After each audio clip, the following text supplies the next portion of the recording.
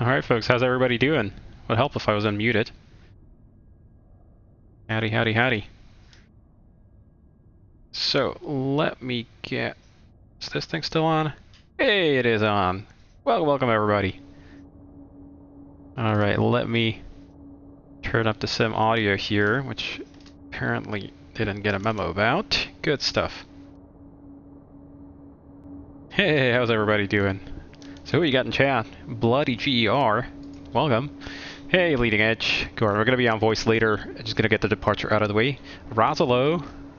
Well, sadly, unfortunately, that's how this kind of works with timing. Palm 57. Hey, Flak 2306T. Rosalo as well again. You got an echo. Hopefully it's standby. Let's see which camera, which mic it's picking up. How about now? Do let me know if the audio is okay. Thank you, Sabro. Welcome, welcome. Wow, there's a bunch of stuff flying around. Let's get rid of the tags here, like the aircraft labels. Hear no echo. Perfect stuff. And I'm assuming you can hear the sim and everything is all good. TCAS R8, welcome aboard. Oh yeah. Good stuff. Sweet. Pilsner as well. And Gross's plot. Hello, hello, hello. So, currently I'm alone here. My co-pilot hasn't arrived yet. But we'll make the best of it that we can.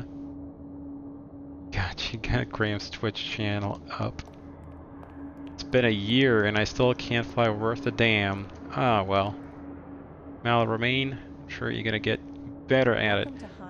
So, let me fill in, we're flying this guy here.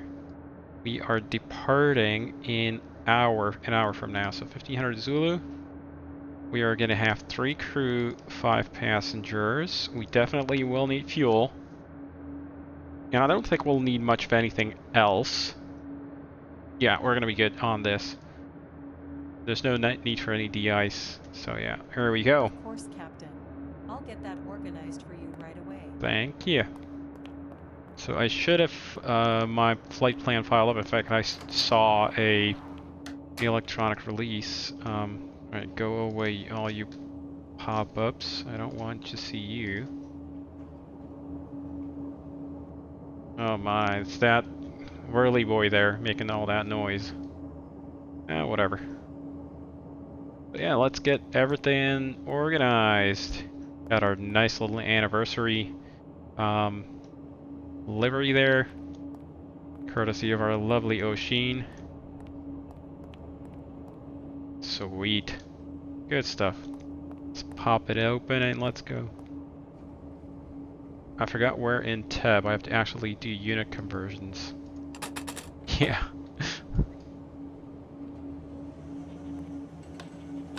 You have blurry displays and you can't fix it. Well, I'm on a 4K display, so probably that wouldn't really apply to you. And of course, X-Pilot doesn't yet understand that I'm inside of the airplane, so it doesn't quiet down. Well, regardless, let's get some checklisting out of the way. Yes, FSR, you want always either Ultra or the native resolution, especially if you're on something less than 4K. Then you definitely will want that. Wow, that guy's making a racket. Where's my checklists? CL650 docs, and I want my checklists here. Okay, so let's go ahead and get the flight compartment safety check out of the way. Why the hell did it full screen? I don't want that. Stupid thing. Okie doke. Flight compartment safety check. Okay, circuit breakers and MDT switches. So, check that none of the breakers are showing a white collar. They're not over there. We'll go down the line for all of these. Nope, nope, nope, nope. None here, none here. Nope, and nope, and nope. Okay, over to the other side. So So nothing, nothing, nothing, nothing there. Like we could probably just look down this way. Ah, of course it stands up. Okay, nothing there, and final breaker panel is down here. Ka-chunk, ka-chunk. All good, so circuit breakers are all checked. And MDC switches be down here. We don't simulate these yet. There's a maintenance action. So they are closed and off. Overhead switches are all off at this point. Yep. And we'll check no steer is off. Landing gear lever is down. Flight spoiler lever is stowed. Flap lever is up. And we should have the flaps up as well on the wings. And landing gear manual release is stowed.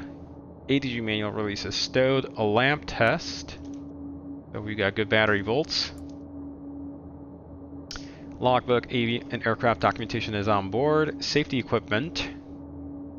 So you got our flashlight, our crash axe, our second flashlight, and our fire extinguisher. And I don't think Gordon, has he fixed this? He's removed actually the needle, so we can't even see what the filling state is. And external check, we'll get that underway. But let's go to the flight compartment check. So item number 1 will be battery master on.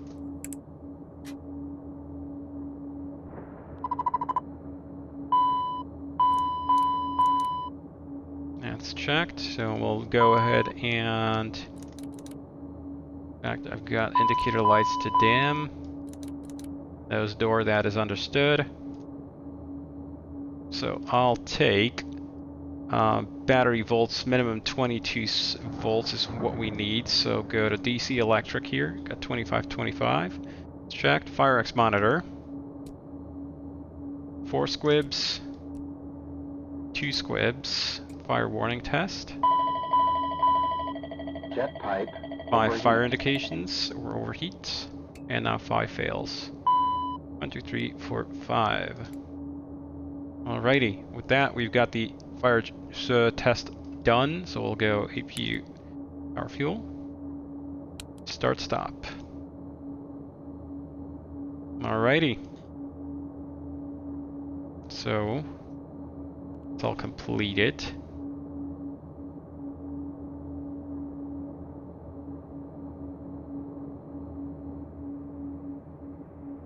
And we can get that thing away. Go. Go away. I don't need you.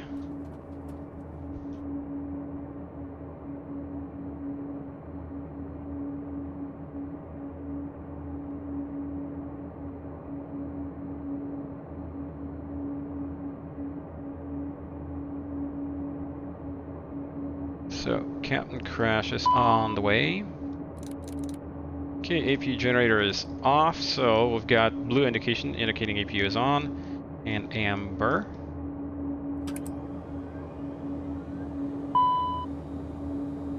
Good stuff. We got good volts, good frequency. DC electrics are all powered except for the tie bus or the utility buses, and we'll get the checklist here underway. I'm gonna use that boy. Normal checklist, yes. So we've got the AC and DC electrics checked. Nav lights and logo, so on and on.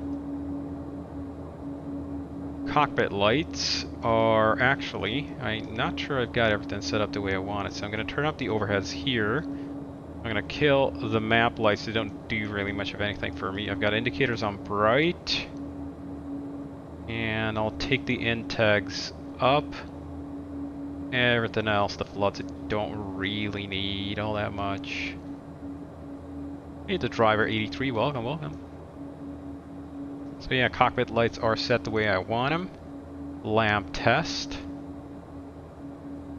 It is a very long flight. It would be prudent to do the lamp test properly, because we're not going to get a second chance at this. Of course, it would be helpful if my stupid mouse, which is about to die, cooperated. Can I please? Yeah, thank you. So, all the overhead lights are good. FCP lights switch to the other side. Also good. And back. Forward. We don't have any lights on here, but we do have over on the right side. So if I make it like reach over like so. Good stuff. So those are tested. Duct monitor test. Bleed air duct. And loop A, fault detector. Loop B, fault detector. That's checked. FMS database status. Yeah, that's gonna be probably very out of date. Oh, no, it isn't. Well, I'll at least cycle through. Alrighty. Hey, Nevada Rocks, how are ya? So, database status is cycled. Flight plan uplink. Gonna have to get started on that. That's gonna take a little while. And we'll go index, a route menu here. Flight plan recall, IAM 650, tail number, send it. So that's been started. And ATIS, right, the ATIS request. That's also something we gotta do. ATIS, K-tab. Yes, departure ATIS, please. Anti-skid test. No, not that one, that one. Anti-skid and test. And there we go. Data link A cars. That is the ATIS probably. So we have the ATIS here. Review that in a sec. Anti-skid is armed and has been tested. I can hear the fuelers just arrived. Yes, they have. Good stuff. So, how much fuel do we need? I think I'm gonna get going. Ease the work for the controllers and enjoy the show. Tabro, you do whatever you think is necessary. Got one Challenger over there. Let's have a look on the field. Wow. Got two Challengers here. That's me. Got another Challenger over there. 1, 2, 3. So we've got a total of, was it 7 Challengers? Give or take. Participating. Yeah, the weather today's horrible. Okay, nose door. I'm gonna go do the external check now.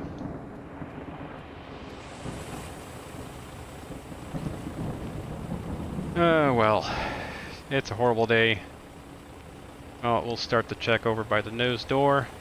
Get all the covers off.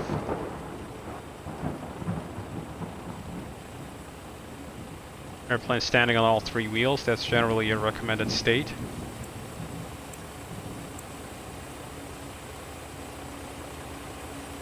Alright. Get all the covers off. Check the oxygen filler port. You got good oxygen, everything's locked up.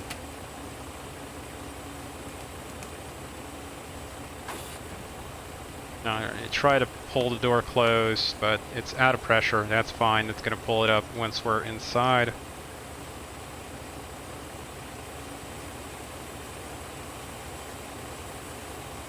Window blinds are still closed. That's expected. Yeah, 15 CL650s. That's great. Nav lights are working.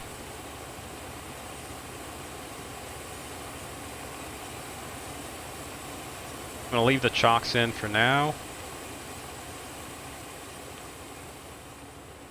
The tail nav lights don't have a lit texture, so during the day they're really hard to see. We're going to have to revisit that portion.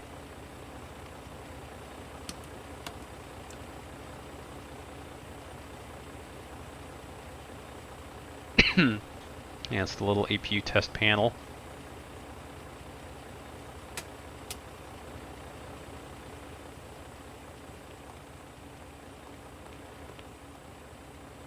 Alrighty, nav light's also working, and the last gear pin is in. And fueler's coming up. Captain. Fuel truck is hooked up. Just let me know how much fuel you need. Or would you like Nevada to rocks. I'd recommend 1.7 for now, unless you're, willing to deal with problems. So, that's how this thing goes. Okay, so in terms of fuel, yeah, that's gonna be a thing here. We're gonna need a fair amount. So we need 18.67, I'm gonna call it 18.8. And we have about 5,900 on board. So let me grab my little trusty calculator. 18.8 minus 5,900. So we need 12.9 and multiply by 0.679. No, hang on, divide by 0.679. Our fuel density, so we need 1,900 gallons. That's a lot of galones that we gotta take. All right, I'm gonna go start up the pump. Hey M9 Aviation, how you doing? Sweet. Okay, so we're gonna let him walk out to the wing there. Grab his little dead man switch and we'll flip all these guys open. And in just a sec, he's gonna start the pump. There they go. So they've all opened up. Do the shut-off test. Tests are completed. I'm just going to let them all open up. So we're going to take fuel into the... We're going to fill up the wings and pretty much fill up the tail and aux anyway. So I can just go and fill all at the same time. We're going to get it done a little bit faster that way. Okay, nose door is clear. We've done the external check. Hydraulic 3A. So bring up the hydraulic synoptic and go and throw on the hydraulic 3A. And the nose door's closed now. So let's go ahead and check the brake pressure is 3,000. It is indeed. I'm going to set the parking brake here. So I'm going to push down on my brakes. Pull the brake handle. Parking brake is on. Nose door is closed. Hydraulic panel and pumps. So we'll do a full hydraulic check. So this guy goes off, on. And we're checking that all the B pumps, the backup pumps, are running. We've got good pressure. And reset the thing back to where it was. That's checked. Electric panel. So we'll check that all the generators are in off reset, which they are. None of the other switches are pressed in that we don't want on there. In fact, I'm going to bring this up with myself so I can click on stuff and look at stuff. Utility switch is out or on. There we go. Start ignition panel is checked. Fuel panel 1, 2, 3. 4, 5, 6. That goes out. That comes on, out, out, and out. Sweet. APU load control valve. We probably already had 2 minutes on the APU, so LCV is on. 10th stage ISOL is on.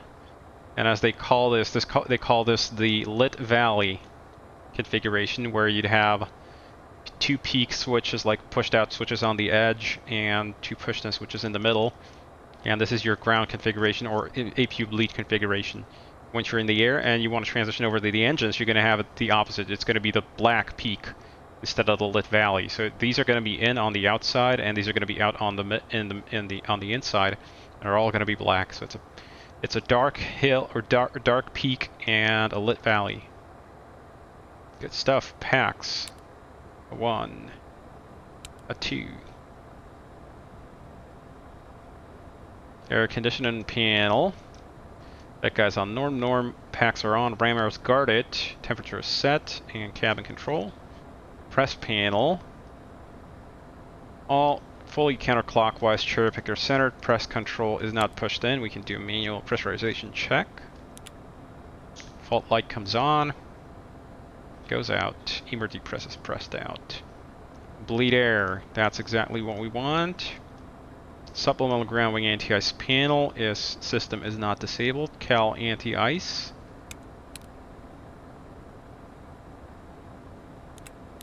Checked and no faults. Anti-ice panel. Okay, so windshield heat test. 4 windshield heat OKs. Detector test. And down. Wing overheat. Checked. Emer lights are armed. Actually, we're going to do a full test because it's the first flight of the day. So Emer lights are on. Ding. And stays out. Good stuff. Pass signs. Actually, we're going to keep you no smoking on. Seatbelts off until we're done with fueling. Valley Black Peak. Yes. ELT is down in the arm position. Glare shield panel, so that means we're just going to cycle through this master disconnect bar. Nothing else we don't want on there right now. Oh, these are we're going to be touching later. Okie doke. So crew and passenger oxygen. So oxygen, we got 1880 on in the tank, so that's sufficient for flight. Left side is huffing. Right side is huffing. You'd actually have to reconfigure the audio control panel for that to be audible. I gotta change that. DCU warning panel is over here, this guy. So that guy's guarded and out. CVR test. Light comes on. Audio panels. So, on my side, I'm going to configure myself up to... Normally I pick up clearance on COM 2. I'm going to leave it like that. None of the others I care about right now. DME, all these are out. I've got the switch here centered. Voice on both pickups. I don't need the speaker. Boom pickup. Normally put this over to mask to hear the oxygen. And Emer is set down. Alright, let me bring Captain Crash into the stream. Alrighty. Hopefully it's gonna work for me.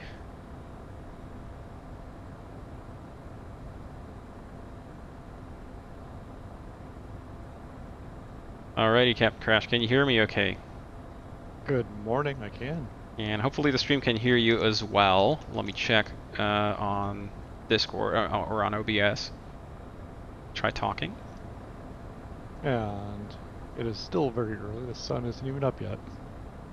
Perfect, so they can hear you. Do let me know, guys, if the levels are okay.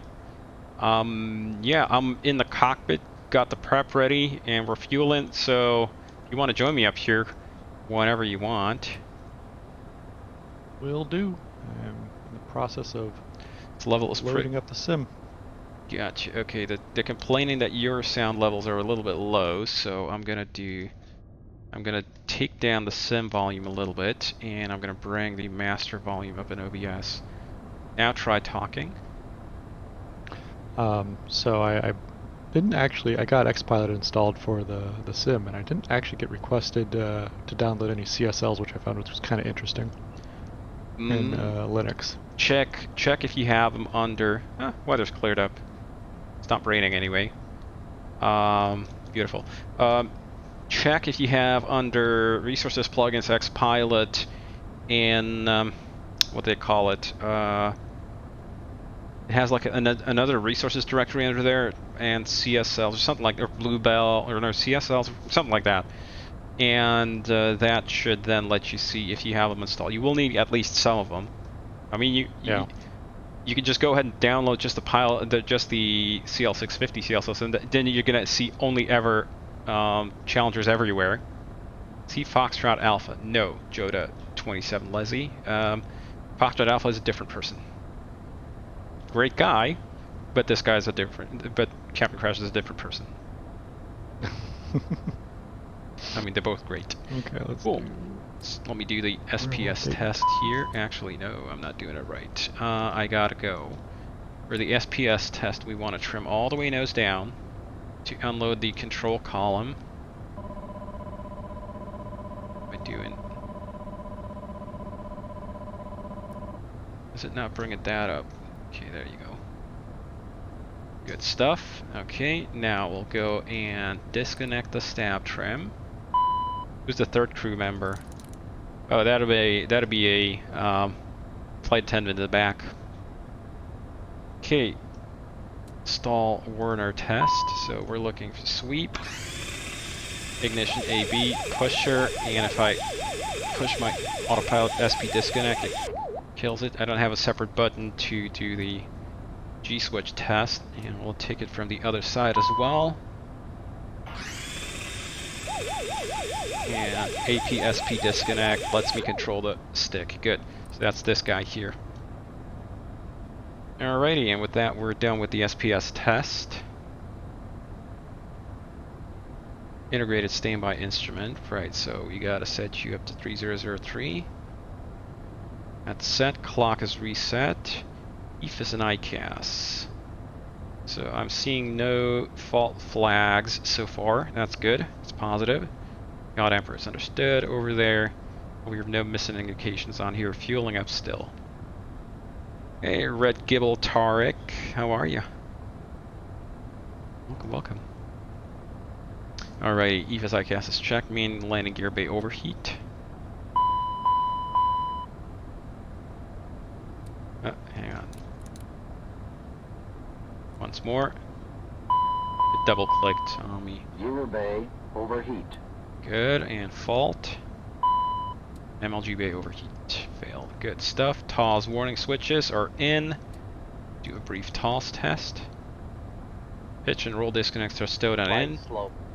Little bit of trivia about these. Apparently a lot of pilots, I've mentioned this before, but you know, there are a lot of people here that are new.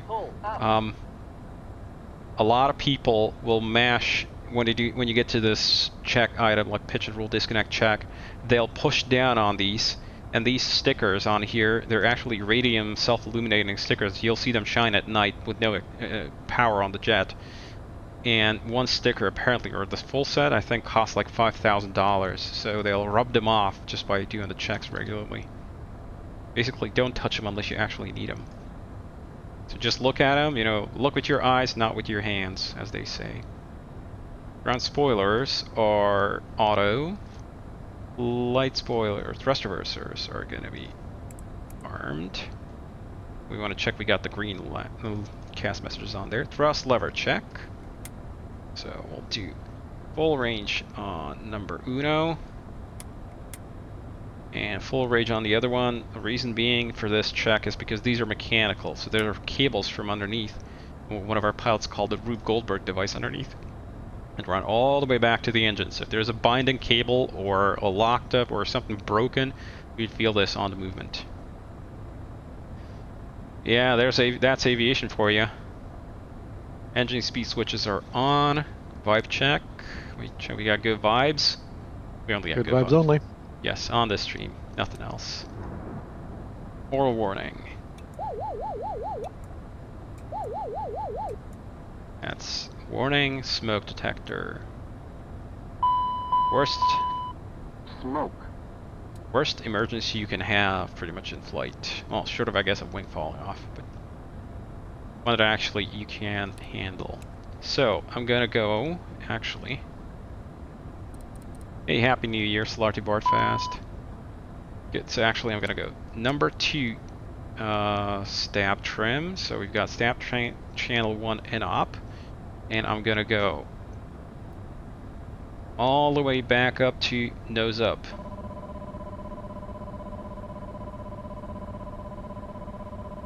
All the way up.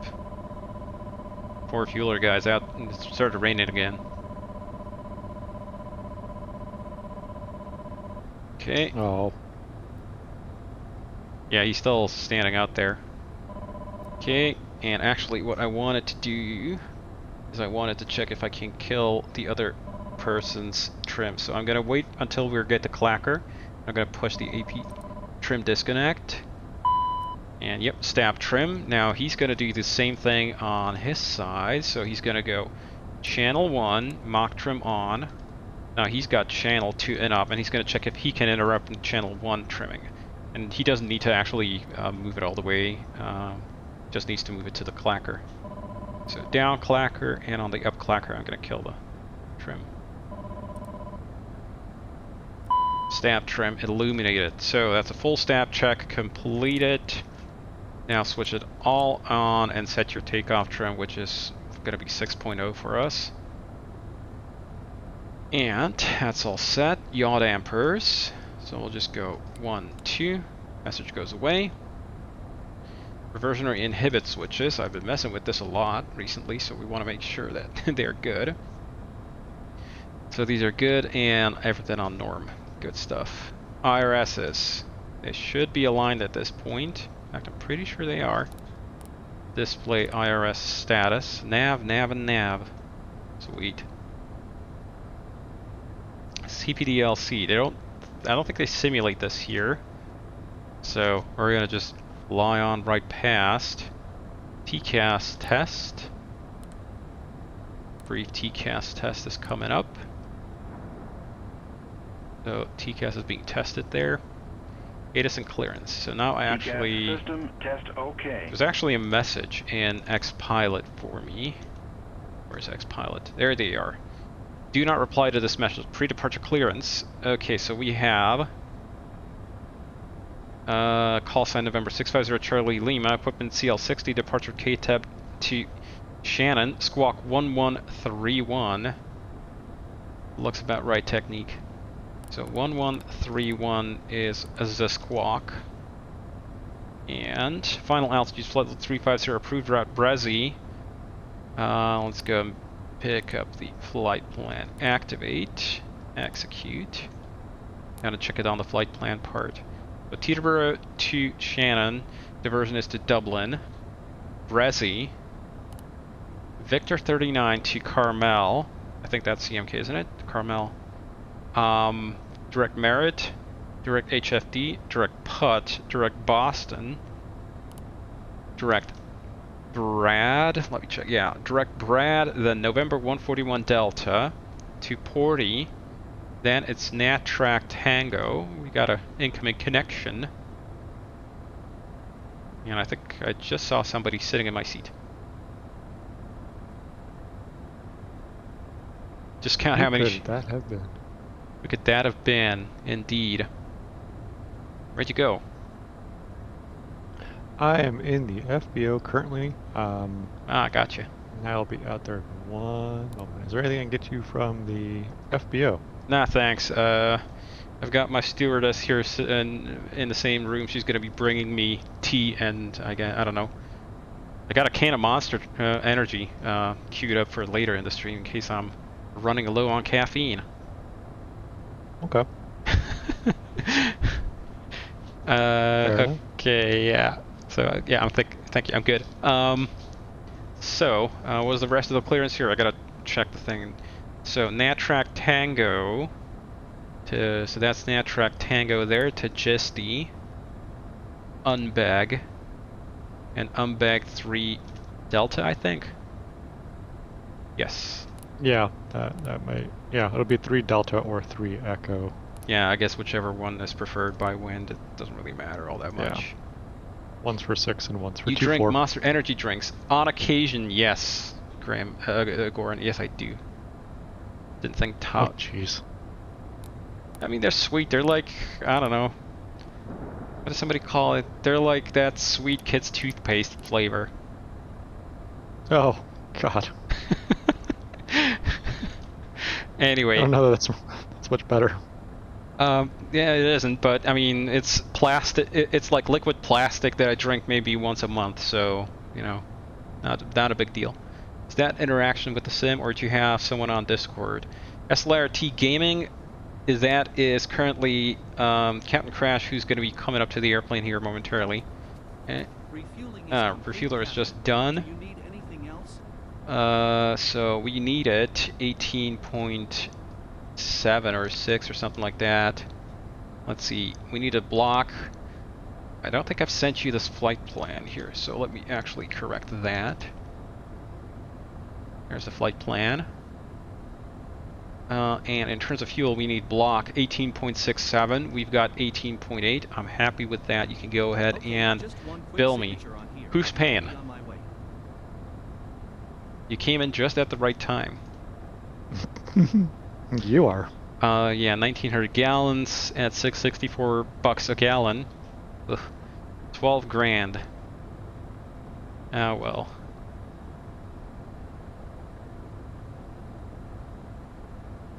There. Here's a copy for your records. Have a nice day. Yeah. So, fuel panel switches are off. Experimented with 8K textures for the exterior. I'm not sure X-Plane actually supports 8K textures. When I tried it with the panel texture, it got all kinds of unhappy.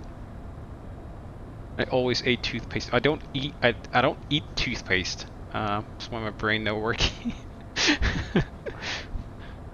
Okay, let's go perfinate. I'm gonna pick up fuel that's in the tanks, throw it in there. And we're gonna have... I gotta do a quick sim reboot, and then I'll be right there. Absolutely no problemo. And let me check that on my flight plan. Our weight is expected to be... takeoff weight is gonna be 46.0. Fuel weight actually is 28.5? Wow, do you have such fat people here? How many are we taking with us? 6 people besides 6. us 2, so... Yeah, I wanted to have a, you know, the more the merrier, as they say. Have a little party in here. Okay. Oh, it's a party. Yeah, absolutely.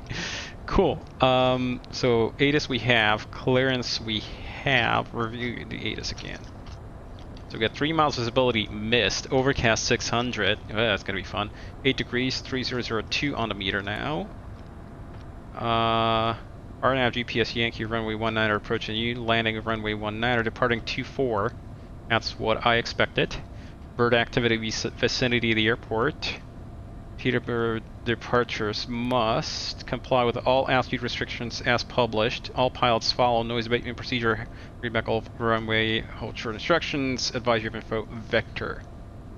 So we do. Yeah, review that. So I've actually already activated the flight plan. That's all good. That clears out when you go to secondary flight plan on here. Okie doke. Once again, how many we bet goes through the altitude restriction. It's gonna happen just who? A lot. Well, I'm gonna preset my altitude preselector right away to 1500 just in case. Yep. Because I'm forgetful. And I'm gonna set a speed of 200 for now. So ATIS we have, clearance we have over data link. Well, over BATSIM unfortunately, but whatever, close enough. FMS flight plan, wind update, perf. Okay, so we got the flight plan in. We've got the perf initialized. There's my co-pilot. Taxi fuel, I'm expecting... What did it say on the flight plan actually? The flight plan currently says for taxi fuel... 450. 450. 450, yeah, 30 minutes, Yeah. which... That checks. And yeah, let's go with reserves at 3000. Execute. Good stuff. And ETD 1500 actually already filled that in, so that's all cool. What's the rest of my checklist here? Wind update. Right. Index. Frog. Hey, Captain Crash. How you doing? Good. Do you have pressure on the brakes? Yes, I've already got everything sorted out, so the external walk Okay. around is all done. You can hop on in here and, I don't know, be the cabin ornament. Fair enough. I was going to grab the chocks if you're ready for those. to be pulled. Yes, brakes are set, so you can go ahead and pull the chocks out. We're going to say that there are chocks. Taking them with us. Yep. They got our principal's name on them for some reason. Oh, They of like course. that. I'm going to plan Route 6 departure for now. Might not be the case. But we'll see about that. And yeah, takeoff data. Winds are updated. Good stuff. So takeoff data. We said go to data link ATIS. Winds are nil. No, hang on, it's 100 at 4. Oof, that's gonna be a tight one, I can tell you already. 100 at a 4 plus 8, and it's a wet runway. Check takeoff perf. Yeah. Uh-oh. No, don't worry. I got this. We come prepared. Check your clearance. Man has Rudy 6. Hold on, let me check. Right, Columbia. Oh, right, gotcha. Okay, yeah, you're absolutely right. I didn't finish reading it. Yeah, Rudy 6 departure, top altitude of 2,000. We're gonna leave 1,500 in there initially. And, yeah, let's see. Departure frequency 128.55. Columbia said, okay, everything else is it broken already? Don't worry. Don't worry. We come prepared for this case. I've already computed the takeoff perf, and here's how we solve that. We go to max takeoff. And like magic, the problem went Give it all the away. beans. Yes, and we're gonna have a whole 50 feet to spare on the takeoff field length. You feel comfortable with that? Oh yeah, it's fine with me. No big deal. I know, I agree. So, well, let's go ahead and send the takeoff performance as is. We're gonna have blades on APU, thrust reversers are both operative. CG, actually, I'm gonna set in like, I don't know, 24, 25, whatever it was. It would be like 6.0. Nose up at this weight. Although maybe not quite that much. Oh, whatever. Yep. For the shared cockpit observer mode, the call sign is just The same. Not in just a tail number, so November 650 Charlie Lima, and a letter after it, like A. Got it.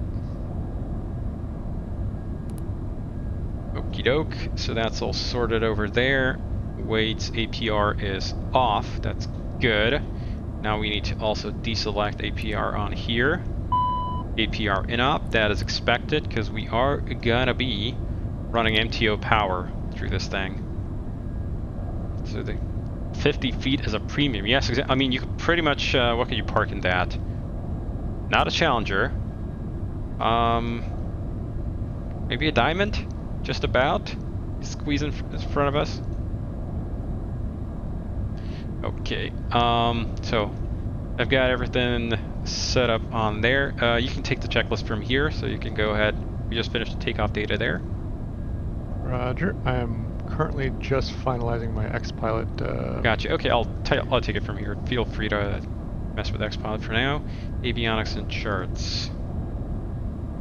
And hopefully I didn't mess it up. Yep. And charts are in place. Teterboro. Parked correctly. Good stuff. So avionics are actually not quite set. I'm gonna take rows on both ends. We're gonna take a heading of runway heading here, 1,500, 200 feet. Okay. Okay, so let's go. Avionics and charts is done, and flight instruments. I have 9 meters to spare without MTO. Tabro, you were better at fuel planning than we were, I guess, or I was just going too fast. And Yep. Delta Yankee 2, thanks for following. Welcome aboard. Okay, flight instruments on my side. I've got heading 232, FMS1 navigating with 520 feet, which is 1.4 miles away. Preset heading of 240, V1 130, VR 140, V2 146, VT of 176. 200 knots is preset speed. Oh, that's loud. 1,500 feet preset. 10 feet indicating on a meter of 3002, VSI 0. And that matches on my side. Checked, okay. Can you take the checklist over now? I can. Let me get the display up and the DCP. Okay, departure briefing. Okay, departure brief. Right. Let's bring up. Do you have Avatab on your end or something else for charts? I'm assuming. Yep, I'm good to go with charts. Good stuff. Okay, tab. We'll want departure on the Rudy 6. Actually, let's also bring up the taxi charts so we're sort of slightly more organized. Not. What am I pushing buttons here? 10-9. There we are. So we are currently parked at Signature West. I'm expecting we'll be taxied probably Papa Lima Alpha over to runway 24. We're going to be crossing 19er. The hotspot is at the intersection of Papa and Quebec to our right. So I guess if there's somebody going to be barreling coming out of there, we have to look out for them. Other than that, the thing to look out for on the taxi, it's going to be definitely the 19er runway cross, which you're using for arrivals, so it's definitely a hot runway. Okay, if taxi goes as planned, we got the Rudy 6 departure, 10-3A chart, which is blasting off on a heading of 240, which we have preset, 520 feet before any turns, then to Davim, which we have. It expects that we'll be by 1500 by Davim, so there's definitely a concern about the Wens intersection mandatory 1500, which is coded and magenta in the flight displays. Then Rudy overfly, and on a heading of 280 vectors to Breezy, which is to our north from the terminating point. Probably it's about 20-30 miles away. If we need to come back, I'm going to go and into flight plan. I'm going to copy the active flight plan over. And on the secondary, I'm going to go arrival back to Teterboro, ILS 19er with vectors. That way I've got something to navigate off of. If necessary, I ask you just to swap the flight plan over and we'll be coming back on runway 19er. Weather is such that definitely it's going to be a concern for being able to conduct a visual approach because it's only 600 overcast, so this is IFR weather for sure. But yeah, other than that, MSA around Teterboro is 3000, and Breezy is not even on the chart here. It's off scale. There it is. It's to the north of us, but it's not to scale on the chart, so that's not really applicable. But yeah, that's about it. Did I miss anything on the departure procedure? Any questions? Nope. Considering where we are, I know that on a busy day we can get stuck in the holding area on Alpha short of 24. That's a very common hold. It's a 45 degree. Basically, pull off to the left like a run-up area, and then just point 45 degrees to Alpha, and then yes, get as close to the plane next to you as possible because they get. Yeah, we've got. Antsy about that. I've planned for 45 minutes of taxi, so we've got fuel to spare. Yeah. So that is definitely something that we can take care of. Any other questions? Nope. Sounds good to me. Gotcha. So departure brief completed. Emergency procedures I went over a little bit lightly there, but yeah, if we have. It's a wet runway, fairly short, so I'm going to be very go-minded, but it's a very heavy jet, so after 80 knots, up to 80 knots we stop for anything. Above 80 knots we only stop for major problems, engine fire, flight controls, aircraft uncontrollable or not able to fly. Above V1, I'm definitely going to be biased towards continuing on. Above V1, obviously we take it into the air as soon as possible, clean up the jet at 400 feet AGL, and we'll take a hangar right, and we've got the ILS 19er to come back. It's going to be an overweight landing if we have to come back, as we are pretty much at almost max gross there. So there is definitely, it's going to be definitely a marginal takeoff and a marginal approach. If necessary, we've got long runways down to our south, pretty much straight ahead. If we need to, if there's like absolutely a problem with turning, we could just carry on straight on runway 19 on the 24 heading, then hang a lefty and pretty much stiff it down into Newark. Other than that, I would say that's about it for the emergency brief. Roger that. No questions. Sweet. Fins, covers, and chocks were removed. Cabin lights, water heaters, and I'm gonna master get- seat were set. I'm gonna get the cabin set up for the passengers to arrive. I haven't even opened up the blinds yet. It's a rainy day. Definitely very, very nasty. You can go ahead and organize, I guess, in the kitchen the china and get the champagne into the cooler. Lay out the papers. Get the coffee pot hot. So wait. I'll get here. Check that the shitter isn't all dirty and stuff. Got napkins, but got toilet paper. Still raining for me. It's not raining for me. Oh, It yeah. was intermittent for us, Speedbird.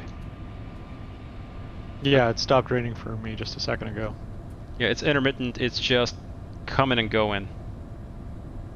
It's definitely a wet runway, which what's the definition? There's enough water there to cause reflection or something like that. Which I would say this definitely qualifies as such. Yeah. So yeah, at this point we're just waiting on the passengers to get here.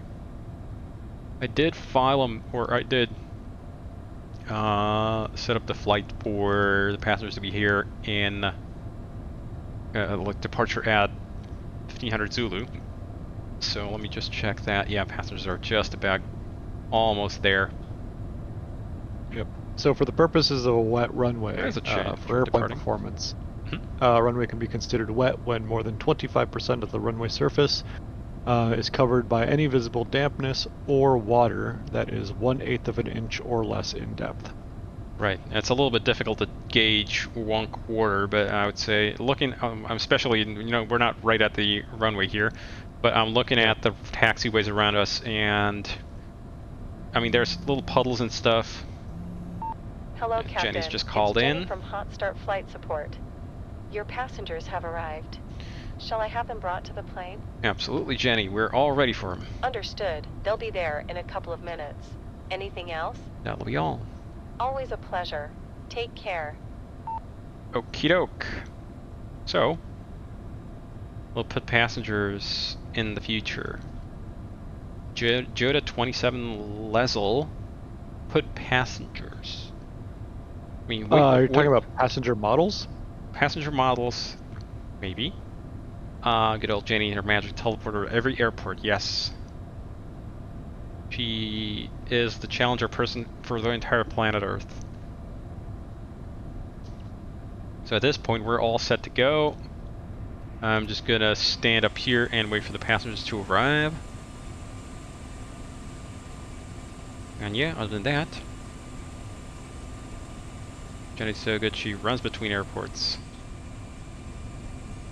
What is she, some sort of superhuman Flash? Yeah, say. That's one hell of a workout routine. She's like Officer Jenny or Nurse Joy. There's one at every airport. That's true. Passenger model will be interesting. I expect another Minecraft model if they do become a thing. Are you flying the 1.8 beta? Yes, I am. Good fixins.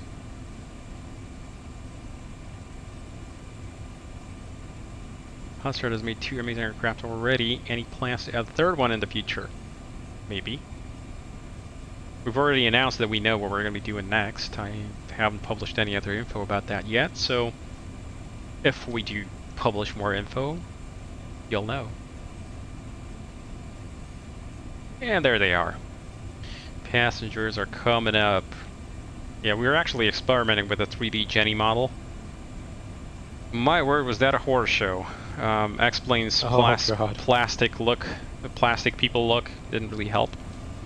But yeah, definitely. Welcome everybody. Sit your behinds down on any of the chairs. Proper jet, can you speak on that? Downrange, yes. Proper jet, definitely. Of course, Palm, it's gonna be as Lynn. Of course, what else would it be? Okay, Jenny is a-going. Bye-bye, bye-bye. And everybody is on board. So I'm gonna go ahead and there's a little Challenger Hello, taxi. Captain. Another Hope you are Challenger doing well taking today. off. Man, that's a lot Great. of Challenger. Wow. There's nobody else coming along today. Yeah, there's so many. So as I far looked at the as we're maps. concerned, we're all good to go. Sweet, everybody. So sit your asses down, listen to the cabin announcements, and Ladies and gentlemen, if we yeah, may please have and your go ahead and attention. close the door. Your flight crew would like to Are the welcome cabin you announcements aboard okay for you volume-wise, or are they too loud, too quiet? Oh, yeah. We would like to take They're a good for me. moment to review the safety features Not that of I this matter. Challenger 650 Gotcha. aircraft. Okay. Ah, Alrighty. I see our friend is Require passengers to observe behind us. seatbelt Friend. no smoking signs, Yep.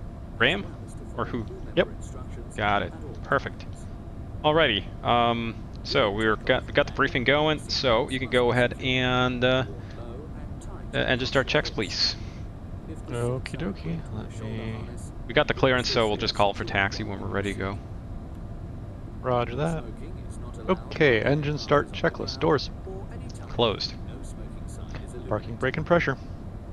So let's check that. That is parking brake is set, and we got 3,000 psi. Good. Checked. Fuel quantity and balance. Is sufficient for flight and good. Confirmed. Beacon. Beacon on. Boost pumps. 1, 2. Ignition. I'm gonna take ignition B, please, for today. Okay, you got ignition B. And you are clear on the right. Good to start engine 2. Gotcha. Okay, I'm gonna request start clearance from the ground people. And we got thumbs up. Okay, starting engine number 2. Starters engaged. 20 less than 120 and one's turning. We can wait for till max motoring, no problems at all. Okay. Fuel's coming in. And we got good light off, oil pressure.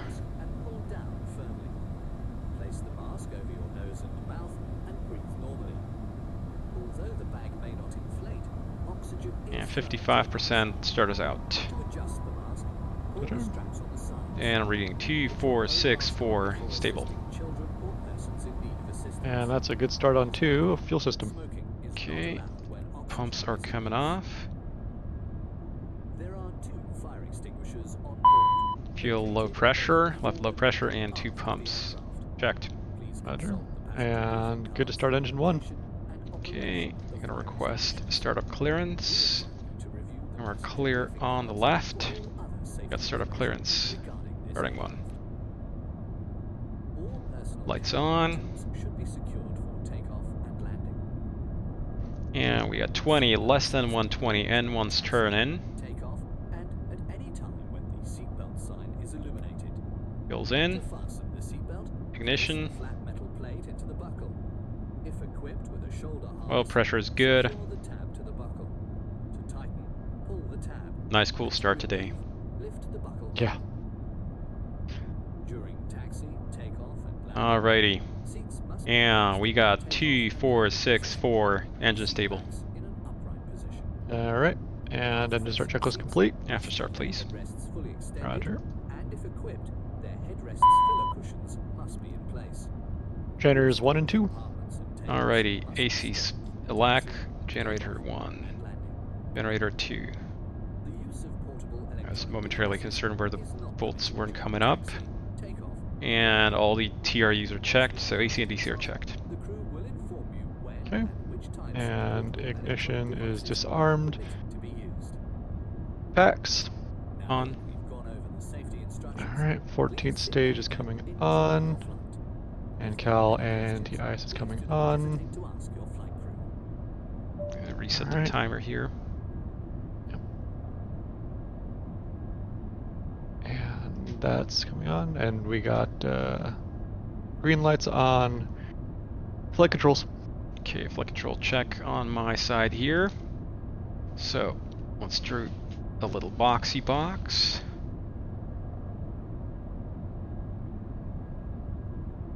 And the rudder goes all the way left, or right, and all the way left. Are checked. Roger. Ground spoilers. Disarm. Auto. Arm. Deploy. Auto. Stowed. Checked. Alright, flight spoilers. All out.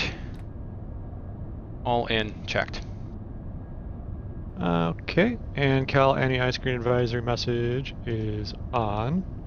And 45 Okay, seconds supplemental have ground passed. wing anti-ice test. Here we go. Fuel balance. Is checked. Trims.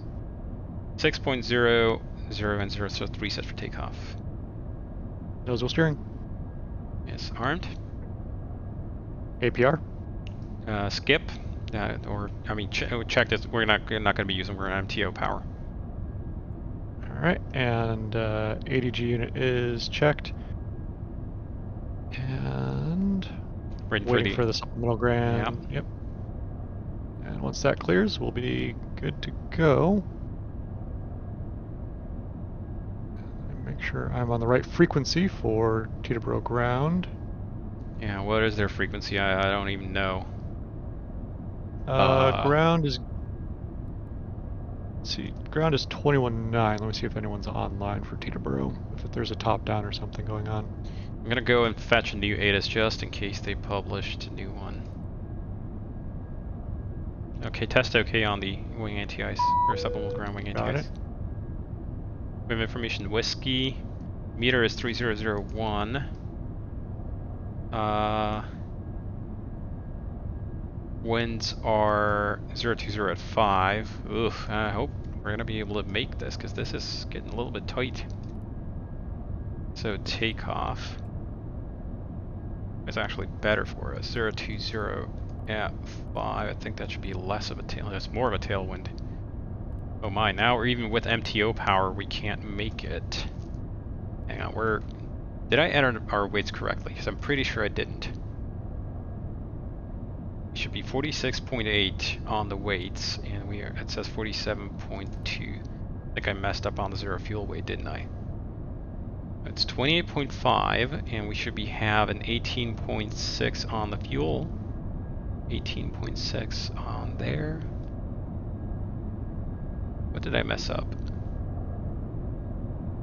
46.8 should be our total weight, so where the hell did we get an extra 500 pounds from?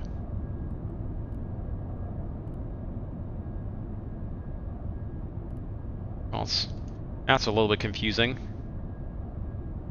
Yeah, take out zero fuel weight, 18.7. Can I not add 28.5? Okay, let me just check these numbers. 28.5 plus 46 and plus 18, 700. Okay. Right. Yeah, it's estimated takeoff weight. It's estimating us with the taxi burn.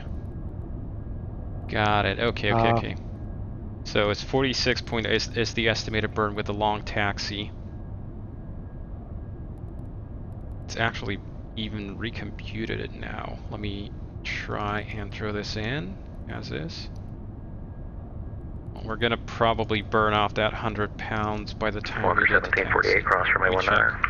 So 18.6, 47,100, and we're gonna burn off 100 pounds taxi in here. Delta cross for my 19. So yeah, we're gonna be okay. So I'm gonna resend the V speeds here just to check again. V1 129, VR 139, V2 145, VT 175. MTO is set. APR in-op is expected. We've got a whole 4 feet to spare. So you happy with that, performance-wise? Sounds good to me. Good stuff. Where'd you go? 27 clear to the Shannon Alright, so it Airport, sounds like, departure vectors breezy based off of what I'm hearing, that they're doing a top-down all the way from departure. Correct. Interesting.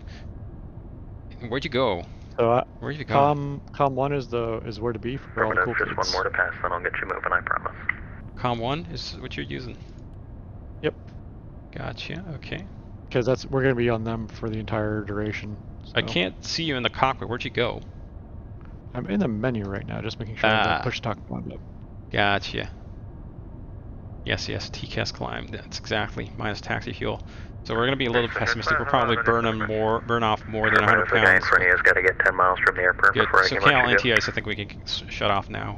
Good. Yep. Alright, and...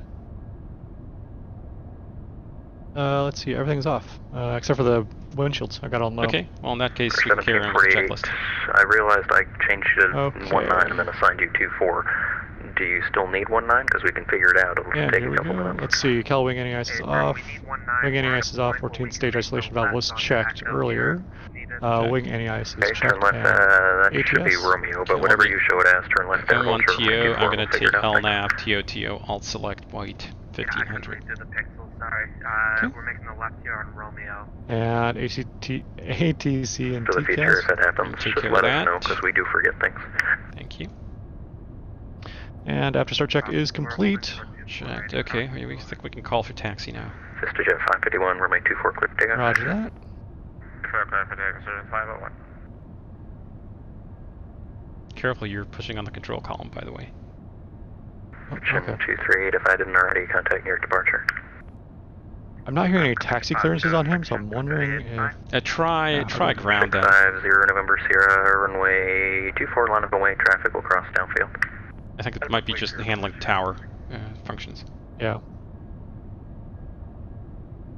For 1748, turn left on runway 24, right on Lima, hold Yep, short runway same guy, 19. just, Okay. Alright, we'll enter 24, turn left, and we are at, Atlantic or Signature? Signature West. 24, right Lima, hold short 19er. Alright, left 24, right Lima, short 19er, walking 1748. VistaJet 551, contact near departure. That didn't seem to take. Do you have, by the way, push to mute on Discord? Sierra Uniform Sierra 3 I do. Golf, just remind me your friend call sign, please. It's stun scan, 3 Golf. Scan 3 Golf, thank you.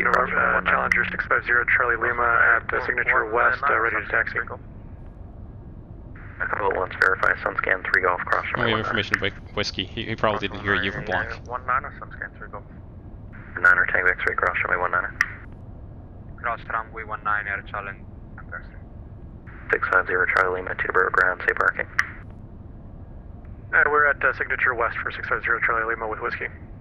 650 Charlie Lima, ATIS X-ray, runway 24, taxi via Papa, Lima, Alpha, hold short, runway 19er. Papa Lima Alpha 224, hold short of 19er, 650 Charlie Lima. I'm gonna pick up the new ATIS since he said it was X-ray now. And info X-ray. Yeah, 2.5 miles visibility, light rain, 650 November Sierra, runway 24, clear and in fact it's 2999 now on the meter. Take up 0 November Sierra. Roger. Kilo Alpha Tango Echo, runway 24, line of Let me recompute the V-speeds here just to be sure. 24, Golf Kilo Alpha. And now it's a Tango little bit unhappy. We're just on the verge of it. Yeah, we're gonna How burn much off. would we need to burn off? Yeah, we actually are gonna be okay to Yeah, we'll set be it fine. 100 pounds lower. Because we're already at 18.5, going to be 18.4 by the time we take off, probably in less than that. Papa Victor 7518, runway 24, Good taxi stuff. via Quebec. Thanks Okay, for other waiting. than that, nothing different. Departure runway 24. Bird activity. Either approach comply, nose abate procedures, readback, hold short instruction, advise you of information X-ray. Affirmative, runway Okay, so 24, that's taxi reviewed via on the Quebec. ATIS. Okay, and taxi light off on, please. Alright, here we go. Clear on left. Clear on the right. 650 November Sierra, contact Brakes near coming departure. off. Great day. Departure 0 November Sierra. Okay, give it a squirt of power here to get moving. Turn to left.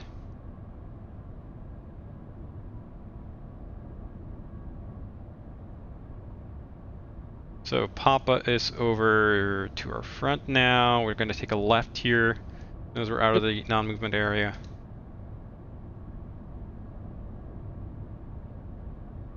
Road, nobody about to kill us. Nope, you're clear on the right. Thank you. There's my little taxi line there.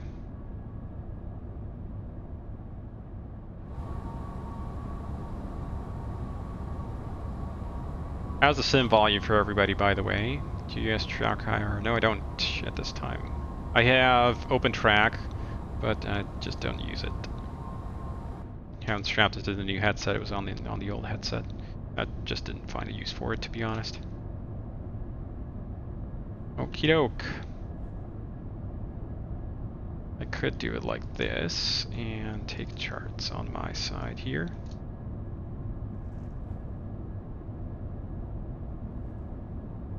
Okay, left side's clear as far as I can see. You're clear on the right. Would you like the taxi check? Yes, please. All right. Taxi lights on. Wing and cowl. Anti-ice. Well, don't actually need it. It's the temperature outside. What was it? About +8. 1748 short. It's 19 +9, Lima. yeah, right now. Yeah, we Order don't need it. 1748, affirmative, hold short, runway 19. Okay. Brakes and steering. Hold short, runway Yes, checked. 19, Walker 1748. Reverse thrust. I only have one binding for that, so stand by for that. So we're going to go Lima all the way around. So let's do a reverse check. We're gonna hold short of 19, waiting for Walker Come air on. transport. Gotcha.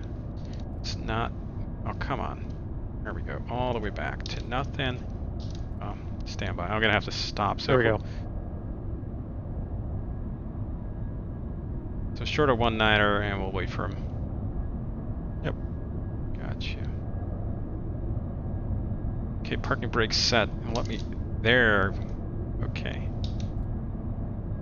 The thrust reversers are checked. All right. Kilo Alpha Tango Echo, runway 24, clear for takeoff. Flaps 20 are selected. 24 Golf Kilo Alpha Tango. Altimeters. 1748, runway 19, 999 on my traffic across side. the downfield. I've got 2999 on my side. And standby is also 2999. Good. All right. And radar weather. Clear So it's on. 1748, runway 19, line up and wait. Takeoff brief. No changes. Okay. Taxi checklist is complete. Before takeoff checklist is next. Wonderful. Clear 1748, read back as required. Do we runway get 19, clearance line to up and cross wait. with him, or do we get a good Runway tower? 19, line up and wait. Walker 1748. We're on ground until we get to the runway. Yeah, theoretically, that'd be Thanks. a legal way to do it, but also, yeah. I heard them get the clearance to Delta India, we're at jet Gotcha. aviation, ready for at least taxi. take off on 19. Runway Golf so- Bravo Delta India, Tibero ground, hello, runway 24, taxi via Juliet, Lima, Quebec, hold short, runway 19. Taxi by Juliet, Lima, Quebec, and hold short runway 19 for Charlie Golf Bravo Delta India.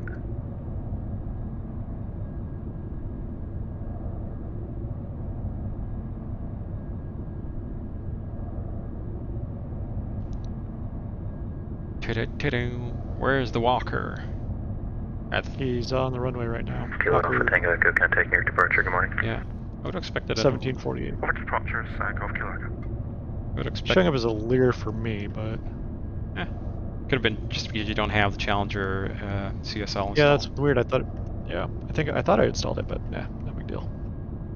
Unfortunately, you have to do a full SIM reboot for some reason. It just doesn't. It didn't put in the ability to dynamically reload CSLs. Would have been nice, but I guess it was not to be.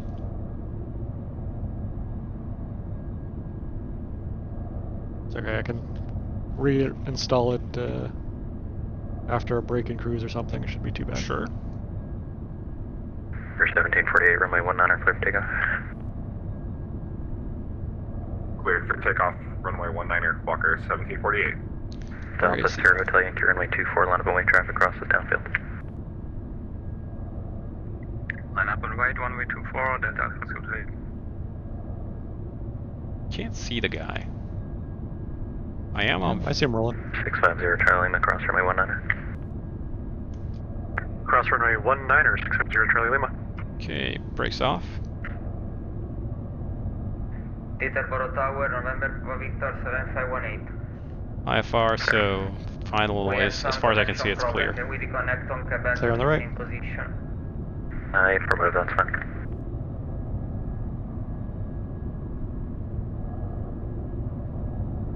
For 1748, contact near departure. Okay, we continue taxi here, short of 24. Near departure today. Yep. You can see the hold area off to the left when this entire line gets filled up. They start shoveling people into there. Yeah, there's two Challengers in front of us. On road 7, Tibero ground, hello, runway 19, taxi via Quebec, Lima, hold short, runway 19. Quebec and Lima, holding short 19, just remembered we also need to play the passengers the... Oh my, that's loud. Pilotage. It's so loud. Yeah. I actually turned mine down to like 10%. Where's the button for feel that? really loud. Settings somewhere? Yeah, it's under general under the X-Pilot settings. General. 7 cross runway 19 hold short runway 24. Yeah, if you go into your Settings, sim I got you. plugins. Yeah, I see. There we go. Much better. Yeah, I turned it down to 1%, and that seems a little bit more Alpha Sierra realistic. Hotel Yankee runway 24, clear takeoff. Where are you going? Clear for takeoff, runway 24. Yeah, the overwater. This ambulance for Juliet Hotel runway 24, line of away. I played them to take off.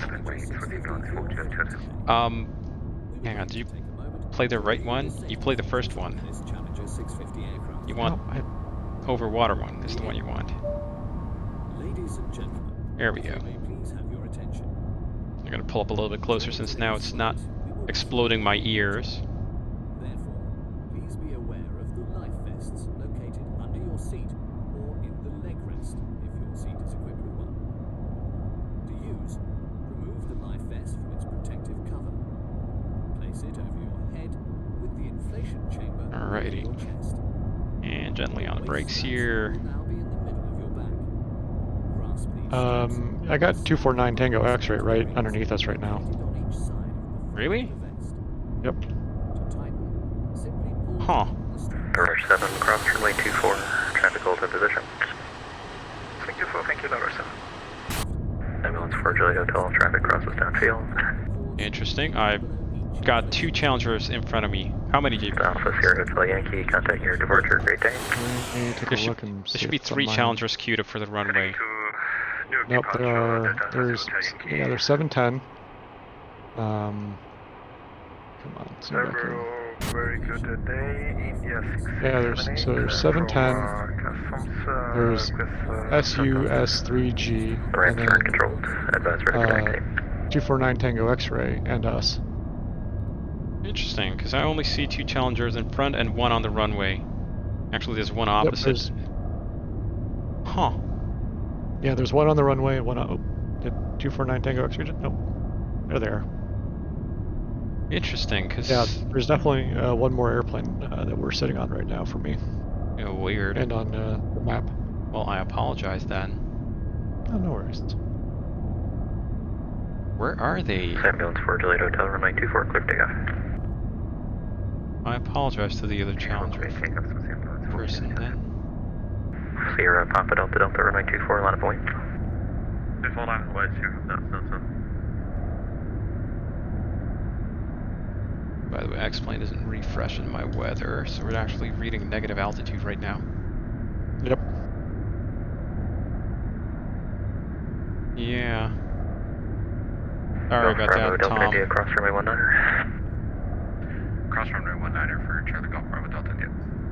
Let me just quickly do a weather reload. Set weather reload. Okay, whatever, I guess.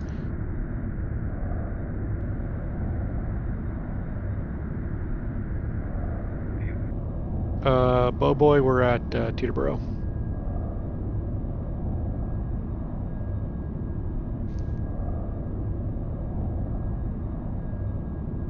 Well, it's not raining for me now.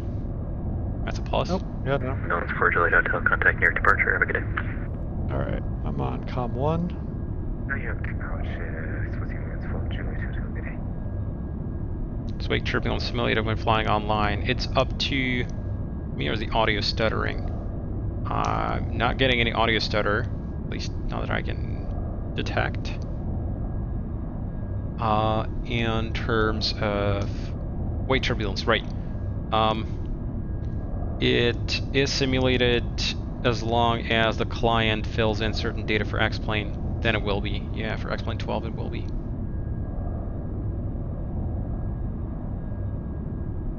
Theoretically, I could like back up with thrust reverse or something, but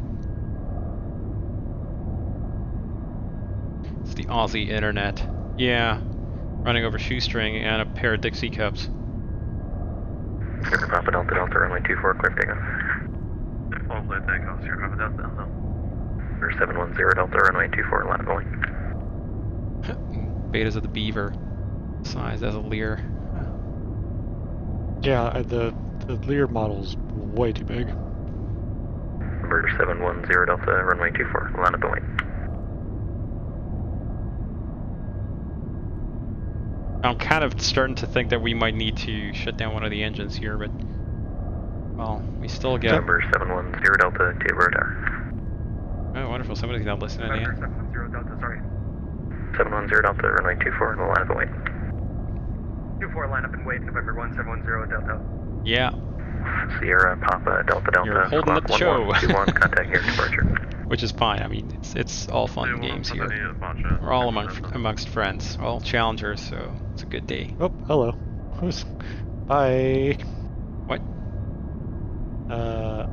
Yeah. So okay. So yeah, there we go. I'm gonna let. I think we're clear of the airplane now. Okay, cool. I'm gonna let him taxi forward, and I'm gonna leave like a Challenger-sized hole in front of me. Yep. I'm basically not gonna move here. And I'll check it on the VATSIM map. We're clear on my screen, so if you started taxiing, I think you'd be okay. Okay. Let me check then. Well, brakes off then. And give it a squirt power.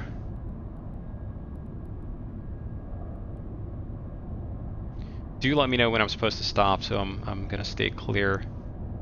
Will do. About 1/2 aircraft length. Okay, that's enough, to be honest. Yeah, that's good. So brakes are set. Sure. Taxi light can actually come off here. 710 Delta, runway 24, clear for takeoff. 24 clear for takeoff, Challenger 710 Delta. Bye bye, Challenger 710 Delta. Line up and wait, runway 24, sun scan takeoff. Give it gas. Turn and burn.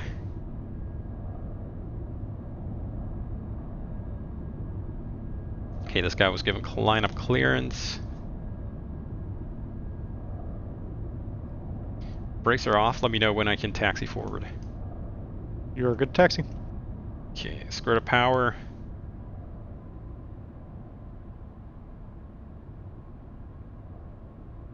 A little bit more, Toto. Don't be afraid. We can pull up to 40% and 1 without any issues. PNXP12, no idea what VATSIM client does. Yeah, I don't know if VATSIM takes care of that. Let me know when I gotta stop. 710 Delta, contact your departure. Stop at the extended lines here. Yeah, that'll be perfect. So about here? Yep. Good stuff. Brake set. November 710 Delta, contact New York departure. Over to departure 710 Delta, have a good one. Let's see, departure was 12855. Oh, you got it already preset. Oh, good.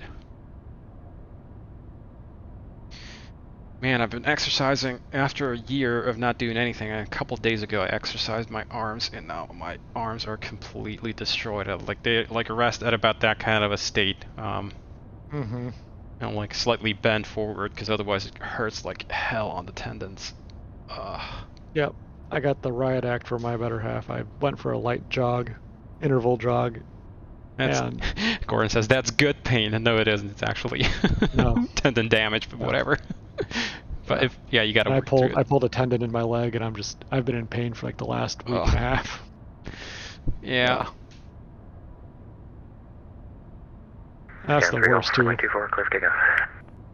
Yeah. Runway 24, clear for takeoff, sun scan takeoff. Yeah. I better have to do the riot act on, not overdoing it when you're starting out again. Like, I know, but like, you're not in your 20s anymore. Like, I know. Yeah, exactly. I mean, it would have hurt even if I was in my 20s, to be honest. Let me know when I can taxi. Is the person lined up? Good to... Yep, they're lining up. Okay, brakes are off. Strange, this is the only person I don't see. Yeah, it's not because of elevation, I'm pretty sure.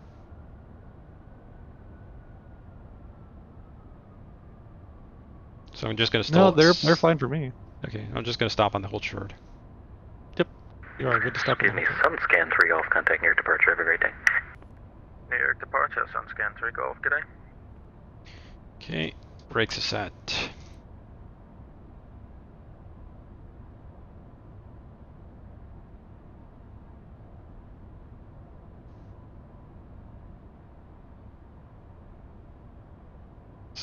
Static temperature is still +9. What's my... Oh, are you sending the... Rush 7, I promise it's data link because I message don't to like ops you, or they want something? you after all the 2-4, so it'll be a couple more I was minutes. gonna take off. Yeah, I was gonna send it as soon as we clear for takeoff. Oh, we can just enable on-off messages automatically. Oh, that's right. I can enable that on my end here, I think. Where's that? That's in...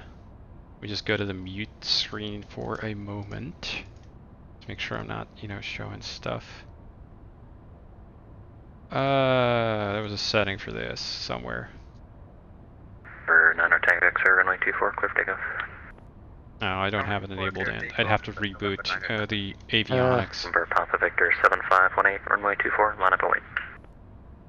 Line up and wait 24, November Papa Victor 7518. So that's probably the person going the other from the other side. Yeah. So if you want to send out, just ops a message. Once we're off, that's all good. Oh, there's Kate. I was gonna send a message earlier. Oh, sure. I don't see him on the map anymore, so I was wondering. Is GK'd up? I don't know. I actually have to see if I can find him.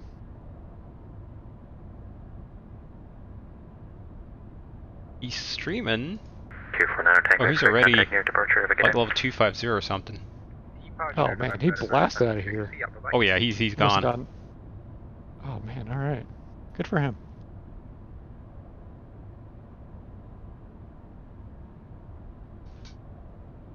Can I get some tea? I'm sorry. I'm just asking the flight attendant here. 95 knot tailwind. Yeah. That wouldn't actually necessarily help your climb performance, but yeah.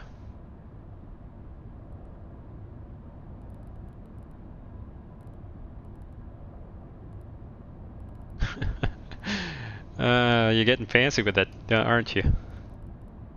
Oh, of course. I'm hearing you clickety-clacking away on it. Let me actually... Sorry.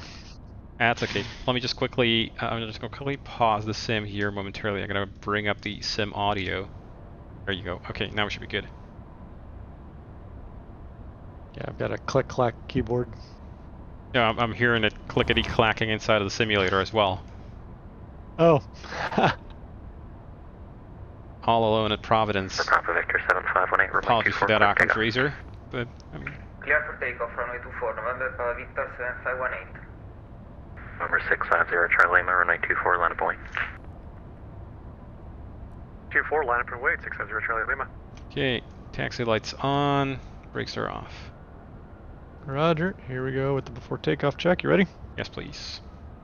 Passenger signs are on, and collision lights. Actually, Here they're we not on. go. Seatbelts you want on. I had them off during refueling. But sorry about that. And near as I can tell, on the approach sector is clear.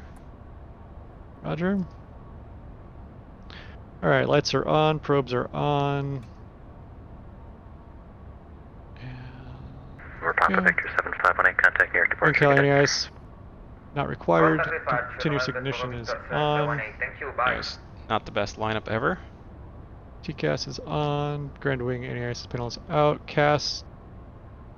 Is... yeah, you want the probes as well on. Did I turn this off by accident? No, I guess I did. Here we go. Alright, what do we got? APR in-op and... It's... let me check here. Why is it not given takeoff configure flaps 30? What the heck? Did I get an extra click in there somehow? Try that. There, takeoff Takeoff config config okay? Yes, observed. Alright. Lights are on before takeoff checklist is complete. Thank you. I'm going to take the heads-up display here, or am I? Thank you, mouse.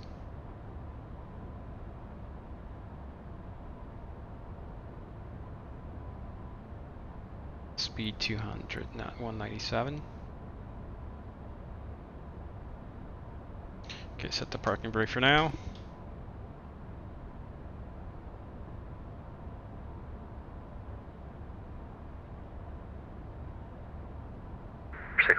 Charlie Lima, runway 24, clear for takeoff. 24 for takeoff, 650 Charlie Lima. Right. Charlie Golf, Bravo, Delta Take India, off. runway 24, line of away. Line of away, runway 24 for Charlie Golf, Bravo, Delta India. Alright, thrust is set, airspeed's alive. Checked. 80 knots. Checked.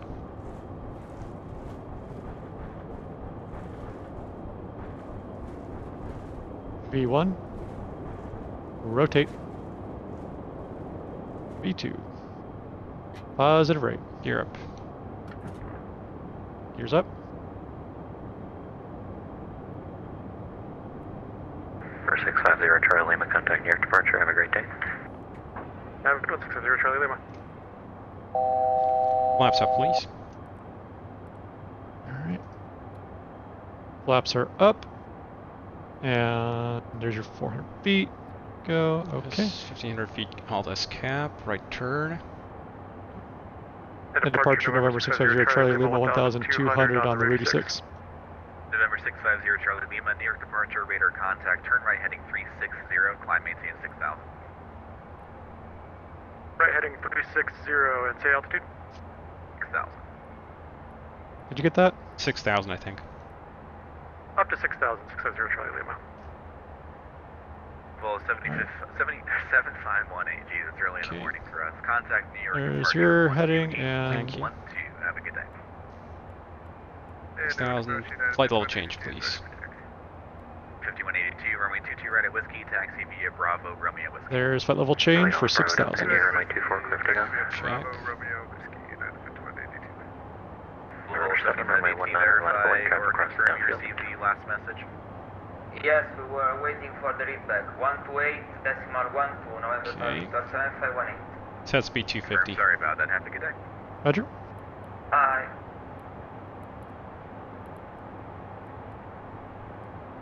250. Thank you. Autopilot on. Engaged. Number 0 Charlie Lima, contact New York departure 128.12. Good day. 12812, 650 Charlie Lima, see ya. And we have the time after takeoff checks. Climb and Roger. maintain Bravo, 17,000, Delta India, November contact I don't know why it's not Victor giving me rain sounds. Gamer 2. 6,000. Alright, gears up, flaps are up. Roger, that's one to go. Bus reversers are off. Foxtrot 282, Delta 433. Ignition's off, pressurization is pressurizing. Go with the PAX transition.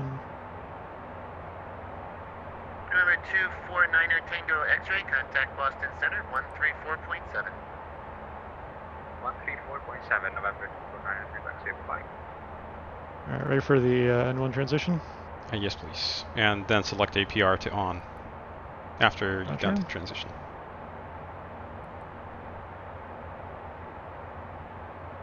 Alright, APR armed. Departure November 650 Charlie Lima 6,000, heading 360. 650 Charlie Lima, New York departure, turn left heading 330, vector spacing, climb and maintain 11,000. 11,000, left 330, 650 Charlie Lima. Okay, I'm taking vertical speed up to 11,000. 330 to the left heading. Air 117, Roger. Bridgeport I altimeter need this. 3003. Alright, after takeoff checklist is complete. Thank you. Let's keep the passenger signs on. They're a bumpy departure. Yep, I'll leave them on. Okay, and I'll take flight level change up to 11,000.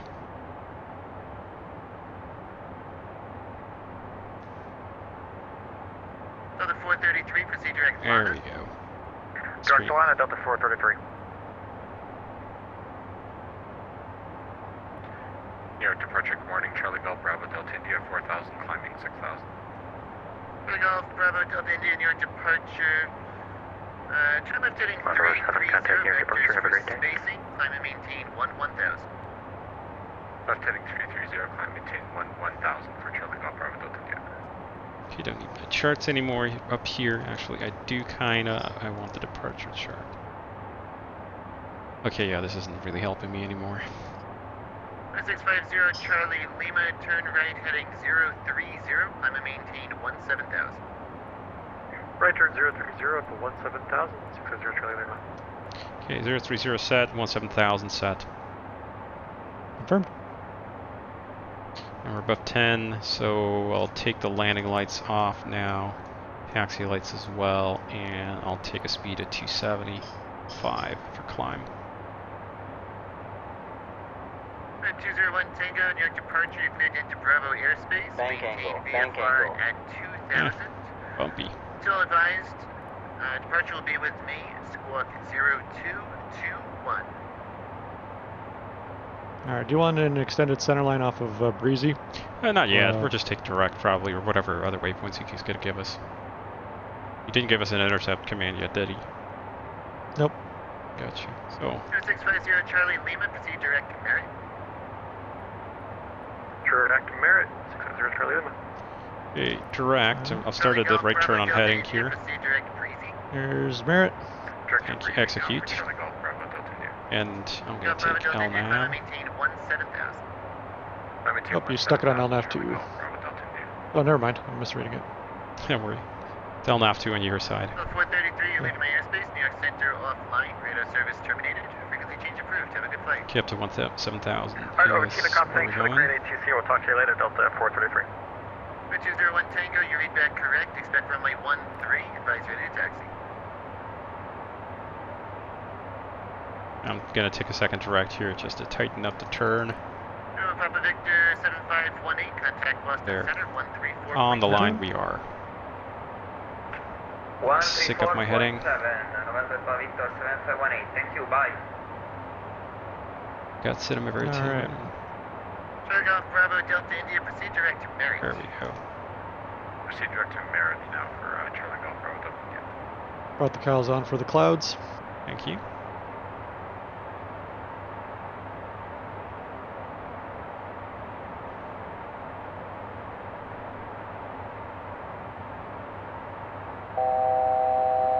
Thousand to go. 16 for 17. 650 Charlie Lima, contact Boston Center 134.7. 134.7, 0 Charlie Lima, see you. Yeah, we're inside a bunch of bumps here. Echo Whiskey, maintain at or above 6,000 until established in the TAA. Cleared RNAV Zulu runway 33 approach. Effectively, that just means cross Dongy at or above 6,000. Let's keep the speed at about 270 here through the bumps. Roger.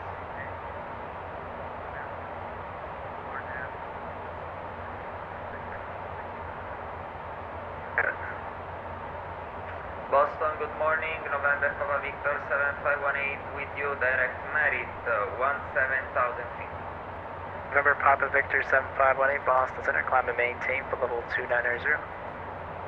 Climb and maintain flight level 290. November Now, is Papa that Victor guy's voice a 7518. stereotype or what? Steer 635, contact Boston approach 133.0. He is from Italy. Just like me. A little bit. Approach 133.0, thank you very much. Alright, so 635. Jet flight 11, leave T-time. airspace, Moncton's offline, radar service terminated, frequency change approved. Frequency change approved, jet flight 11. November 10 Delta, climb and maintain for level 350. Hey, Milo GA 17. Number 710 Delta, climb and maintain for level 350. Level 350, Challenger 710 Delta. Golf Sierra Papa Delta Delta, just verify you're climbing it for level 310, please. Yeah, we're climbing for 310, Delta Delta. Sun scan 3 Golf, climb and maintain for level 340. Climb maintain for 340, sun scan 3 Golf. November 9er Tango X-ray, cleared direct Brad. Did we call in already? With him? No, I'm waiting. I can't get a word in. Gotcha. Number 9 Tango X-ray, clear direct Yeah. Brad. There's a lot of people not responding. Clear direct Brad. Yeah.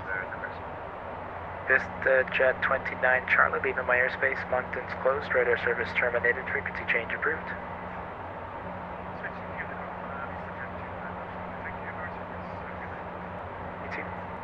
Allegiant 481 cross Cap New Yeah. at 4,700. It's busy. Busy, busy, Cleared busy. ILS, runway 35 approach. I'll keep the seatbelts on until we're at cruise. Roger. 400, 7,000,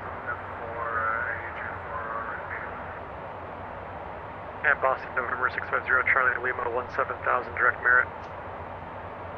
Vista Jet 551. For some traffic here, I'll just give you a quick left turn. Turn left heading 050. Let me know if you can go up by maybe 2,000 feet there to avoid a slowdown. Vista Jet, 82,000 feet?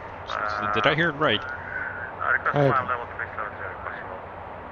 Jet 551, heading 050 for now. Climb and maintain flight level 370. That's heading 050, climb and maintain 370, Vista Jet 551.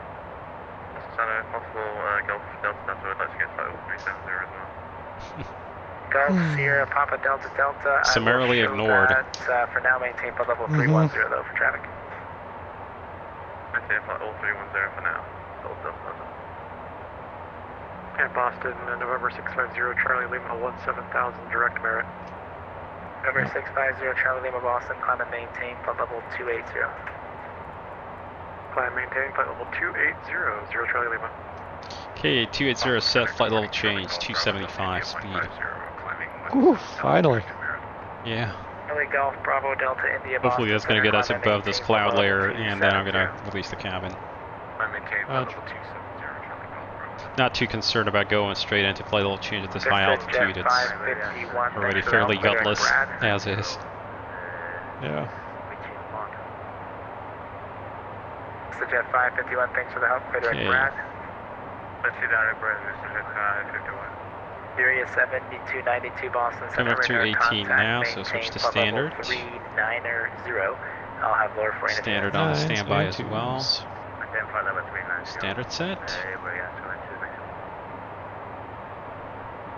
Oh, we got some. Is that a contrail? That's supposed to be contrail. Scan 3 Golf, climb and maintain for level 370. Climb maintain flight level 370, so scan 3 Golf. Number 10 Delta, clear direct Brad.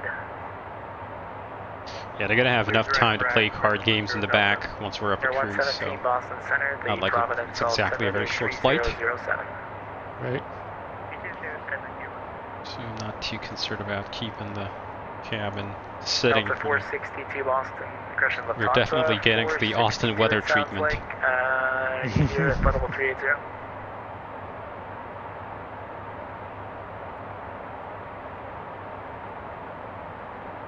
Is it also on a real aircraft at brightness for the FMCs and the ISI? 462 Boston, radar You can say when you contact, power decent down, weight, it's tell just when a you're back. bug. Nevada rocks, I don't know, but in lieu of other information, I just basically made it forget it. Number 987 Sierra Tango Boston Center, climb and maintain flight level 230. Thanks, 19OSY81. Happy birthday, Charlie, indeed, first birthday. 7,000 to base. Hopefully she's been treating all you folks right. Loud 7 Boston Center, climb and maintain flight level 270. 70, ladder 7. Number 9 Tango X-ray, climb and maintain flight level 370. Ah, yeah, she's steering nicely here with the turn prediction. We are just about ready to roll out here on heading. And yeah, she pretty much hit it within, like, yeah, there we are. 0.02 nautical miles cross track, 0.01 nautical miles cross track. That's one wingspan. It was a very sharp turn. Cleared to LaGuardia Airport via the Bradley 6 departure. Then as filed, maintain 4,000. Squawk 3454.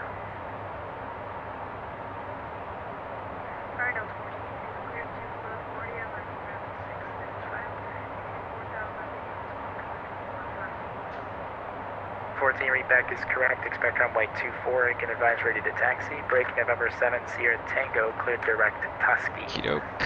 And I didn't forget the fuel panel to turn it off. Oh, Sierra Yeah, Papa I didn't, Delta fortunately. Delta. Climb and This maintain time I level remember. 330. Apollo 330, Golf Delta Delta. But yeah, Papa Vector 7518. Climb and sync up the maintain heading level again. 390. I probably should have taken off, to be honest, on runway 19er. Like, it's a little longer. if it weren't wet, MTO would have gotten us there. What's that? Okay, that's somebody contacting somebody on text there in chat. Area 7292 to send a pilot's discretion. Maintain for level 240. Yeah, it's the PD down to 240. That's the pilot edge call. They give you that everywhere. 7292, that's flight level 24024. Map symbols is the one you want for geopole. And range up. Where do you want more symbols? Oh, let's see what Crash is setting up.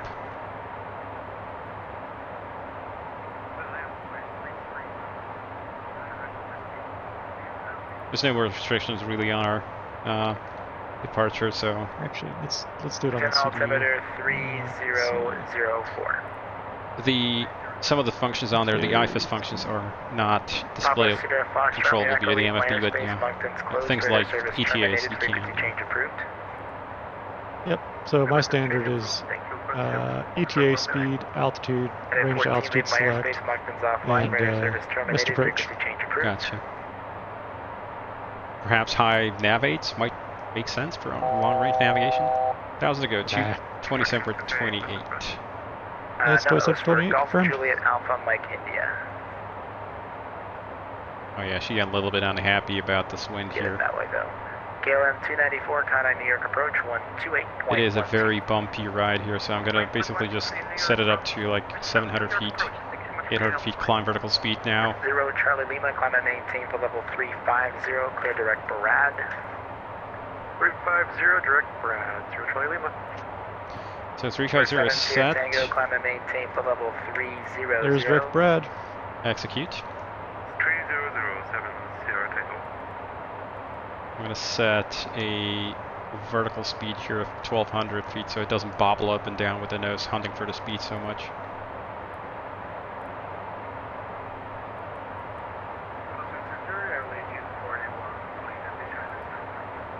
Engine 481, no traffic observed between you and Plattsburgh. Port IFR 1,300 cancellation feet and up. missed approach and change to advisory frequency approved.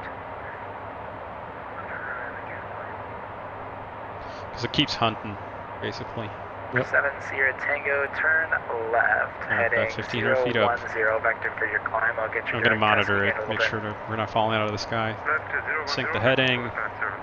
Yeah. So that is a There we go to Brad. Gulf Sierra Papa Delta Delta, climb and maintain. I'm for glad they level finally put 350, contrails in and you can go direct on Brad. network. Yeah. I mean, they're kind of broken up if I zoom in on them. But it could be... That may be just Yeah. wind. Yeah, I'm wondering. Yeah, actually, that is the wind. Yeah, they're definitely emitting particles. Charlie Gulf Bravo Delta India, climb and And I can maintain see for level that is the 370. X-plane particle effect. For sure. 370 Charlie Golf Bravo Delta India. Nice. Out of 7, climb and I maintain am for liking level that. 330. 330, number 7.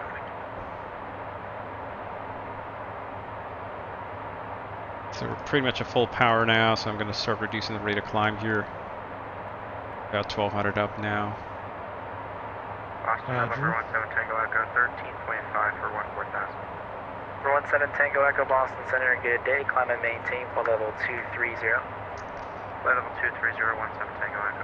Yeah, that is neat. It does finally look like a sky that's being used. Moncton's offline. Radar service terminated. Just before you go, there's traffic above and below you by 2,000 feet. And frequency change approved. Take care. Roger that, Scope, frequency change approved. Convection 238, have a lovely day. Thanks for the beautiful ADC, bye-bye. Okay, you're going to reduce this 1,000 feet climb right here. Leaving my airspace. Moncton's closed. Traffic below you by 2,000 feet. Radar service terminated. Frequency change approved. And I think we can release the cabin now. Sounds good. I'll let him up. November 0, November Just set it to sailing auto. airspace, Buckman's offline, traffic 2,000 feet above you, radar service terminated. There we go, change perfect. approved. In case we forget, you know. You're welcome. November 7, Sierra Tango, expect that heading here for about another 2 minutes, and I'll get you direct to Tusky. Thanks for the patience. Sweet. No worries. Golf Sierra, Papa, Papa, Delta. There's traffic just above you at level 370. Gonna go climb rate 900 feet a minute. For now. What's your planned Mach number? Okay. We're flying 79. I see 900. The Oceanic crossing, and then we go 80. Sunscan 3 Gulf. What's your planned Mach number, and are you able any higher than 37? Our planned Mach number is Mach decimal 80, and we are unable any high altitude. Sunscan 3 Gulf. Yeah, on a Challenger doing that, Golf Sierra, Papa, 37 going Delta, transatlantic it's doable, but just about barely. I can give you a quick vector to put you about 10 miles behind the traffic at 37.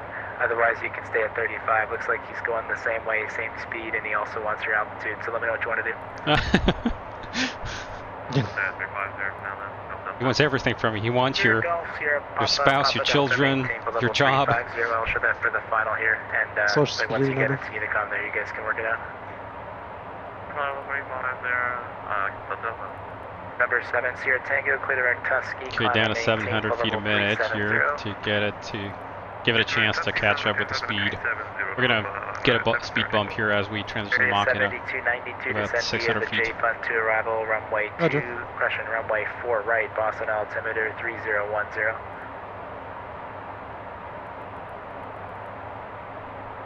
Iberia 7292, descending via Star. We're already in half bank anyway. 3030.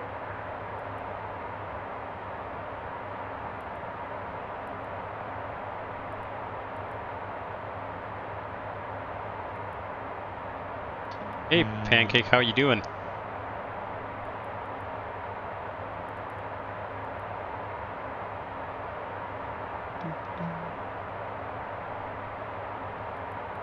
It's quite a bumpy ride as usual in X-Plane 12. Whatever. Some dude went faster than me and Alta blocked me. Oh well. November 7 Tango Echo Vector 4 climb, turn left heading 010 and climb and maintain flight level 330. 010 and Okay, there's Mach 0.77 climb. Roger. I'm gonna steepen up the climb here to about 1200 feet per minute and let's see what we can actually do. Machine 2022 Boston Center, good morning, climb and maintain flight level 2. We're gonna be leveling off through the, actually just 1,000 feet a minute will do for us, and I'm gonna roll the speed up to Mach 0.80, so it'll basically remain full power on. 1,000 feet to go.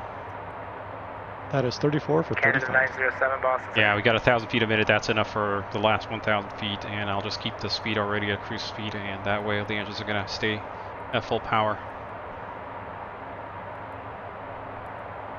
Boston Center, good morning. Delta 471, flight level 3730. The 471 Boston Center, good morning, radar contact, maintain flight level 370, squawk 2. Nice ground speed, 515. Not complaining about that. Maintain 370 and 2451. Frames on Discord, voice now. Wonderful. We'll get there in a sec. As soon as we're out of Boston's airspace, Burlington, Yep. if you can make the left which I'm assuming will for me. Text have to that the happen in German about. I cross see you runway put 19. on some beam points. I'm assuming we'll be out of there here in about 15 minutes or so. Worst case. Yep, I think so. Yeah. We should be 100 miles ahead by 15 minutes, so Taxi to the ramp via pretty sure we're Alpha. going to be If you over need in it, Charlie, the Atlantic cross airspace. runway 1, and good job on your wings, IFR 14. I'll get that through for you in a couple minutes. Okay. And then we'll go AFD. We go alt select, 35,000, and Mach 80, cruise. Very I'm much going to set appreciate it. cruise thrust here on the thrust limiter. Lauda 7, That's the same climb and maintain value flight anyway, level so 330. it doesn't make a difference. Air 117, Martha's Vineyard, altimeter 3010, expect visual approach runway 24. Wonderful. Your FO has been pushing buttons. Yes, I saw that you were setting up the ETPs and stuff. That is 7 Tango Echo, you can expect just another splendid. couple minutes on that heading due to traffic, and then I'll get you direct to Brad shortly. I was hoping you could, you know, explain stuff that you've done there. 2022, But climb and maintain for level 330. I will once we get out of their airspace, and we'll Absolutely. I'll go over a little bit about what Oceanic stuff and Time machine 2022, climb and maintain for level 320. equal time points. Tailwind is 140 at flight level 370. We'll see once we're in Oceanic. We might provide it. We could coordinate with the ATC now. I don't know. Transat 610, leave my airspace. New York is closed. Radar service terminated. Frequency change approved. Let me. I'm going to look on the weather here. Look for some upper altitude winds. Number 7 Tango Echo, turn right heading 100. Winds aloft at Boston here. Heading 10017 Tango Echo. Let me get some quantitative data on that. Number 10 Delta for traffic. Are you able for level 370? Yeah, it's a little bit better. Up higher. Currently we're still reading only 98 knots instead of 114, which is the prediction. Canada 907 Center. Anticipating a fuel deficit, a slight fuel deficit from the flight plan. Number 710 Delta. Gotcha. We've got. Let's see. Number 10 Delta for traffic. Are you able flight level? I've got reserves set to 370 or 3,000, which means our alternate is predicted at 4,000 right now, so we've got plenty of fuel. 10 Delta, thanks. Climb and maintain Lining with. for I level planned for. 370. Let's see, 35 minutes, I think, extra in flight. Area 20, Okay. pressure Iberia So 7. Yeah, I was just looking at the plan. It's currently I've overfueled your like. estimated fuel was. Yeah, I've overfueled like a madman. So I've put in like a Walker 1748, leave my airspace. let me check on the flight plan. What did I put in there? Frequency change approved. Take care. I put in fuel-wise. We'll see you later. Walker 70. November 7 Tango Echo, climb and maintain for level Taxi of 30 350. minutes and an extra of 44 minutes. Tango Echo, clear direct Brad. So we got plenty of fuel. Yeah, we are bad on the gas. 14 runway 33. Pancake, if you got an amber check, all check fuel at destination, that is already, like, that is next level bad. Bad would be just check fuel at alternate. But you're already, if you're down to check fuel at destination, then, you know. Time machine 2022, climb and maintain for level 35. Crushing climb Should maintain rethink your flight fuel planning for future reference. Off Kilo Alpha Tango Echo. Gotcha. Well, take it easy. Gordon, thanks for Change approved, and thanks for the service. Golf Kilo Alpha Tango Echo. that voice we know. Alpha Sierra Hotel Yankee. I know that voice. Moncton's closed. Radar service terminated. Frequency change approved. Jet pipe overheat. What did you do?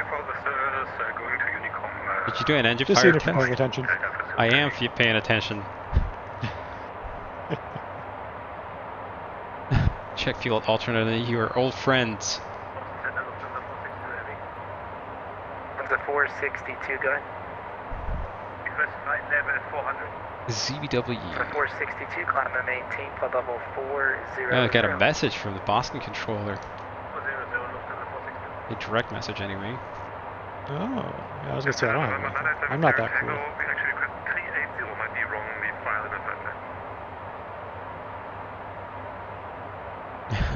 Being Boston.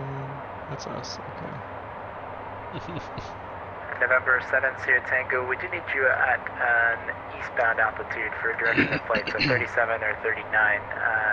If you want 38, you can get it in about Work 6 smart, minutes not once hard. if you ever need to come. I mean, as long as you don't actually have to pay for the fuel, why didn't you take enough? Swiss Ambulance 4 Juliet Hotel, leaving my airspace. Moncton's Swiss closed. Radar Ambulance, service that's a terminated. Riga. Frequency change approved. Take care. Frequency change approved. G'day, Swiss Ambulance 4 Juliet. Boston Center, good morning, American 618. Descending through flight level 310. Oh god, someone had their coffee this morning. American 618 Boston Center, good morning. Radar contact, descend and maintain, flight level 230, and squawk 1477. descend and maintain flight level 230, and we'll have 1477 in the box, American 618. In the box. I wish I could sound that cheery. Boston, November, Papa Victor, 7518. Well, Right back. chances Air are that 117 person's on the descend East and Coast, maintain so they're 3000. probably about 4 hours ahead of you. Right. November, Papa Victor, go ahead. I ain't paying for it if I'm not. Ain't for it if I'm not gonna worry about how much it take. LOL. Yeah. November, Papa Victor, 7518, descend and maintain for level 370. Cool kits. Put TICAS on the PFD. Number 7 Sierra Tango, leaving my hate it when airspace. people say Moncton's in the offline. Radar box. service terminated. Frequency change approved. Take care. Over to Unicom, November 710 Delta. Thanks, have a good one. Goodbye. November 10 Delta, leaving my airspace. Moncton's offline. Radar service terminated. Frequency change approved. Have a good one. Got him on the fish finder. I got it in the box too. Jesus. For 710 Delta, have a good one. Radar Precisely. service terminated. Frequency change Got approved. him on a fish finder. Over to Unicom. With you, we got him on a fish finder. Golf Sierra Papa Delta Delta, leaving my airspace. The Moncton's You didn't put offline. enough Radar arms service in there, terminated. Frequency so it change would be approved. like with you, and we got him on the fish finder. Don't you know? Sun scan 3 Golf, leaving This my is the. airspace. Moncton's offline. Radar I know it service says terminated. RT on there for Frequency change radio approved. Take care. transmit, but actually what it means is push to think. So Seriously. you push that, and then you think about what you want to say. Moncton's offline. Radar service terminated. Frequency change approved. Otherwise, thinking not allowed unless that button is held down. Good evening, 7 Tango. That was for sun scan. Oh, actually, So no, it wasn't I guess you might think of it like radio transmit your Canada thoughts. 907 Boston Center So- radio check. This is Yeah. Captain speaking. I mean, that's the Rom-com. PA, right? Yeah. PA You're on style. guard. 6 Charlie climbing out of 1000, 1 for 14,000. No, I mean, that's the usual way that they structure PAs, is that there's a lot of uhs and ums. 30. Mainly that's the pilots flipping through the paperwork trying to figure out what the hell they're about to say. Shit, where'd it go? What page is that on? 14, turn right heading 280, runway 24, clear for takeoff. We don't have them in sight, but we have them on the fish finder. Bird 112 Boston Center. Yeah, it's at least somewhat cute, to be honest. Bird 112 Boston Center. It's fine and cute until you're like in ZNY or Z Boston, right, Boston where, altimeter 3007. like, come on.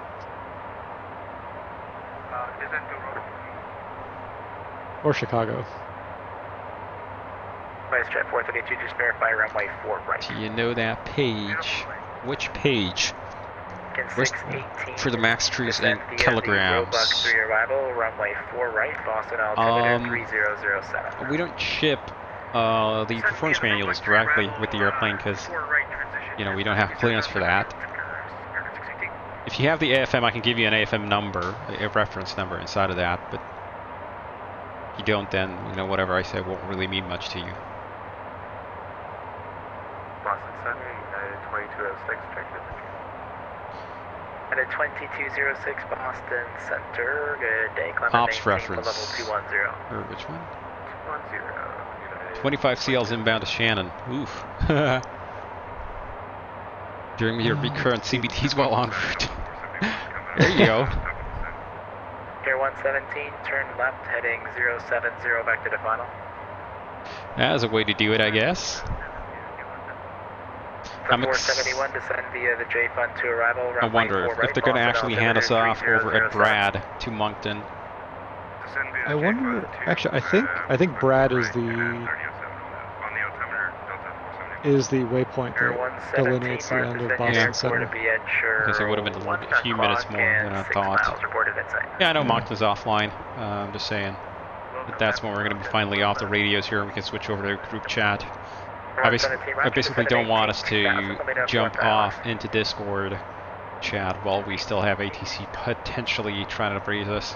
Delta 14, radar contact, climate maintain 10,000, say altitude leaving. I mean, theoretically, what could I do here to show that if I went like so and map symbols. 2417 Boston geopolitical Center, airspace. level 220. Would that show the FIR boundary? Probably not. Right, it only show... not quite. MFD. No, but I don't think the airspace does show the yeah, typically RC. Typically it only shows not the FIR boundaries, only like lower control airspace. 117, go ahead to approach runway. It only shows the airspace below 100 miles range anyway. Because otherwise it'd just be absolutely cluttered to hell and beyond. If One of the most useless displays you can have a little on that bit, line, yeah. in my opinion. Yeah, I mean some pilots like it, some don't. So if I put it over like Los Angeles, with no altitude ranges on there either, so it's kind of a, you know, it's an abstract art project. Really is. Or like LGA. That's a 14, clear direct to gears, and climb and maintain 14,000. That's going to be your final. Somewhat organized, I guess. Down by the river, it's kind of okay, I guess. If you know what you're looking for, this is okay. I mean, I get it. It's sort of more for if you know already what you're looking for, then you're gonna be okay. Yeah. Actually no, EIDW. We want to look at. Wow. ISA -2. Jesus, I was not expecting that. ISA -3 I haven't seen now. negative ISA in a while. Yeah. Ah, there we go. It's really useful in Europe, as you can see. Oh, clearly. Plainly. ED. Well, I want that up. DB is, I think, the new German capital airport. Right now, EHAM was EDDK would be the one that is like right in the middle of that bundle there. Ah, beauty. That is clearly readable. Yep, I know exactly what that means, and how that would be helpful. Go away. Yeah, this is kind of like at this point pretty useless even for, I guess if you're down below 25 miles, it kind of makes sense. Yeah. You know what, Hell Pilot though, the best thing you can do if you really needed an airport, just smack the nearest airport. Just go to the list. Yeah, that's true. Because that'll give you everything you need. Yeah. This is mostly I think to like figuring out where you're under class Delta, you're inside class Delta or under class Bravo airspace. That's pretty much what this is for. Proline 21 is kind of built really for IFR only aircraft. Correct. Nearest airports gives you, everything you need based off of criteria. So I don't know necessarily the. What do you mean? But for... So like if you go nearest airports, it gives you, you can filter by runway. Sure, yeah.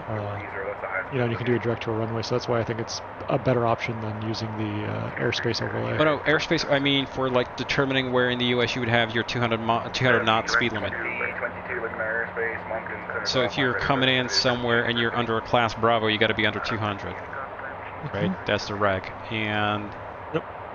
if you're not paying attention to the class, to the airspace shapes, then you might actually on a Challenger quite easily blast through at overspeed. Or inside a class Delta you have a 200 speed limit anyway.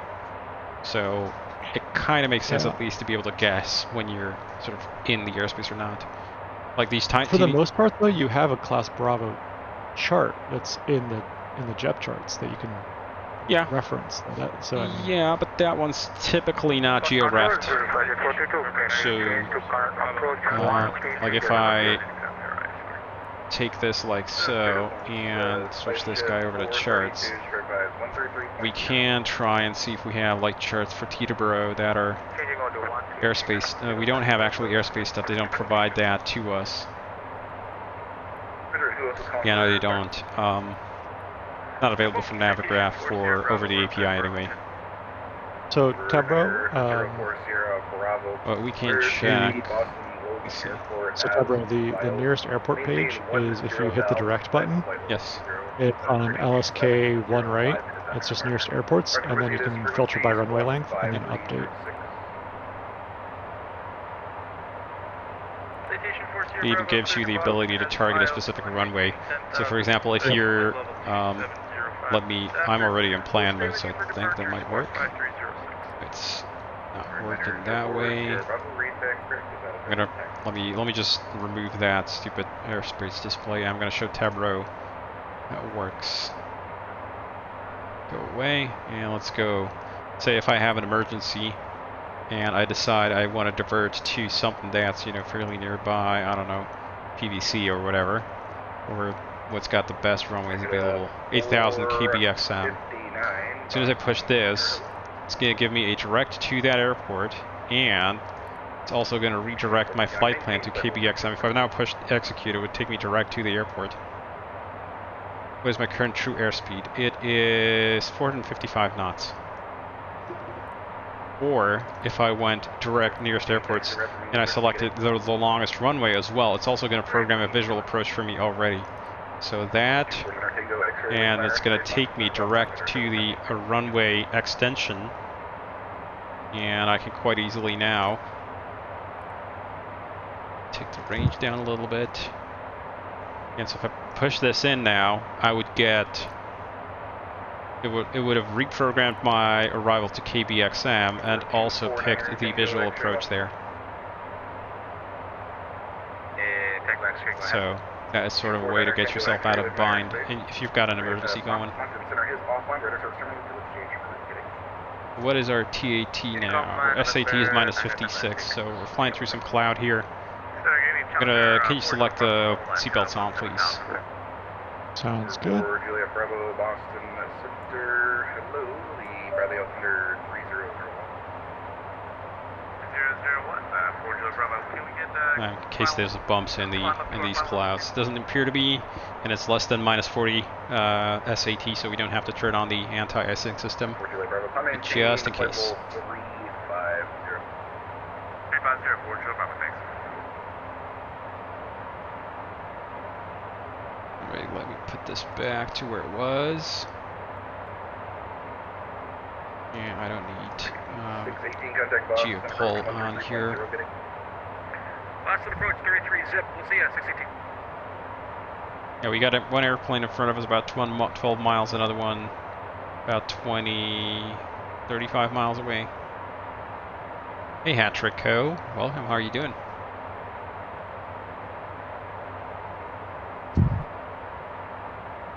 Yeah, clouds are passable.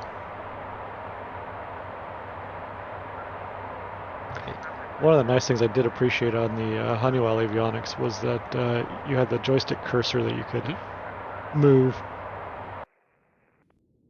I think we have that here as well. Some artifacting with the clouds around. Yes, you can. If you pop up, there you go. You figured it out. Yep, I forgot where the button was, but yeah, this is probably one of the nicer features. If you pop out the screen, you can actually use your right mouse button on the screen to move the cursor around. 2016 Boston Center, hello. Yep. So yeah, so if you ever want to know where someone is, you go, oh, they're about 12 miles away. Yep. You go, okay, where's this guy? This guy's 37 miles. Yeah, about 38 miles, call it. Something like that, yeah. Some folks behind us. Some folks behind us. 38 miles behind. 38 miles. Yeah. This guy right here. 12, yeah, pretty much. Yeah. And of course, there's the usual neat feature 2.0 of this, that you can use it to adjust your flight plan. So if you want it, you can point it at something. Let's say I want to divert around some weather. I'll make it somewhat lower range, so I'm like simulating that I've got some clouds or some weather up ahead, and I'm going to say I've requested diversion, you know, heading of 100 20 miles or something. ATC says okay, no problem, go ahead and do that. We'll push the button here. It copies the coordinates into my flight plan, and I can go to chunk, and I've made it into a waypoint. I can execute, and the airplane's going to fly direct to there and then back onto Brad. Or if I let's say I want to edit the flight plan a little bit further down track. Let's make that, I don't know, about there. I can now copy the coordinates into the flight plan and put it over Porty, and now I will have adjusted the waypoint out of Brad into Porty. An intermediate lat long in there. So it's not quite, you know, hand rubber banding the flight plan. But it's about as close as you can get with the system. Pretty close, pretty close. The Proline Fusion is even a little bit better. You've got a little touchpad here instead of a little joystick. But there's a reason why they don't really do that kind of finger rubber banding on these bigger jets. It's simply because of the fact that the screens, well, first of all, there's a yoke in your way. And second of all, the screens are quite far away, so you'd have to reach down with your finger quite far. And if you're in turbulence, you're going to bump all over the place. So, the finger manipulation of avionics, personally not a big fan of them. No, I really don't like it. I'm expecting we'll be given a handoff here to Unicom pretty soon. Thank you for your service. Bye-bye. In about a minute. 650 Charlie. Here it is. Have a good one, 0 Charlie Lima. Alrighty. And our Oceanic entry is Porty, isn't it? Boston Center, hello, yes. Speedbird 8. Okay, so there we're gonna go squawk 2000. Let's keep the squawk for now. Currently have an issue in alternate law. Super.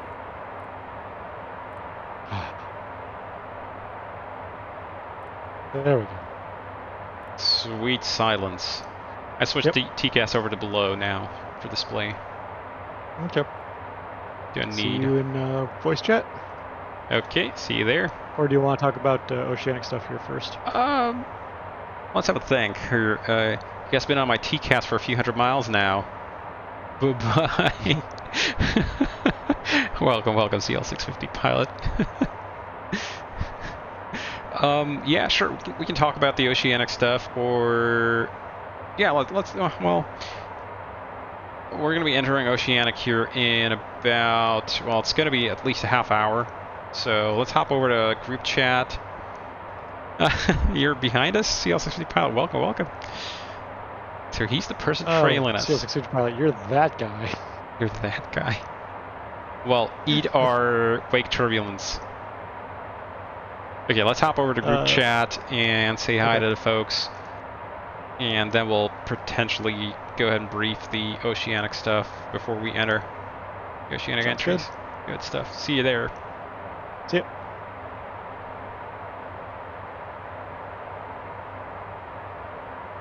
Yeah, I think the issue was that I wasn't doing these kind of like very actual, doing the full. Yeah, you've got to have something to fill in the cruise, otherwise it's no fun. Yeah. Okay, folks, can you all hear? What's up, troublemakers are here. Oh, how's it going? Did you get my my eCars message? I did not. We didn't see one, or didn't hear it. So. Oh well, I tried my best. You tried to push buttons there? I sent you a message, but I guess you're not in Hoppy, so it's no biggie. Did you send it to 650 Charlie Lima? Oh yes. Toto. It's no biggie. Oh, I know why. Probably. So how was I might be able to fix that. Ride out of Teterboro for you guys? Bumpy as heck. Yeah, it was really bumpy. Yeah. Can you guys hear me? Yeah, Graham, just to finish off our conversation, the distance between ETP 1 and 2 is not very far, so it's not a lot of time where you're gonna go to when you're gonna go to your source. Yeah, so I'm looking at Keflavik and CYYT. I guess that's St. John's. I can't remember. But yeah, the equitime point from the flight plan is really just a planning thing. It's just to make sure that you are within the planning constraints, if you like. But on the real aircraft, what you're looking for is an actual equitime point. And it could be a lot more than the 2 or 3 hours. If you've planned for a 3-hour equitime point on your planning, and then you actually have to fly there into headwind, single engine, you could be airborne for another hour beyond that. Yeah. Hey folks, how's everybody doing? Hey Toto, how you doing? Sorting out my push-to-talk situation here, so bear with me. Oh, that's all right. No worries. So we got a don't sink on departure out of Teterboro, which was interesting. Just leveled at 1500 and then the airplane went all over the place. And I also dropped off that sim about 4 times because of the frame rates, but we're back up and running now. Gotcha. You flying shared cockpit with somebody? No, just me, flying solo. Ah. You'll let me know, I'd come co-pilot. It's all good. I thought my sim wasn't really reliable enough to inflict that on somebody else. Don't worry about it. Oh, yeah, you had that. Yeah, well, I could have hosted. But yeah, don't sink. Huh, good question. For that, we need to go to the Egypt was manual. Stand by for that. Mm-hmm. So it's my Egypt was Mark 8 manual. Can I... Hang on, I gotta figure this out with the thing, and I hope it doesn't implode. As soon as I figure this out. Alrighty, and I want that one there. Fingers crossed it's gotta be on stream. Okay, cool. So. Something. Yep, you're good. Don't sink. So. Come on. Not sink rate, that's a negative climb rate. They call it in NCR is the thing in Garmin speak, but which mode would that be? Stand by. I'm gonna actually look inside of the source code because I don't remember. I don't remember either. It's probably legitimate because the aircraft was all over the place, just capturing 1500 feet on the Teterboro 4, and we got about 30 degrees angle of bank and just airspeed all over the place, and then the sim crapped out. So. Okay, don't sink. That is a mode 3 alert. Yes. So let's check with mode 3 description. Right. Okay. And. Where's the trip point for it canceling? Mode 3 provides alerts for significant altitude loss after takeoff or low go around, less than 240 feet AGL, with gear or flaps not in the landing configuration. The amount of altitude loss permitted before an alert is a function of the height of the aircraft above the terrain as shown. It should be, there you are. Interesting. Yeesh. Depends on how high above ground you had. Probably about 1200 AGL when it happened. Well, that should have already been a cutout for mode 3, so that shouldn't have caused the alert. So interesting. I'll watch it back before the video on demand deletes and see where it happened, and gotcha. And take it from there. Let me check if I messed up something. Nope. I think, yeah, above 925 it should no longer be alerting you. No, hang on. Oh, sorry. This is a turboprop curve. I'm an idiot. Where is the alert curve for... Okay, yeah, so the turbojet curve stops at 1500 feet. So this is not the right... That's what it would be then. Curve. I got that'd be fine then, because the first altitude constraint was 1500 and then up to 2000. So it was trying to level at 1500 feet and just all over the place with the weather. So don't sink would probably be appropriate. Probably. I'm gonna actually go and look for it in the other manuals that I have. Make sure that we're handling it correctly. So not that. Pause in SVS terrain. Love anniversary flights, manuals, and source code. Are we doing this right? Yes, exactly. There it is. Found it. So let me switch the window again. Fingers crossed it's not going to implode. That's the one. I'm just going to change my sim settings very briefly. I'm fed up looking at those clouds, so let's put the clouds back to normal. Here we go. Okay, there we go. There's a little Challenger manual. And yeah, it's 1500 feet for the jet. Okay. And a so loss... it sounds like a real thing then. Yes, a loss of 50 feet is going to trip it. Oh, it definitely lost 50 feet when it lost about 200 feet. Okay. Yeah, that would explain that then. It's a pretty wild ride out of Teterboro. It really was. Speaking of the 1500, Toto, I was watching your stream and you set it as your alt limit. I just gave it to VNAV. Is there a reason why you chose not to run VNAV for it? It's not impossible to run VNAV. It's fine. There is a limitation. The only limitation on the Challenger for VNAV is you're not supposed to be running VNAV speeds in Mach mode. Because there's another bug inside of the real avionics this time, not my avionics, which has to do with how it handles the speed Mach transition. Let me bring that up. Yeah, I think a friend mentioned that as well. So that means that now that I am in cruise, I should actually take speed away from VNAV and just. Oh no, it's mostly only for during the IAS to Mach transition in climb. Once you're already in your cruise, no change is going to happen. Okay. So here in cruise, I could easily push VNAV and go perf, resume Mach 80, and it's fine. And by the way, that is only for the real avionics, not for my avionics. So my avionics do not have that bug. Will you implement it? Nah. Should I? Yes. Well, what's the bug itself though? Let me find you the PDF. It is particularly hilarious. It was something to do. It resets the speed to 0, right? It sets an insanely low speed. Yes. As soon as I find it, where the hell did I put it? Or is it in here?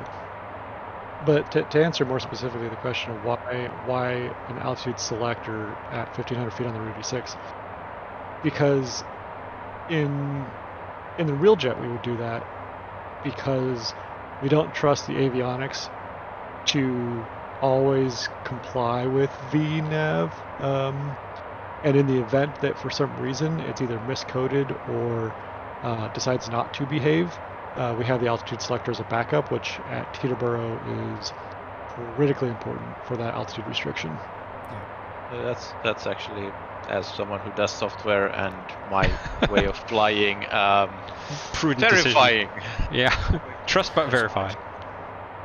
So another question I've got at the moment, just looking at my displays here, is I am following one Challenger. I'm following Walker 1748 with another Challenger, Delta Alpha Sierra Hotel Yankee behind me.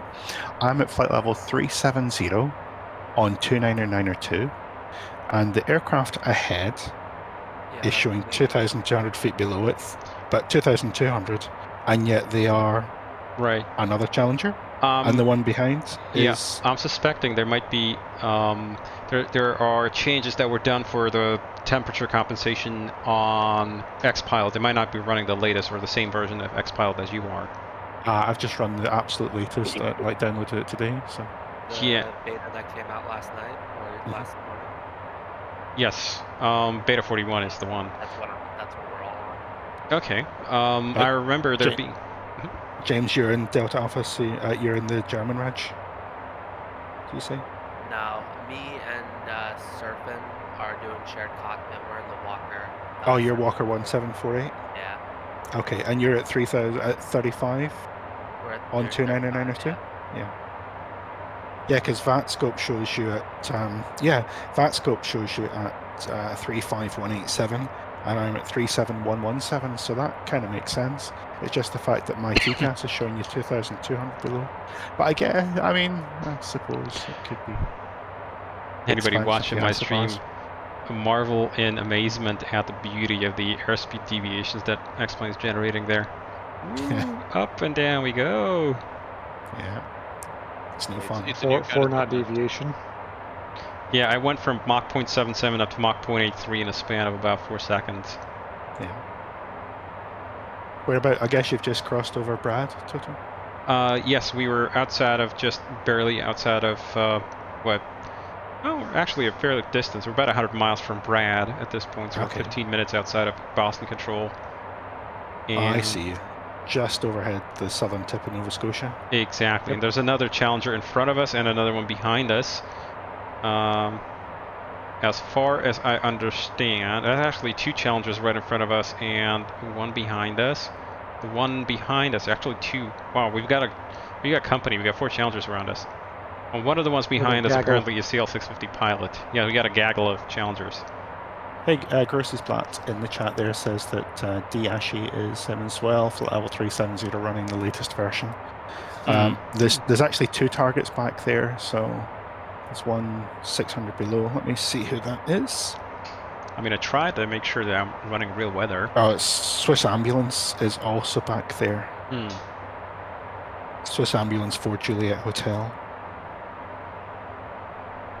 Well, we had very nice control in Boston. There was actually a chat in Boston as where the controller was asking if we are going to have controllers in Shannon. Anyone know?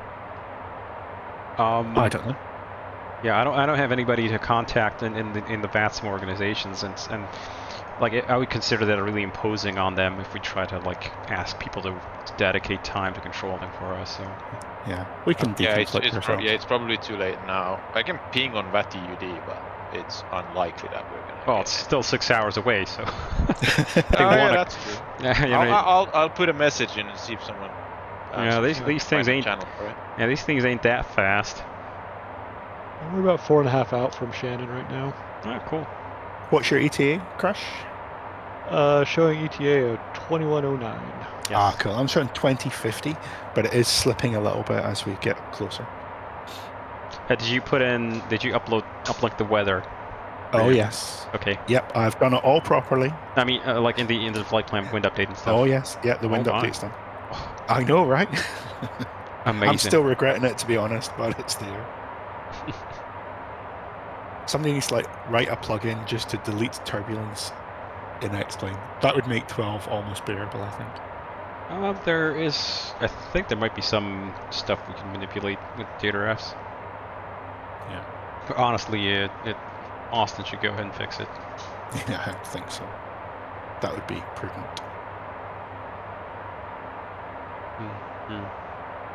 That was a question somebody asked and I forgot about it. Oh, right, yeah, we were talking about the service bulletin from Collins. So, that's a real one. And basically what happens is, under a very specific set of conditions, we got to always put a lot of qualifiers on there, which are rarely encountered in operational service, the flight control computer, FCC, sets the MOX bug to a value different than the current airspeed. And for this to occur, all the following 3 have to be met. You have to be in Mach mode. The airspeed reference is displayed in Mach. The aircraft would typically be in the Mach mode under one of the following conditions. The aircraft climbs through the IS Mach transition altitude, or the crew is manually selected Mach via the IS Mach push button. The Mach reference bug is being controlled manually and not by the FMC. That is, the reference bug and the value are being displayed in manual mode, cyan, prior to VFLC becoming active. VNAV is selected, and the FMC commanded climb phase for a flight is armed with white FLC in the annunciator. And yeah, this setup requires the climb altitude constraints have been entered into the leg. So you're in Mach mode, and you've got a pending automatic climb up ahead. You've armed VNAV, and it's automatically going to go into the climb mode and start another climb to the next constraint, if any, or to the cruise altitude. And the issue occurs when the flight control computer automatically transitions from green captured vertical mode Alt-V, VLV, VLV, with white armed vertical mode FLC to green captured vertical mode at VFLC. So when it automatically starts the climb continuation after constraint. And when the issue occurs, the flight control computer does not sync the reference speed bug to the current Mach number or Mach value. Instead, the reference speed bug is incorrectly limited to a value below the current Mach, will typically be less than Mach 0.6. So in this case, for example, here they were flying, this looks like a citation, where they have this kind of Proline screen on them. And they were flying Mach 0.68, and it set Mach 0.52 by itself. So that would give you an exciting climb for sure. Yes, a little bit too exciting. So, note to self in the future, start acting doing like the real pilots, because Total will probably have this in some beta that I'm gonna. Should I? I don't know. I've kind of been on the fence about implementing bugs of the real thing. In the 1.8 beta, what I've done is I've put in the actual Collins steering algorithm so that it steers as lethargically as the real thing should, at least the way that's been described. And apparently it is an annoyance to the test pilots as well, who were complaining to Collins about, this thing flies like a, bag of hammers. But apparently Collins is like, nope, it complies with all the requirements of RTCA DO 236, which is the minimum performance requirements for our area navigation. And so they kind of, they're not really all that hot about changing stuff if it's past certification and it's shipped in thousands of airframes. Yeah, don't mess with the code. Pretty much. So apparently, one of the reasons why they don't want to be changing is they don't want to be touching the guidance functions of the flight management computer anymore. Because it's like, it works, and probably 2/3 of the people that have ever worked on it are already in retirement anyway, so, whatever. It works, but we might not be able to fix it if we break it, so let's just leave it alone. So would they have to recertify if they change it? Well, they'd have to certainly go through another test battery. Anytime we push out a new software update, there has to be flight testing done, and there's a very specific flight test procedure for each software change that's worked out before the change is even attempted. So you'd identify a problem, you'd identify that it's got to be fixed, and then you actually have meetings upon meetings where you work out, okay, what do we exactly got to do? What do we got to, how do we actually deploy this on existing airframes? Which airframes are even affected? And then we got to reach out to the people, and before even any coding starts, you have to have a test procedure all ready to go and test the change and potentially some ancillary systems that might have been touched by it. And you give it a good try, you give it a good test in actual flight. I guess technically they might test it on a flight test rig internally before you ever roll out a new software build. It would go to the sim first, and then it would go to yes. It'd go to a software rig, and then a sim, and then out to an aircraft. Yeah, and so so just like a beta team, yes, exactly, except for it would probably take half a year to get it through the entire process.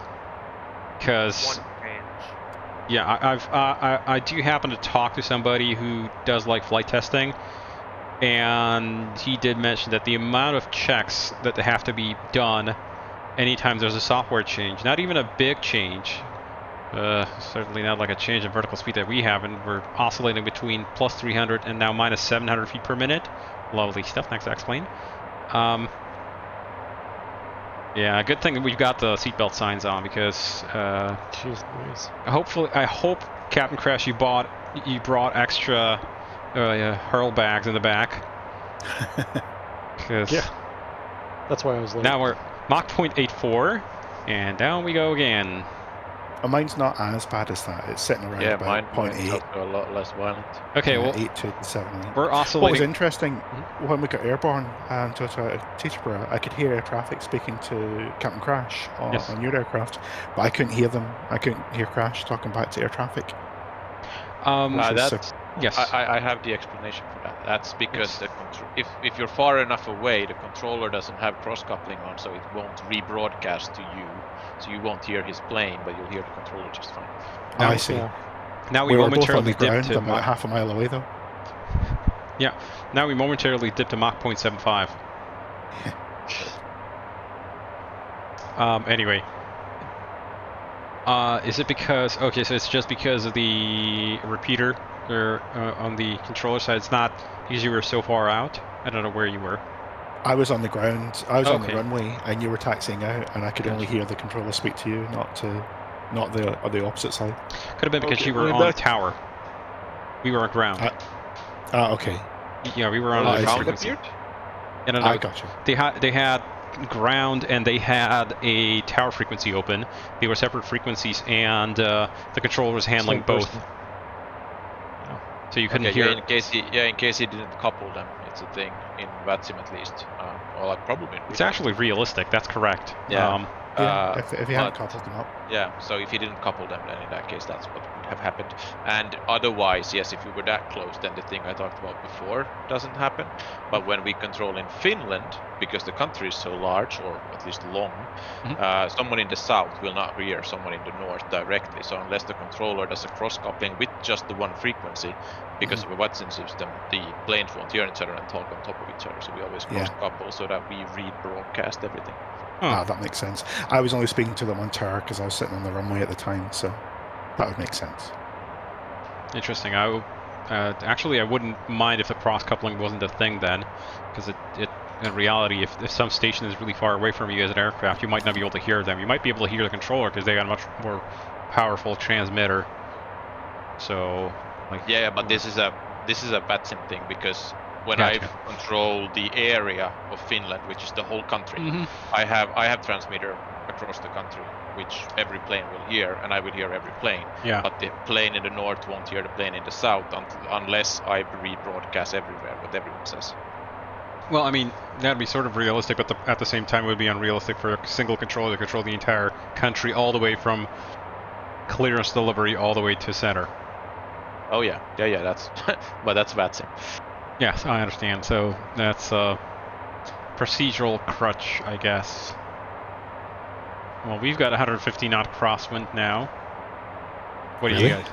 Yeah. 92 knots for us. What altitude you at? 37. Yeah, so you're 2,000 feet above, and you're probably 150 miles ahead. Yeah, it did smooth out at 3.7. It was a bit of a struggle to get up from 3.5 to 3.7, but it got there in the end. Huh. Yeah, mine is, let's see, I have a tailwind of 47 and a crosswind of 30. Are we in oceanic space yet, Crown? No, not yet. No. But based on my legs wind page, the wind dies down quite a bit over the sea. Man, I can't even see Porty. That's how far away it is. The oceanic entry. Yeah. Oh wow, that's my next point. In like, what is that? Okay, oh yeah, okay. 400 miles away. 100. I'm still 100 miles from there. You're 100 miles from Porty? It's yeah, just last bit before Oceanic, isn't it? If that's the case, you're 400 miles ahead of us. Well, yeah, I was the second plane to take off. Gotcha. That makes sense. Stands to reason. Yeah, 100 was balls, 130 miles inbound of Porty. Yeah, well. Yeah, I'm 300 miles from Porty, and just double checking. So that means you're 150 miles ahead of us, Graham, then. Yeah, that makes sense. About 20 minutes. Looking at Watts by whatever controller comes on, he's gonna have a headache unraveling this mess. Yeah, Porto is the start of the Oceanic. Gotcha. Well, then we're gonna be Squawk 2000 for everybody, I guess. So, guys, all you real-world pilots, explain to us, how do we do Oceanic then? Quickly before we get there. You want to speak to a long-haul pilot? I have no idea. I just go up and down the little narrow bits at the side. Oh, you fly to Gran Canaria, don't you? Yeah, occasionally. There you go. These days, no one actually, I don't think people actually change the squawk because everything's communicated through data link. So we would reset Squawk 2000 on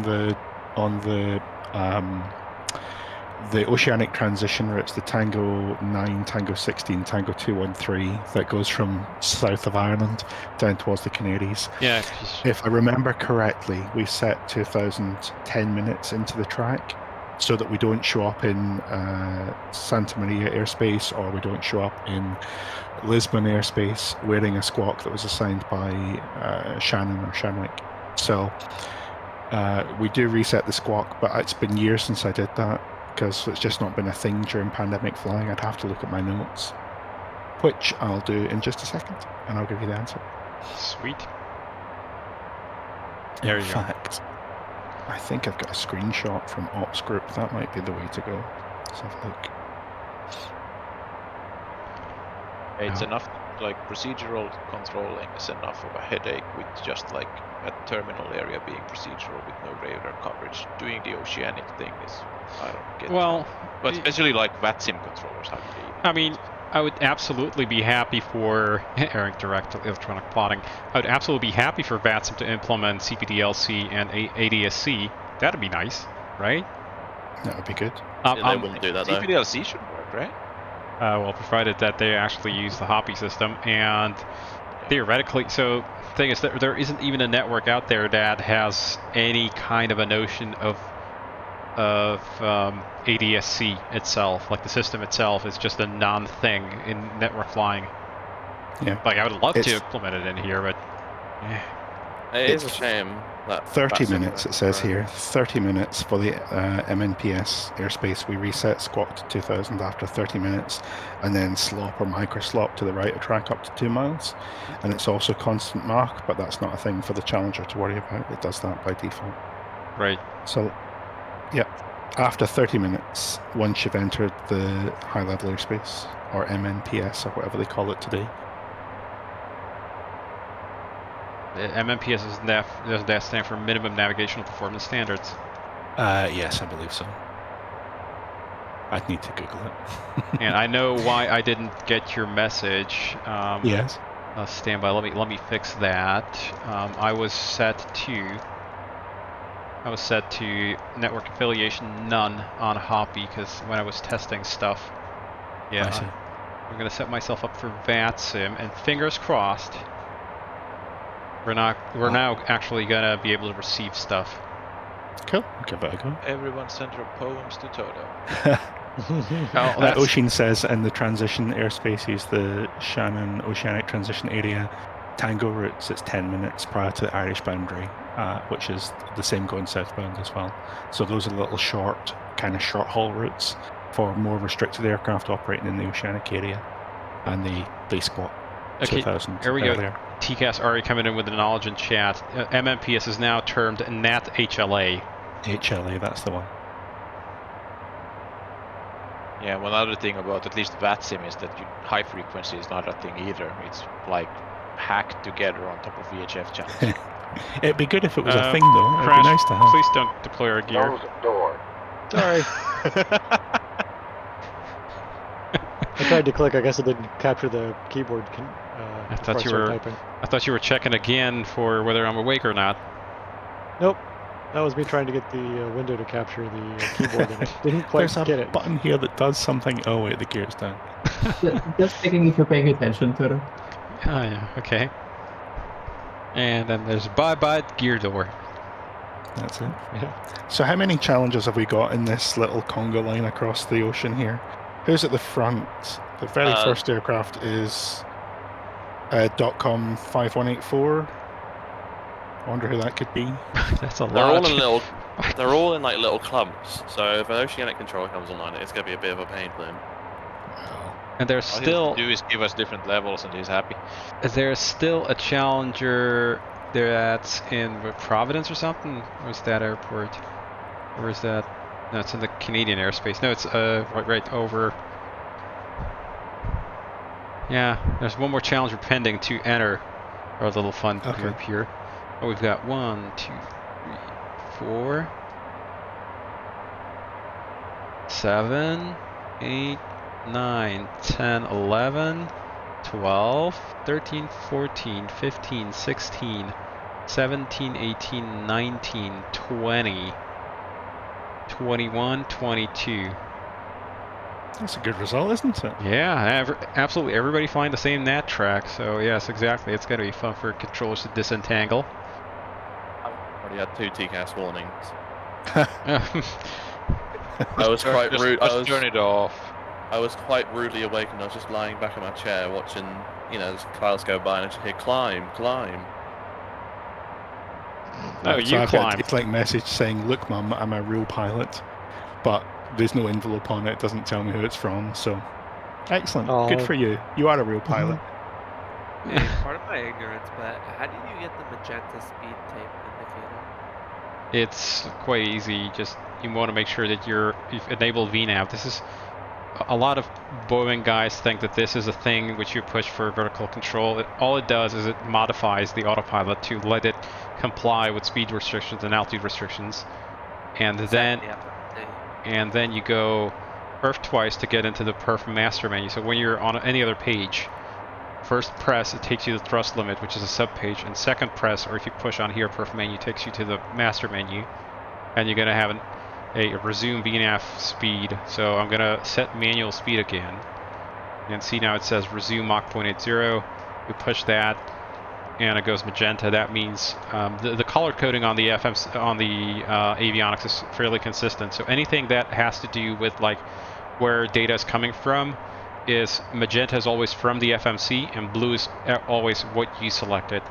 So that is why, for example, the heading preselector is blue, because that's what you control. The FMC never changes this. That's your thing. Yeah. But the course line here, magenta, see, that is from the FMC, because that's the FMS guidance. Also, FMS guidance on here comes from FMC. Lateral track is magenta. If we had a vertical deviation, it'd be magenta. And yeah, speed as well is magenta because it's coming from the FMC. And as soon as we switch over to manual speed, it goes blue because that's pilot selected. I mean, the magenta tape's great fun to watch near a crosswind. Yeah. And the trend vector on the airspeed is also fun. I have a feeling that they may have overdone it slightly with the amount of bumpiness. Just a smidge, yeah. Just a smidge, just a tiny bit. Slightly might be a little bit generous to Lamina Research in that case. I'd say they've probably overdone it by a factor of about 200. It is excessive. The departure that we had out of Teessborough today, if the real world was like that, nobody would ever fly on airplanes. Passenger travel on airplanes would just not be a thing, because nobody would ever want to expose themselves to that risk. So it was just bonkers, and that is, I mean, that's almost a nil wind day in Teessborough, 4 or 5 knots with a few clouds around. It's insanely overpowered, the turbulence. I was saying before we came on voice here that I would actually enjoy the sim more with no weather than with that weather. It just breaks any amount of fun. Grim, I think I know why you didn't see, why it was confusing who you get the message from. When I was fixing a bug, God. Yeah, oopsie daisy. When I was fixing a bug with the flight ID setting, I accidentally set my flight ID like ADFA, SDFA. It's basically just mash on the keyboard and throw it in there. Oh, it doesn't show a flight ID on the received messages anyway. Well, yeah, but that means I don't actually receive messages over HOP because it's using that flight ID to query the server. I gotcha. Okay. So now it's correctly set to November 650 Charlie Lima, and fingers crossed. Try sending us a message. Maybe it'll pull and get a message. Yeah, now hopefully I'll check on the Hoppy server whether we're gonna get messages relayed to us. Yeah, we shall couple over. I tried sending one to the guy in front of me earlier and he didn't respond. But he didn't respond to you either, so I think it's just AFK. So November 650 CL.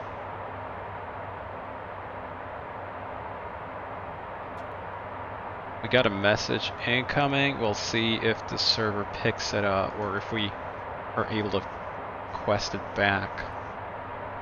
Yeah, I was just looking at the menu if there was a way to ping for messages, but I don't think there is. Ah, there they go. Hey, happy. Hello, Toto. Happy Charlie birthday. Very happy to have such an amazing aircraft. Thank you. Also got another message. We got more than one. See, it still says data link message on there. Beep boop. Have a nice flight. Greetings, NJE238. Thank you. Have a safe flight, pilot deviation. Thank you. Thank you. Thank you. From G. Kate on Discord voice now. Hope the ride out of Teterboro was not too rough. Yeah, well. That was a long time ago. Finally, it relayed all the messages. So, oopsie daisies. So that's working. That's all good. I mean, finally, after I unscrewed my avionics, because, well, I was being an idiot. Challenger keyboard smash, checking in. Yeah, pretty much. I mean, I basically did this. Or, oops, no, not that. Oh, please don't deploy the gear. Sorry. Now, I basically did this and threw it in the flight ID. So, yeah, there's another message, I think. ACARS, data link ACARS, yes. Would you mind picking it up, Crash? Sure, I can. Test for you, Jeff Wallen. Thank you. Thank you. That's interesting because I sent that on 2 lines, but it comes as 1. I guess that's a whole thing. Yes, that's because you're not familiar with how to type on here. I can bring that thing up. Yeah, don't you have to put a space every line before you start it? Yes, because it doesn't. It has no notion of. It basically takes every line and just welds them together with no spaces in between. So if you just typed it, let's see, did crash? Yeah, he did put a space at the end. So see where it says L. Now I push space. That's how I know there was already a space on there. So it would show as a look, mom, I'm a real space pilot.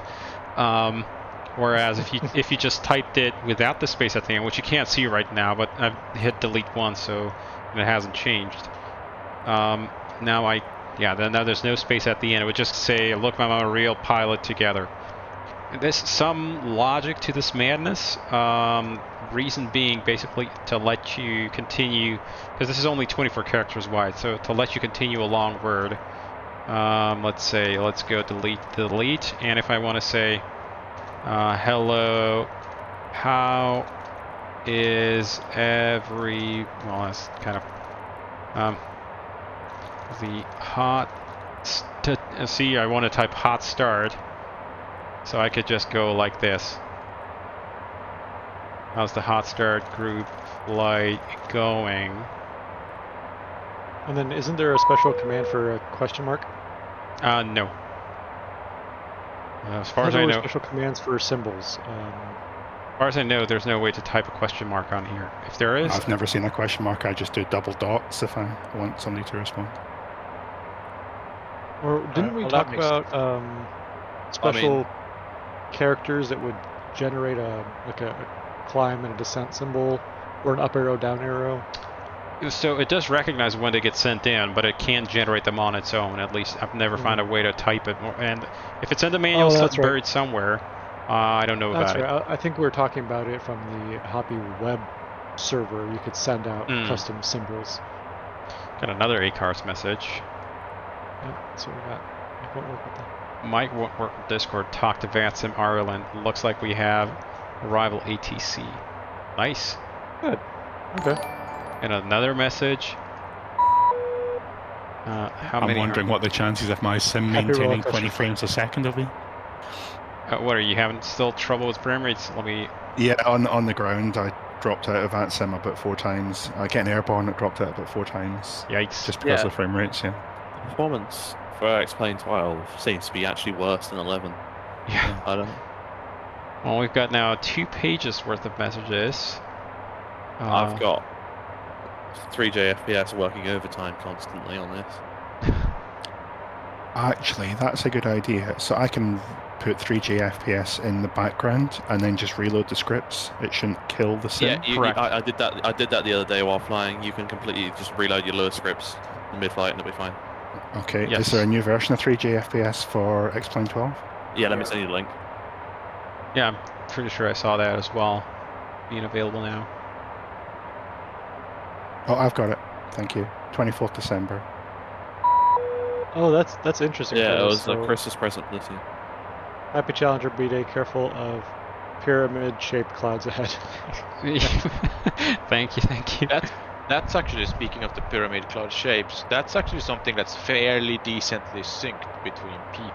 At least when we did share cockpit with a friend, we saw the exact same clouds. Yeah. Oh yeah, the weather's well synced. It's just wrong.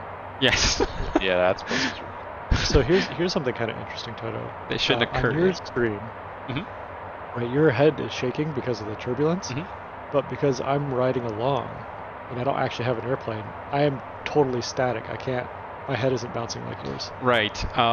That might not be something easily solvable because I'm pretty sure. So this is I'm using the Cinema Verite thing, and I'm pretty sure that that is basically handled somewhere. Explain directly reading like the force or acceleration data refs, which are not writable by me, at least I don't think. So the thing is, they're not, and there's nothing happening on my side. I've got data refs up on my screen for like alpha, beta, and indicated speeds, and they're all just frozen at basically like 0. Yeah, the problem is, I've got override flight model in there.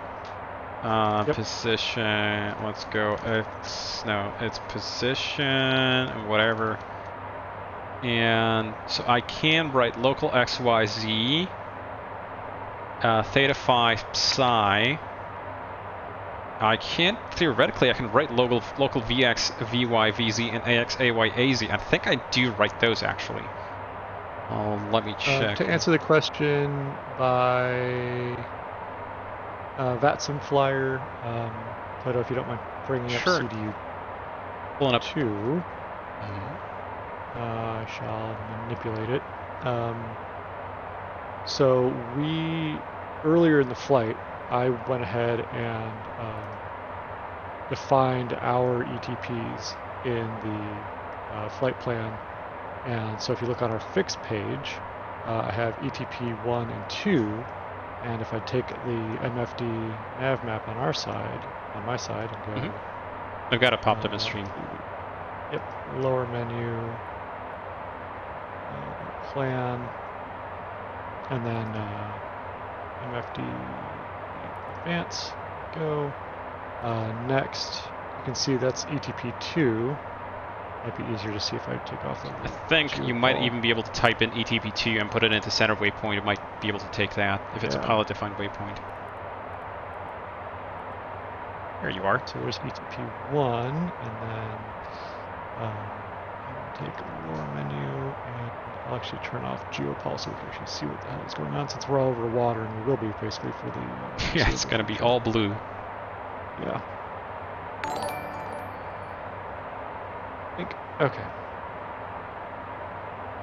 So there's ETP1, and then ETP2 there, and if we zoom out, we can actually probably see them on the same screen. Yeah, there they are. So they're within 200 miles of each other, which is about half an hour. And the way those were generated was via, if I can get back to the place again, let's see, database, and then I went to define waypoint, and then generate, or just typed in ETP 1 or 2, typed in the latitude, longitude, and hit store waypoint. And if we go back, actually, database is where we want to be. It was, yeah, it's in database and pilot waypoint list. And your SimBrief ETPs, Crash, they are fixed speed. They're not wind sensitive, so they're not the in-flight equal time points, if you like, the planning ETPs. Yeah. Is that correct? Yeah. They should be wind sensitive, because I do believe that for ETPs they do need to be based off of wind. They're not the 60. So for ETOPS planning, it's still air calculations to use. So it's basically just a raw distance. But the ETPs you use when you're actually flying it, it's different. Yeah. For the entry and exit, at least the way we always operated was and the way I operated on SimBrief, and when I talked to them, the 60-minute entry and exits are still air, but the actual ETP itself is wind sensitive. I gotcha. Okay. And so it's the 2 hour or the 3 hour range is also still there then from the suitable diversion? The suitable diversion is but the suitable diversion is based off of computed winds to and from. I think that's maybe different then. Maybe that's an FAA difference. I was sure that when you say an aircraft is a 2 hours ETOPS aircraft, it's planned at the 2 hour single engine cruise range. But then you also, for your operational flight plan, it's planned to be remaining within a 2 hour radius of operation of all suitable airfields at single engine still air cruise. But for the flight plan, you've got an ETP calculated that's wind sensitive, and you've got a depressurization. Yeah. It's for the certification standard. It is a still wind computation. And also for the planning. So the flight planning has to take you within a radius of, if it was 2 hours for the Challenger, it would be 700 miles, let's say, or 950 if it's, or 1,050, sorry, if it's 3 hours. And that's like a still air range. And then when you actually come to plan it, the ETPs are quite different, because it's not uncommon to see ETPs that are more than 3 hours from the nearest div, even in a 3 hour aircraft.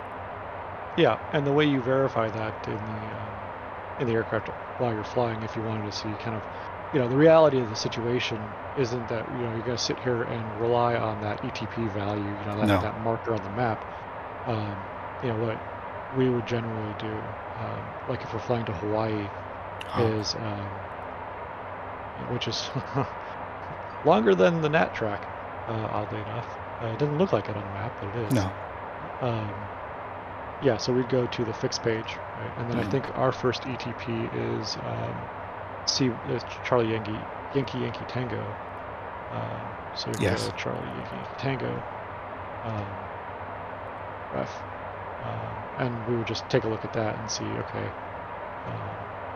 you know, how far away are we from Charlie Yankee Tango? Yeah, so I'm using Perf Trip 3 for that at the moment. I've got Perf Trip 3 on CDU1 to CYYT from PPOS, and CDU2 is looking at Keflavik from PPOS, and they've got the appropriate wind-corrected ground speeds in there. So to turn back to go to YYT, I'd be doing a ground speed of 250 knots and continuing to Keflavik 390 knots, and that's kind of showing the time it would take from now to get to destination. So when I cross over, that's my actual calculated ETP in the Challenger. Gotcha. Yeah, we would just we could run a fix. We would just run a couple fixes, CYYT and LPLA, and just, you know, once we got close to ETP, kind of just cross-reference and see. Because the Gulfstream also wasn't this smart. No. Whereas the Airbus just draws the ETP based on the actual uplink winds, and you're good. So yeah. For in the G4, we would just basically put in a couple fixes and go, okay, close enough. How long is it going to take us? Yeah, close enough. And, you know, basically, you also have to compute kind of one of the weird, nuanced, if you really want to get detailed into technical into this, you look at it and like, well, you know, the ETP, you know, if you are at your ETP, where are you going? You know, especially if one of your diversion fields is actually behind you, you know, that turnaround is going to cost you fuel. Yes. Right. So, you know, one kind of good head-scratching question is, does the ETP for the ETP be, you know, if one of your fields is behind you, include the turnaround fuel and the turnaround time, or is it just a direct? It should include the turn, shouldn't it? It should include the actual. Operationally, yes, but whether or not the actual flight planning software does, is another question. But so what we would do is, especially considering the Hawaii legs, where we'd be turning around to go, you know, we're out of Van Nuys going to Maui, and our actual turnaround is going basically right behind us to San Francisco, which is closer. Right, we would tack on another 5 minutes for the turnaround. So if we were within 5 minutes of, you know, we hit that 5 minute prior to our ETP, right? Inside that 5 minute window, we effectively considered it past the ETP, and we would continue on because the turnaround took so long. Yeah, that makes sense. So at the moment, I'm only 21 minutes away from. Is YYT? Is that St. John's? I'm guessing that's St. John's. YYT. Does sound like it. Yeah, so I'm 21 minutes away from St. John's at single engine cruise with the wind considered, and I'm 3 hours and 45 minutes from Keflavik, which is what mine calculated as the other side of the ETP. It's actually I like your method really, Graham, about how you do it with the perf trip. So if we throw Captain Crash on your side, go to perf menu, fuel management, and page 3. Perf master menu, there you go, fuel management, page 3. And throw in PPOS from our present position and to, what do we say? CYYT I've already got on my end, on my side, so on your side we'd be probably doing the next diversionary waypoint, which would be Keflavik or LPLA is on our flight plan. LPLA is probably yours if you're a bit further south or if you've got an updated plan. Yeah, according to the one that you sent me, LPLA is our... Gotcha, and I'm expecting a ground speed there, maybe 300, 320. So it's 350 is your single engine cruise speed. Nil wind, so just adjust it for that. Yeah, 350, probably 80 knots at tail. 430? Yeah, something like that. 430 in ground speed, and we would be burning a lot less than 2,300 pounds an hour, probably more like 1,500, maybe, more like 1,300 or about. Yeah, engine failure, it says flight level 200, 350 knots true. Your fuel flow would be 1,000 kilograms an hour. So 2,200 pounds. But that's like sea level. That's at flight level 200. That's what it's. Yeah, that's on the ETOP supplement in the ops ref manual. Okay. Yeah, I think that was basically what we measured when we were trying to work out these figures for. Okay, interesting. What was the fuel flow? 220. 2,200. Yeah, 2,200. Yeah. It uses a little bit less if you are flying slower, obviously. But I think that was your best range speed as well. Or maybe it's not. Maybe that's just maybe the fuel flow isn't a consideration. Maybe it's just to get the best single engine cruise range to maximize your ETOPS performance. Could be. I mean, we got plenty of fuel anyway, so yeah, it's not like it's quite bigger jets. Occasionally have to uplift extra fuel for ETOPS considerations if they are planning, like let's say the leg from St. John's to Shannon, there's nothing really in between there that you'd want to go to, so you'd plan to arrive at Shannon with, you know, your diversion and your 30 minutes and some contingency. But if you end up depressurizing and you go right the way down to flight level 100, you're going to burn a ton of gas to get to Shannon or St. John's, so they actually have to carry more fuel to allow for the ETOPS considerations. So ETOPS fuel is another fuel additive you might have to consider adding. I remember seeing that in the sim brief menu somewhere. Yeah. And the ops reference has an engine failure and depressurizations with 2 different true airspeeds and then fuel flow, so you can do the math based for the simulator at least. Yeah, and those were measured with the Challenger in X-Plane 11. Well, it should be reasonably close then. Yeah, it should be close. So if you're telling me that if it happens to me, I am in trouble because I'm in X-Plane 12 and everything works. Yes, all hell's going to break loose in X-Plane 12. No, it should be fine. It should be very close. There hasn't been really much difference in the fuel flows. I don't think Toto has there. It seems to be fairly consistent. I fixed it so there isn't. Right. It was not. Yeah. It's not really that the fuel flows are different fundamentally. Like the engine model is mine, so I can do whatever. So that hasn't changed. The problem was the drag model was completely fucked. So yeah, I had to go and unfuck that one, and now it's all good. Well, at least yesterday when I flew with fuel, in theory I should have been fine because I've done that trip before in X-Men 11 with the exact same amount. I arrived to Teterboro with only 100 kilograms of fuel, so there may still be a bit of finicky fuel stuff. You arrived with 100 kilos of fuel. Yep, on the stand, it's basically nothing. Well, with Simbrief fuels? Yeah, with the Simbrief fuel, a little bit extra in fact. It told me to take about 8,800, I took about 9,000. If I had taken the original Simbrief amount, I probably would have ended up somewhere in Boston. And where did you fly from? Shannon? I did Nice to Teterboro. Damn, that's a long trip. That is a bit of a stretch for him. That is quite. Oh no, I saw it, but I just thought it'd be fine, yeah. Speedbird, what's the what Mach were you going? 7-8 most of the trip. Did it have step climbs on the plan as well, maybe? Yep, step climbs started off at 360, went up to 38, then 400 for the crossing. Well, at the end of the crossing. I'd need your exact fuel log along the flight to be able to to compare. How are you guys versus plan right now? Let me check. So it is a good question. Yeah. I doubt all the I'm anticipating a fuel deficit on our plan, but we're still showing arrival with 4,900 pounds of fuel. Yeah, I wasn't sweating it really because we had plenty left. Yeah, I've got 3 tons to land with. I took a lot of extra just in case we have any holdings. So. Yeah, just fill the wings. Yeah. And the tail. I filled everything. Yeah. So let me check. Go MFD data on here. Flight plan progress. I wouldn't be more than Simbrief was saying we should have. I would not be surprised for the added turbulence and the problem child that X-Plane 12 creates probably helps mess up fuel calculations sometimes. Because other times it's been perfect.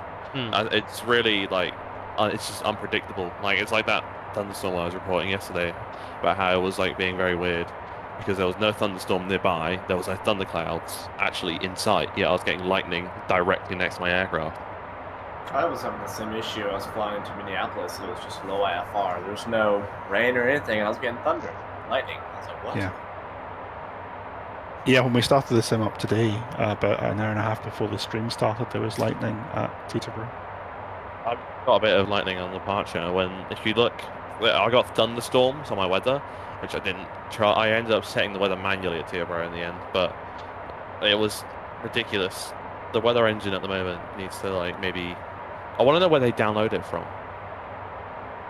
I think it's more the way it's. I think the way it's been interpreted. I mean, I think the raw weather is probably close to what it's supposed to be. I think it's just the way it's been delivered into the sim is a bit enthusiastic. So, Toto, it looks like we're actually spot on fuel. Our plan said 12.6 at Portage, so... Really? Yeah. Right, I was looking down and I was like, why are we missing 500? But yes, you are correct. It's at 15.6 at the previous one, well, 15.7 really. We had 15 point, well actually it's at 15.8 at Brad. We had 15.7 give or take. 40, 12.6, 2, and it says 12.6 on our flight plan, then 12.2. That matches 10.7. Hang on, ETOP, so that's the ETP point. 49 north, 40 west. It says 10.2, 10.2. 5130. 8.5, 8.4 on the FMC prediction. 5320 north is in our flight plan. 6.9. 6.7 currently. It's predicting lower than we're going to have. It's predicting less than what the flight plan has there by about 200 pounds. But that is 1,400 miles away. So it's good, 3 hours left to go. But yeah, I'm currently not super sweating it. And just the Oceanic exit, 6,000, and we're predicting 5.7. The difference being that far away, the FMC goes into full predicted mode. So it blends your predicted fuel burn with, it basically blends the winds, right? So at your present position, it's fully observed winds that are coming from the inertial reference system. And then over a distance of 400 miles, it blends away, and beyond 400 miles, it just goes purely to the wind data that you got over data link. So, I don't know. We can try and check what the predicted winds are up there. Not going to pretend that the winds aloft here are in any way particularly precise. It's really not. Let's see. What is our wind data? Leg wind at something like Mallet. 275 at 81 is the predicted data that we have. Somebody put a pin in that. It's 275 at 81.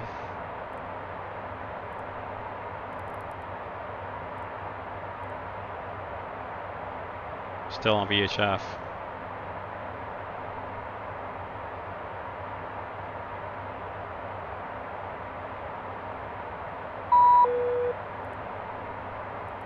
Mallet. It has changed. But you've taken over data link there. Crash. Crash.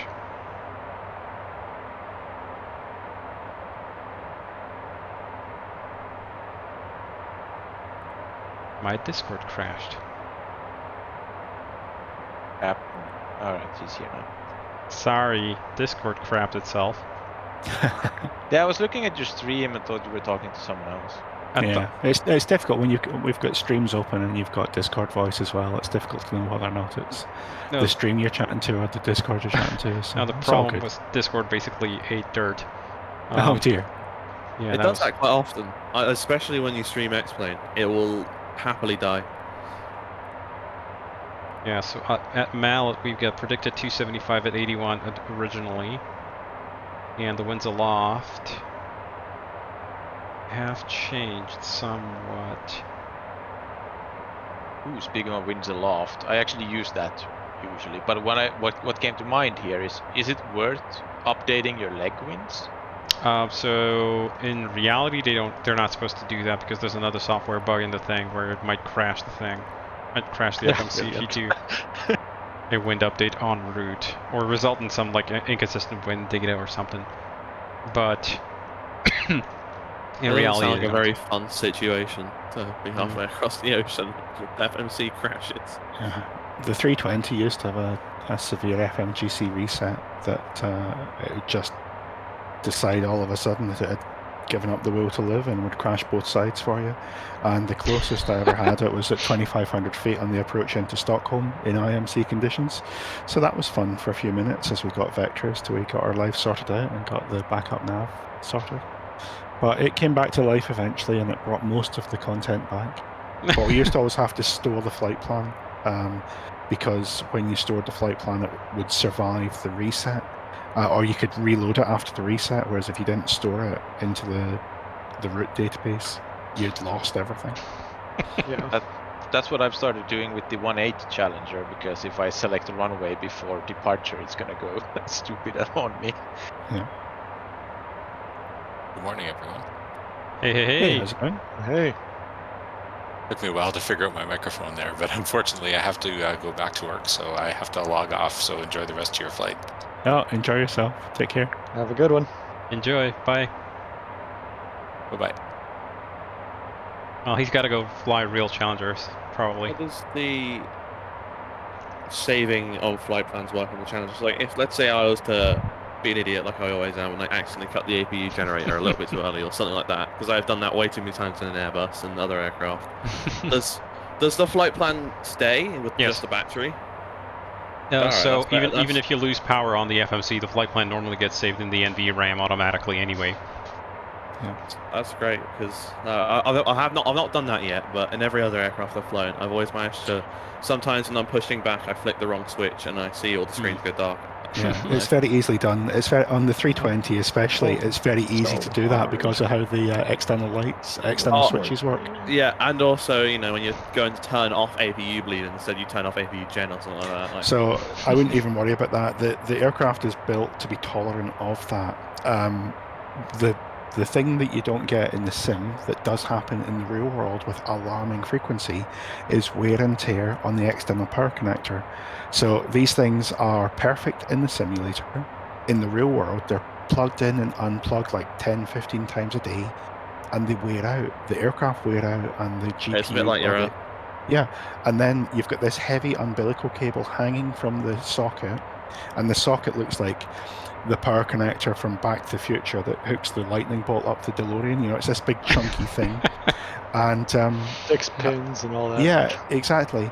And then you get a windy day, or you get somebody trying to push you with a tow barless tug, so they wiggle the cable out the way, and the cable just falls out the socket, and then the aircraft dies. All the power goes off, and you're like, oh crap, start the APU on battery, or wait for them to plug it back in again. And 99 times out of 100, the 320 will come back with everything the way it's supposed to be, without any issues at all, because it goes into the NV RAM as soon as you commit it to the flight plan. So these things happen in the real world. The aircraft's built to be tolerant of it. The only thing you got to be careful of is when you get the power hooked back up again and it shows as available, give it a minute or two before you put it back on the aircraft to make sure it's stable. Because when you put the power back in and go straight to the power, like connect it up straight away, that can cause issues. And if the aircraft powers up and powers down and powers up again in short order, that's a good way to break things and have 6 blank screens and a 3-hour delay on the ground. Yeah, it doesn't sound like. But that's quite funny how it's essentially like an iPhone charger almost. Eventually. Yeah, it's like a lightning cable. It starts to stop. It stops working after a while. I had to buy a new lightning cable for my headset the other day. Yeah, it's exactly the same thing with the exact same issues. There's a little on the real aircraft, there's a little ring in the structure, and there's a little hook that hooks onto it. But even then, you know, sometimes the hook's tied onto the cable in the wrong place, or sometimes just worn out. Or this one horrible day, so like I had a GPU, like a mobile ground power unit, hooked up to the aircraft, and it was towed into position with a baggage dolly, like the little tug vehicle. And they hooked us up the aircraft. They hooked up the aircraft. They plugged us in, got it all started. I was running on ground power, jetties on the side of the aircraft, and then the tug vehicle, the little baggage vehicle, it's got a tow hook on it that's a pin that drops into a series of slots, right? So what you normally do is you pull the pin out, you disconnect the GPU, and you drive off. But what this ground chap did is just pulled the pin up and relied on friction in the pin, the tow hook pin, to hold it there. And as soon as he jumped in the vehicle, obviously the pin wobbled itself back into position. He didn't notice and drove off. So I can confirm that it is not physically possible to tow an A320 using the retaining hook for a GPU umbilical. It'll break the aircraft, and it will damage the skin of the aircraft as it pulls the aircraft into the jetty as well. So yeah, that's a good way to get an unscheduled night away from home. I'm surprised it's not like a seal or something, you know, like a lock where you twist it into place and it locks in. I'm surprised it's not. It's just a cable. That's quite surprising. It's got to be, you know, for ground operations, it has to be simple and repeatable, and you know, you don't want any. You don't want to be hard connected to the ground for any reason as well in that kind of situation where you know, because you don't want to. You want that to be. You want the cable to fall out before it damages. Hey folks, I'm gonna step away for a moment here, bathroom break, but I'm gonna let the people talk on Discord. So back in 2 minutes, 3 minutes. Power cables damaging aircraft receptacles and causing outages like that. So that's why those, you know, although unreliable, and you know, we'd always joke in the Challenger whenever it fell out of the airplane and the airplane shut down and go, oh, party foul. You know, it happens enough. You're just like, okay, whatever. Click the power button off and then plug it back in, and then give it a second, plug it back in, wait for the airplane to spool back up, and it's like spilling your beer or spilling someone else's beer at a party. It's just a party foul. Yeah. Well, I've just crossed over the Oceanic entry point, so I'm offsetting 1.7 miles to the right of track, and I'll reset my transponder in 30 minutes. Yeah, I did it after, what was the point that we were talking about before? There's Porty, and then there's 4750 north. Yeah, so I did it half hour after Porty. Yeah. And I'm guessing nobody really cares about Unicom position calls on VATSIM. Just keep an eye on the TCAS. We can also send them I tried calling someone earlier before I smashed into them at Mach 81, but they didn't. We can also send them via PDC to Toto. Yeah, I'm closing in on, I guess it's an aircraft ahead, but they're 2,000 feet below us. I tried, I saw some person ahead of me on my TCAS. I was like, oh, I'm getting to the cloud. So I sent them a message, and I got nothing back. I called them on Unicom, got nothing back. I looked up, and I was like about to smack into them, so I just yanked back. Yeah. No, it's Walker 1748 still ahead of me, but we're keeping a reasonable distance, and there's 2,000 feet vertical sec as well, so that's all good. I was November 1701 Delta 9 is smashed into.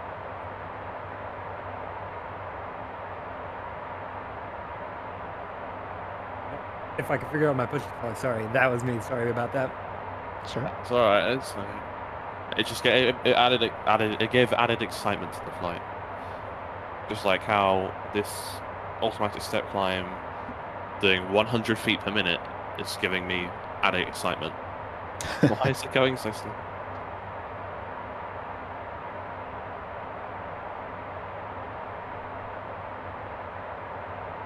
Something I'd love in this plane is the ability to pop a champagne bottle.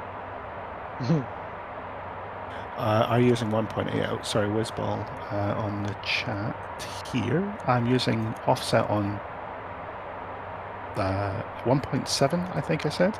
It's not showing offset on the second CDU. Let's have a look. So it's flight plan. It shows the offset, but it doesn't show the offset flag. at the bottom. Oh yeah, maybe it should be a bad idea. Oh, you offsetting? Just add so many miles. Like, Not on the PFD it does it like either. a 45 degree angle. It's slow to offset. I've never done an offset before. I've just never been bothered really. The OFST flag on the PFD only shows on the active nav side, the side that's steering.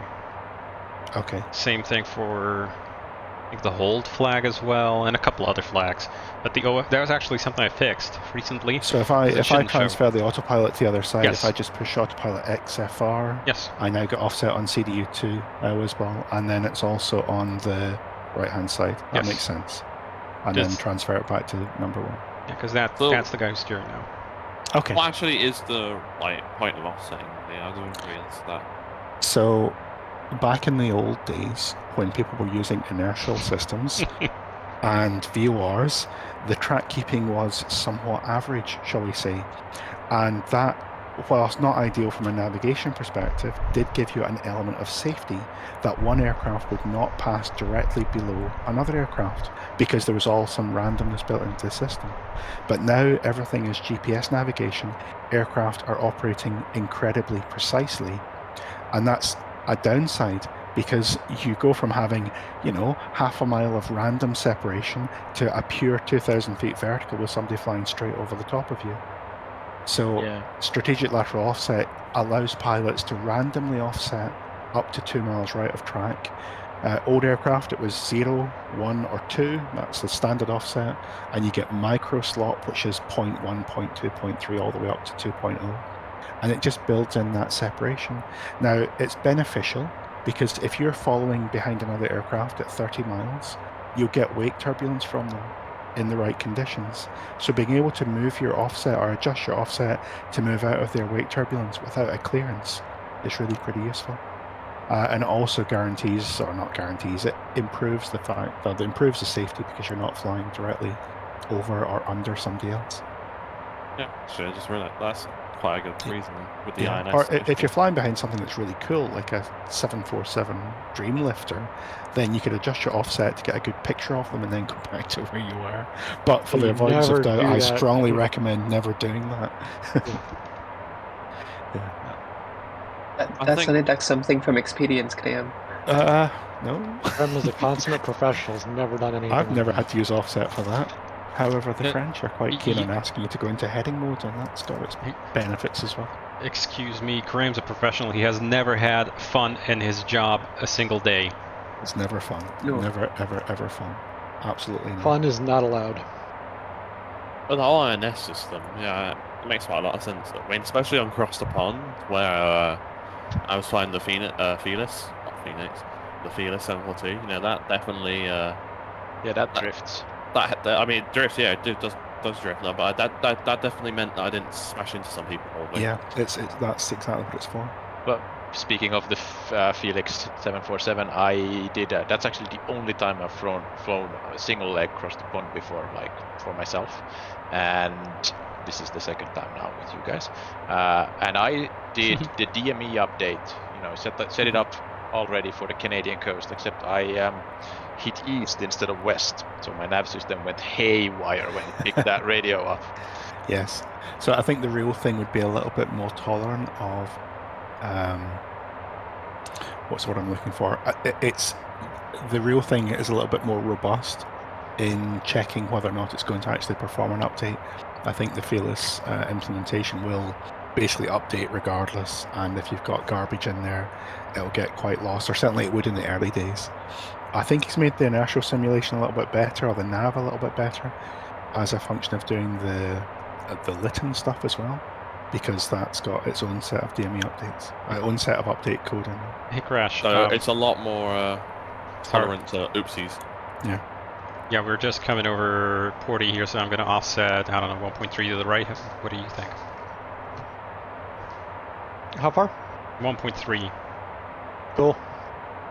So that's checked. And another thing that apparently is a thing that's got to be done, well, some operator now, is they were having trouble with the VHF data link, where they were flying, if you're flying especially on the boundary near of coverage for VHF data link, the thing which transition to VHF data link, then untransition, transition, untransition. There's always a couple of minutes where you would be unavailable almost, like it would just be on the edge of coverage or not really working. And they would be getting, essentially the thing would be off of CPDLC and ADSC coverage for a half hour or more.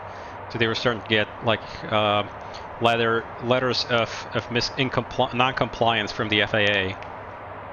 So they've got a new procedure now where they go to tune rate on the tune page and they manually disable data mode on COM3 when they're out of ocean or out of the ground coverage or near it, just to basically make sure that it has absolutely no chance of using VHF data link. And so now on our end it's now gone to from POA COM to POA scan on the VHF, and it's down to satellite data link.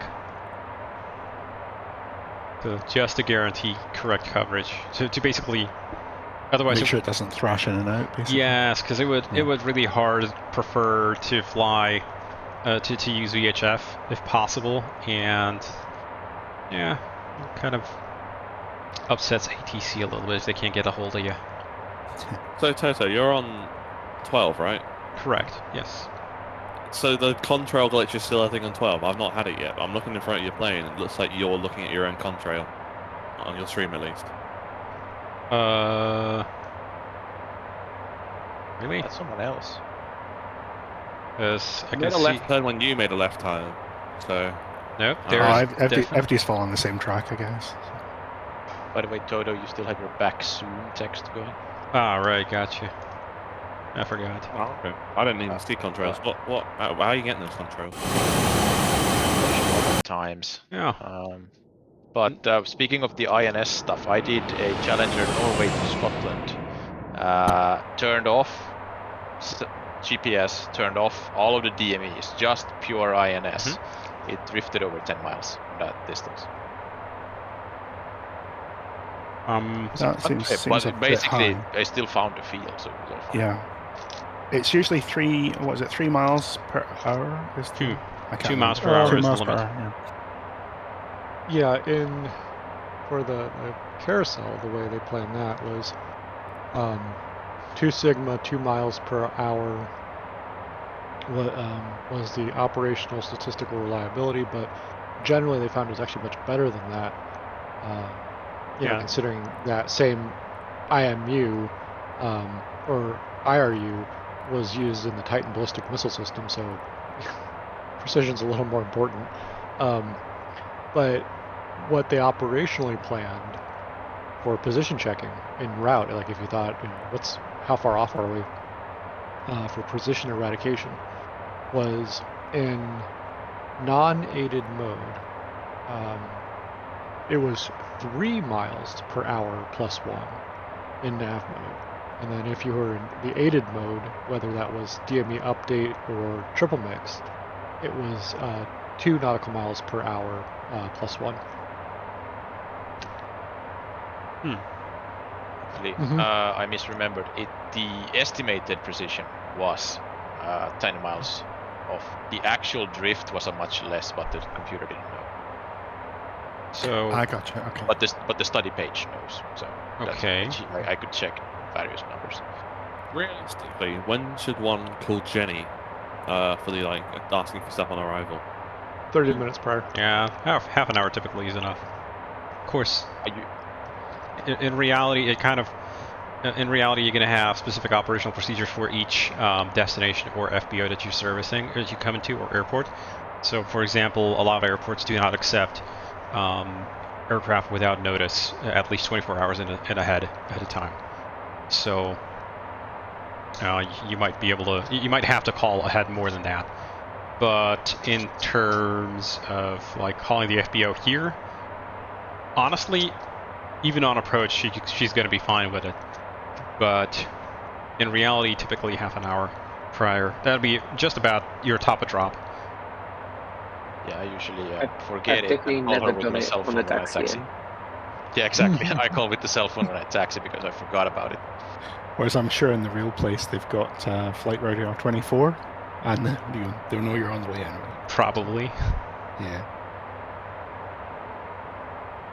Anyway, looking at my IRS performance right now, and we've got 0.9 nautical miles per hour of drift on IRS 1. That's the worst one. The other ones are 0.5 and 0.7. Oh.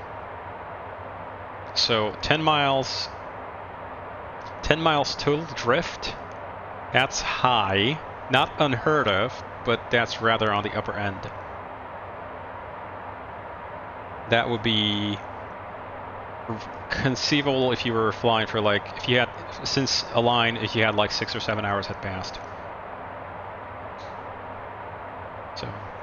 I don't remember exactly what I remember. I failed the DMEs. I didn't just find a way to turn them off, so I failed all of them. And then I turned the GPSs off because that I actually found. I mean, you don't have to do that kind of a brutal move. It's down here, VOR DME control, and they're disabled.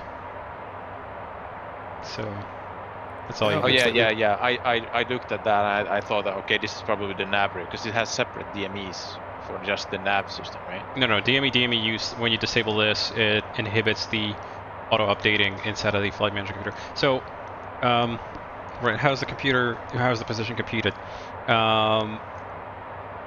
People generally don't have the intuitive notion of what's what when they're talking about updating and that kind of stuff, and it just gets a little bit muddled up.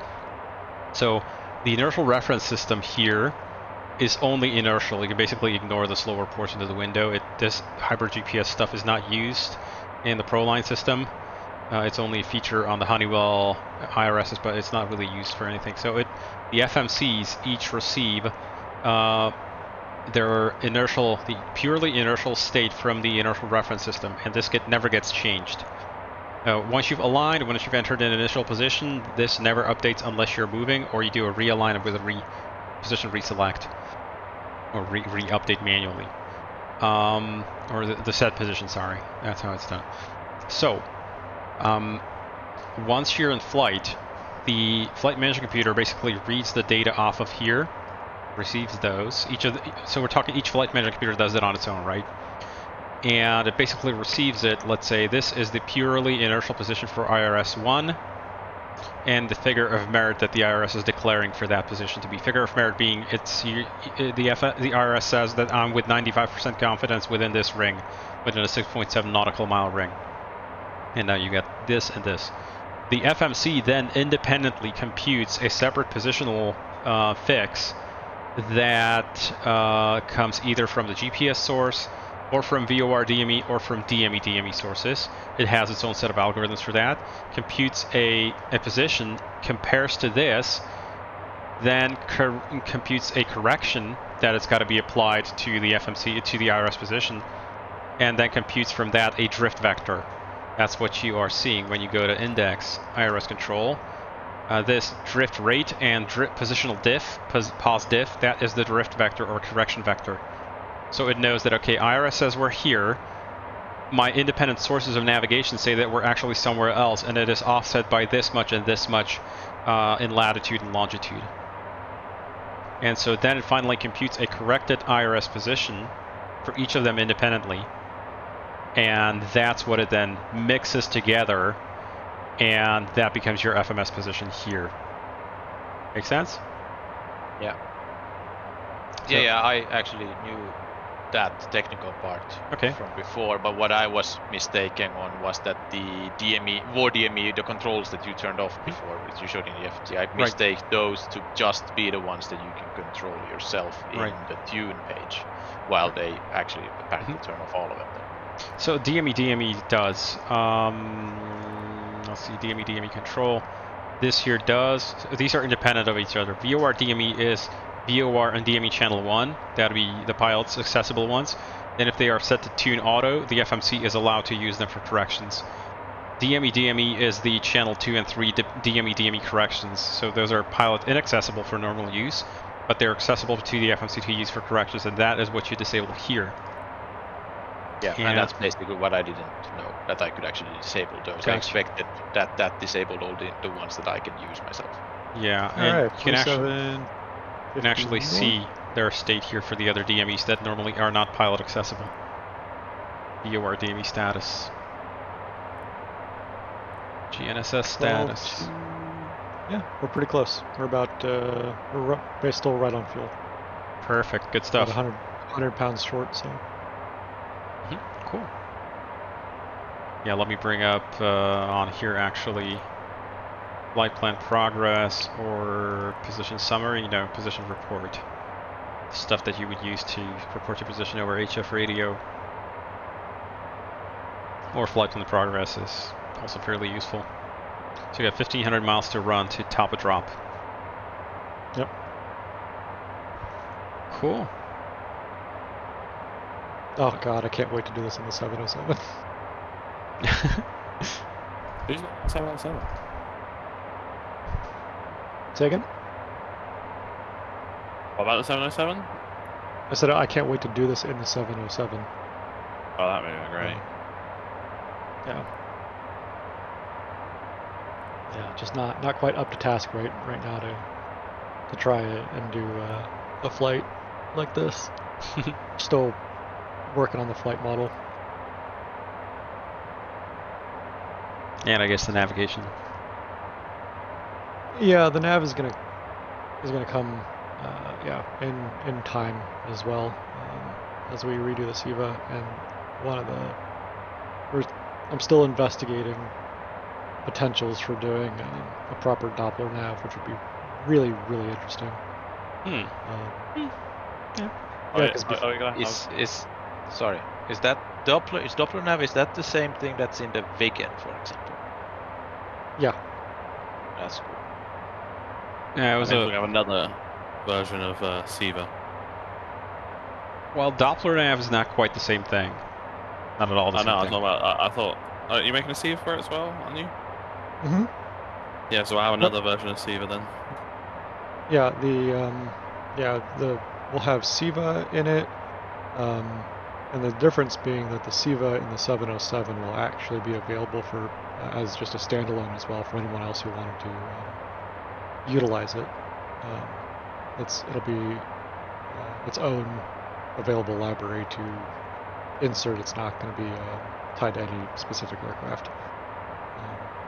But yeah, then it'll have SIVA. It'll definitely have SIVA. It'll have Ames UNS. It'll be using Toto's libturbine, and then it'll be using some other custom system stuff. But yeah, it will absolutely have the SIVA and UNS for sure.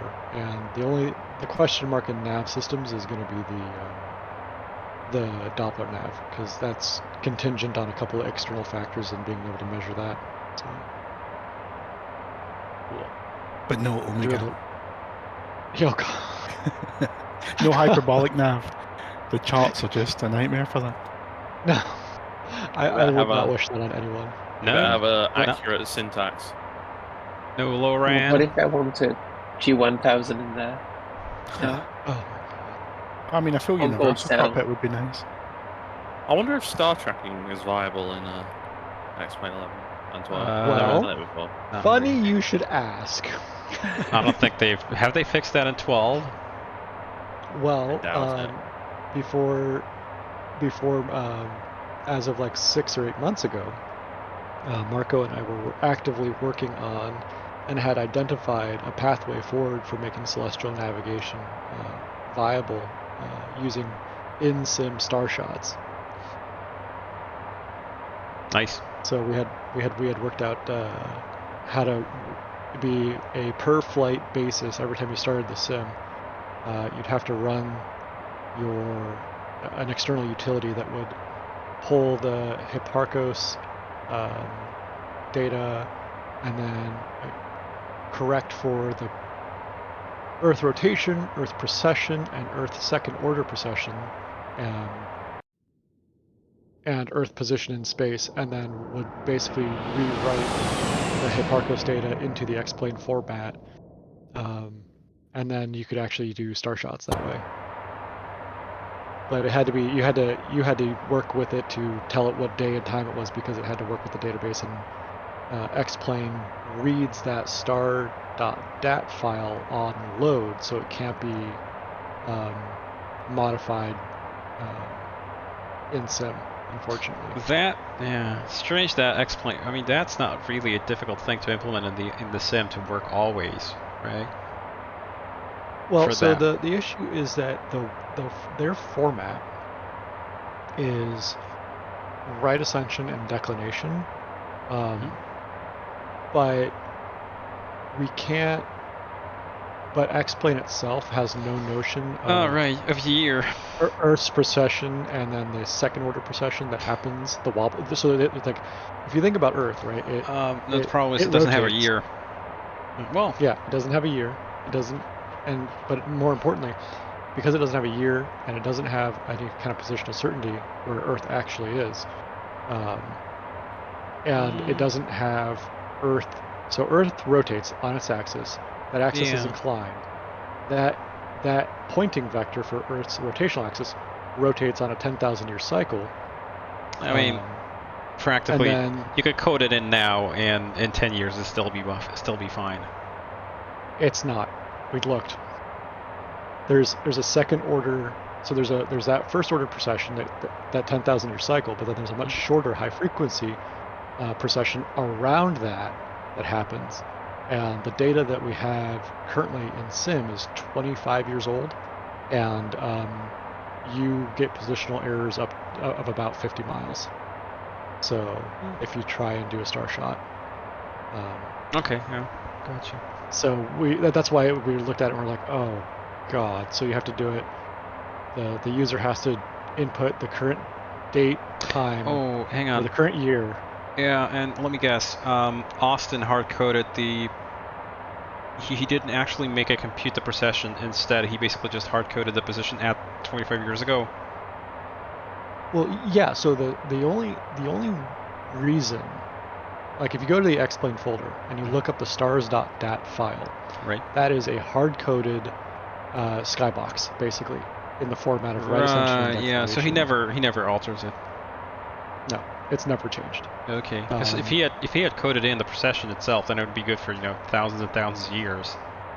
Yeah. No, he coded in the right ascension and declination. Or actually, not even him. Someone else did. We actually got in contact with them, and they're like, "Yeah, I haven't run this in. Here's when I last ran it. It was 25 years ago." It's like, oh, is whatever version was around in X-plane. AJ is around 2000.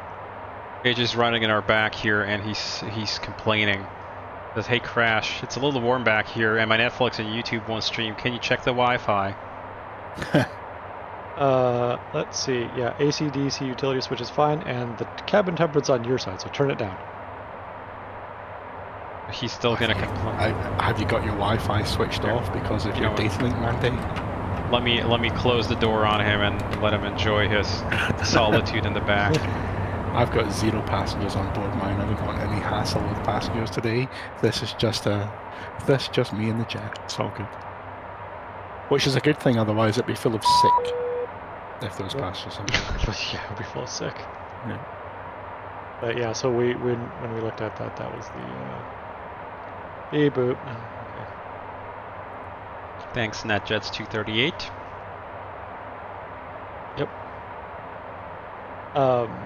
Yeah, we looked at it and we're trying to figure out a way to do it, and the only way we could figure out to do it is because of the two precession sets that occur in Earth's transit and the positional change of Earth through the year, creating some parallax. You actually need to do an external computation and rewrite the star.dat file for each flight. We just said for each flight, just as kind of a preliminary. There. I fixed it for AJ. I turned the temperature all the way up to max. Or in fact, you know what? Just gonna go. Yeah, Wizball, I noticed the contrails are not showing up, so I'm gonna have to put that in our bug tracker to look at. So he says he's too warm. Okay. There. So, max temp. Contrails are showing I up. am the captain now. I can see contrails. Now, come on. Contrails from other aircraft? You pulled flaps again. No, I didn't. What? I didn't touch anything. I literally clicked on my seat, so I don't know how flaps got deployed. Well, good question. I have no idea. Okay. Well, I mean, this kind of perfect spoke bait. How do you put it into descent back into cruise? Will it automatically transition back into it, or? Because I've had it before where I have accidentally pulled the flaps down when trying to type a message, and then it's just been stuck at descent VNav, and I have to like try and baby it back into cruise essentially. Well, complicated, but normally you could re-enter the, let's see. So we are currently in VNav cruise still, but one way is to re-enter the cruise altitude. Yeah, we'll check on AJ, make sure he isn't sick. AJ, are you sick back there? Yeah, seasickness is a serious issue with X-12. It's no joke. Yeah. So, what was I talking about, or what we were doing? Yeah. Yeah. So, I think I'm wondering if it's like if the particle budget has been used up by X-Pilot, so my airplane no longer gets contrails anymore. Potentially. Oh, that's interesting. I think Graham said he's got contrails in his own plane and others though. So yeah, I can see loads of contrails. Alright. Don't understand why, but I can. I'm the chosen one for contrails today. I've just got this image now of like a 747 pulling up to the gate and all the passengers running off and running to the bins with seasickness. Just like the entire terminal, just like they're all running.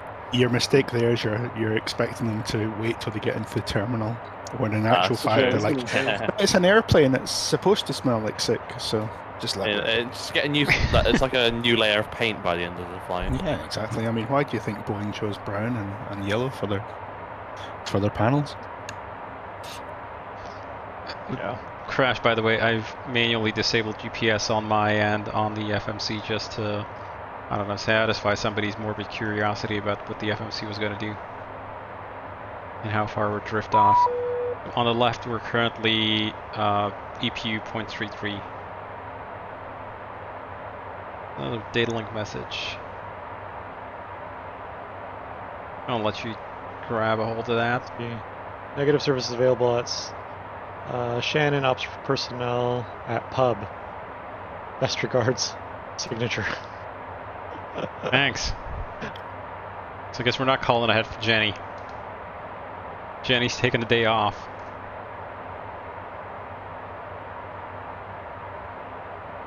Yeah. Wait, Avatam actually does have en route charts, doesn't it? Yes, it does. Yes. So it's under maps. Blah blah blah. Maps. Yeah. Okay, it's just like Google or something. Yeah. No, you can get Navigraph if you've got Navigraph on there. You get the en route charts. Really? Oh. Yep. Yeah. And I can see other this is new aircraft. to me. Oh yes. Okay, amusing. Boeing's at two brown. I've put a photo of an ATR cockpit in the chat just for you. Because if you think Boeing's a brown, this is like just brown. Honestly, brown. I kind of like Boeing Brown. Hi to Toto crew. Yeah, thank you. The ATR ones are even more. It's easier to hide stains on Boeing Brown. There's a blue ATR as well, isn't there? Yeah, there is. I can't remember. I think it was an option for a while, and I think now they all come in blue. Oh, I see.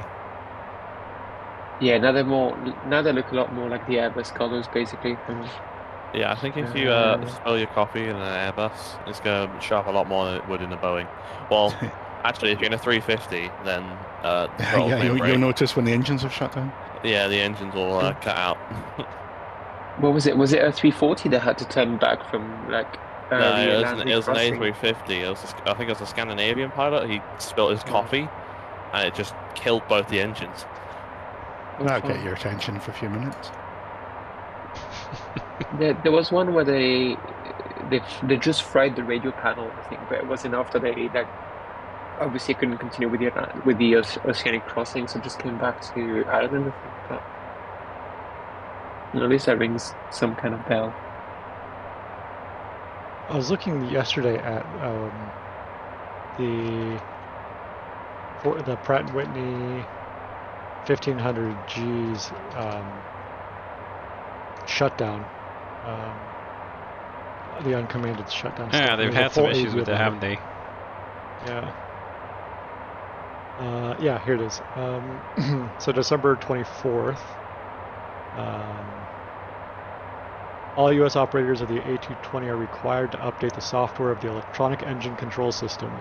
The FAA has issued an AD dated December 27th that prompts action after an A220 suffered a dual-engine shutdown on landing. It's expected the AD, which becomes effective January 31st, will be adopted by EASA. An investigation determined that the sequence of auto-throttle increasing throttle to maintain Mach number, immediately followed by pilot command to decrease throttle to idle, caused a transient disagreement between actual and commanded thrust. This disagreement triggered the thrust control malfunction detection logic and resulted in a dual-engine shutdown once the wait on wheel signal was activated upon landing. Okay. There was, like, there were quite a few teething issues actually with the 220, like the gear turbofan thing. Like, I think I remember quite a few things with Swift as well. It was like the launch customer having to like limit their flight levels or something like that. Either on the A320 or the 737, I think they had a lot of those, either shutdowns or like engine damage from both rotors and stuff like that. Just sounds like a quick well, turnaround. so there would be the 320 because the 737 doesn't have the gear turbofan; it only has the LEAP. I think they don't have a second engine option. But yeah, like they were like, I know Lufthansa was not happy when they got their first Neos because they had like horrendous dispatch reliability. Yeah. So yeah, I'm just trying to work this out. So like the auto throttle commanded an increase to maintain a Mach number, and then somewhere, but the pilot overrode the system by yanking the power levers to idle. And then later in the flight, when they landed, that disagreement became a priority once wait on wheels happened, and it shut down both engines. Quick turnaround. That's just a quick turnaround. Right. No, it's just saving fuel. Board them and unboard them on the runway. It's quicker. It's going to tug deploy to the gate. Yeah, exactly. Well, I mean, if you plan your taxi right, you might be able to carry all the speed back to the gate as we... It's sort of a more tame version of what they call it, the Gatwick loop. Yes, I remember that. Why don't they just put gates on the vacate ramps? That'd be way more efficient. I think that we're going to get to the point where all you have is like a Thunderbird 2 style passenger compartment, and we just execute a low flyby and pull a little cord, and then we deploy the passengers in the compartment onto the runway, and then we have some kind of airborne recovery thing to hook the next one up, so we could basically do like 15 sectors in the space of 2. There you go. You accidentally drop them a little bit too early and just end up in the lake. Sure, yeah, that would be a bad thing, but I mean, we'd have a good way of assessing passenger satisfaction. They wouldn't criticise the landings. You'd have to make that quite a comfy cabin. I doubt the G-forces on being dropped from an aircraft onto a runway. There's that, but also I'm fairly sure that I could still get passengers closer to Paris than Beauvais, or closer to Oslo than Torp, if I did it that way. So, it'd still be pretty good. And TCAS... Is this Frankfurt? No, this is Hahn. Frankfurt Hahn, but this is like 120 kilometers. It's the same place. TCAS RA has, as usual, a lot of details about the troubles with the engines there. So they had a hyper-turbine rub fixed with hardware change now on the Pratt & Whitneys. So that's not a good thing. Either active clearance control system didn't quite work right. Mm-hmm. And what are you trying to do? Simulate a 70 JT3D? Jesus. What's UHT? I have no idea what that is. Sadly, since the UHT was detected on standby FADEC channel, there was no indication to crew of what would happen upon landing. Okay, right after like the disagreement, yeah. But Challenger, how come it doesn't have auto lands? Because I mean, it's a bit of a far outlandish thing, but I mean, if something like a VC-10 can have auto land, I just find it odd that a Challenger doesn't. UHT stands for High Commanded High Thrust. Why doesn't the Challenger have auto land? Couple of reasons. Money, right? Well, yeah, primarily that reason. It's money. And second of all, operationally, they don't quite need it. You've got Cat 2 minimums on here, Cat 2 manual land, which will take you down to very low minimums. So the days when you actually use auto land or essentially have to go to Cat 3 are very few and far between. Yeah, I was looking at my logbook the other day, and I've done 3 Cat 3, 3 landings in the past 5 years that I would only ever have been able to land Cat 3B, and they were all back in the UK. The number of times you need to use any capability below Cat 2 is very, very, very rare. And more often than not, you could get down to Cat 2 minimums and you'll see the runway lights, and it would be more or less possible to continue visually regardless. It's just an extreme thing. And also, I mean, the VC-10 and the Trident and the Caravelle, they were in a different era altogether. That, you know, the kind of... Yeah, probably wouldn't pass Cat 3 certification today. Well, no, I mean, they still would, but the environmental considerations, the places like London Heathrow is where the Trident and the VC-10 were built for. And, you know, consider a kind of winter's day or an autumn day with blocking high pressure and an inversion layer clamping everything in. London and the surrounding area is a far cleaner city than it was in the 1970s. Right, we don't have steam trains anymore. We used to have steam trains when the Trident was flying. We don't have coal-fired power stations near to the city. We don't have people heating their homes domestically with coal. So there's a lot less environmental contaminants in the air than what there used to be. It's a long way of saying that the kind of conditions, the pea soup conditions those aircraft were built for, a lot of that had a significant human contribution to it that doesn't exist anymore, or isn't in anywhere near the same magnitude anymore. I mean, I just want a VC-10 in my sim at one point, you know. Everybody wants a VC-10 in their sim. Captain Crash and myself talked extensively about whether or not to try and build a VC-10 in the sim. What annoys me most about the X-Plane VC-10 is just like released so many previews of it. It looked like it was ready to go, and they just stop. They just stop. Yeah, there's reasons behind that. I don't think that you'll see that VC-10 in X-Plane. Yeah, no, I emailed them at one point because I got so desperate, and they just said, "Oh no, it's gone." Yeah, it's just so sad. Well, one thing to consider about the VC-10 from Just Flight, right, is consider when that was originally released, and that was, I believe, an FSX product. The P2D P4. And so trying, but even then it was still an older asset. So trying to bring an asset like that, if you had it in P3D,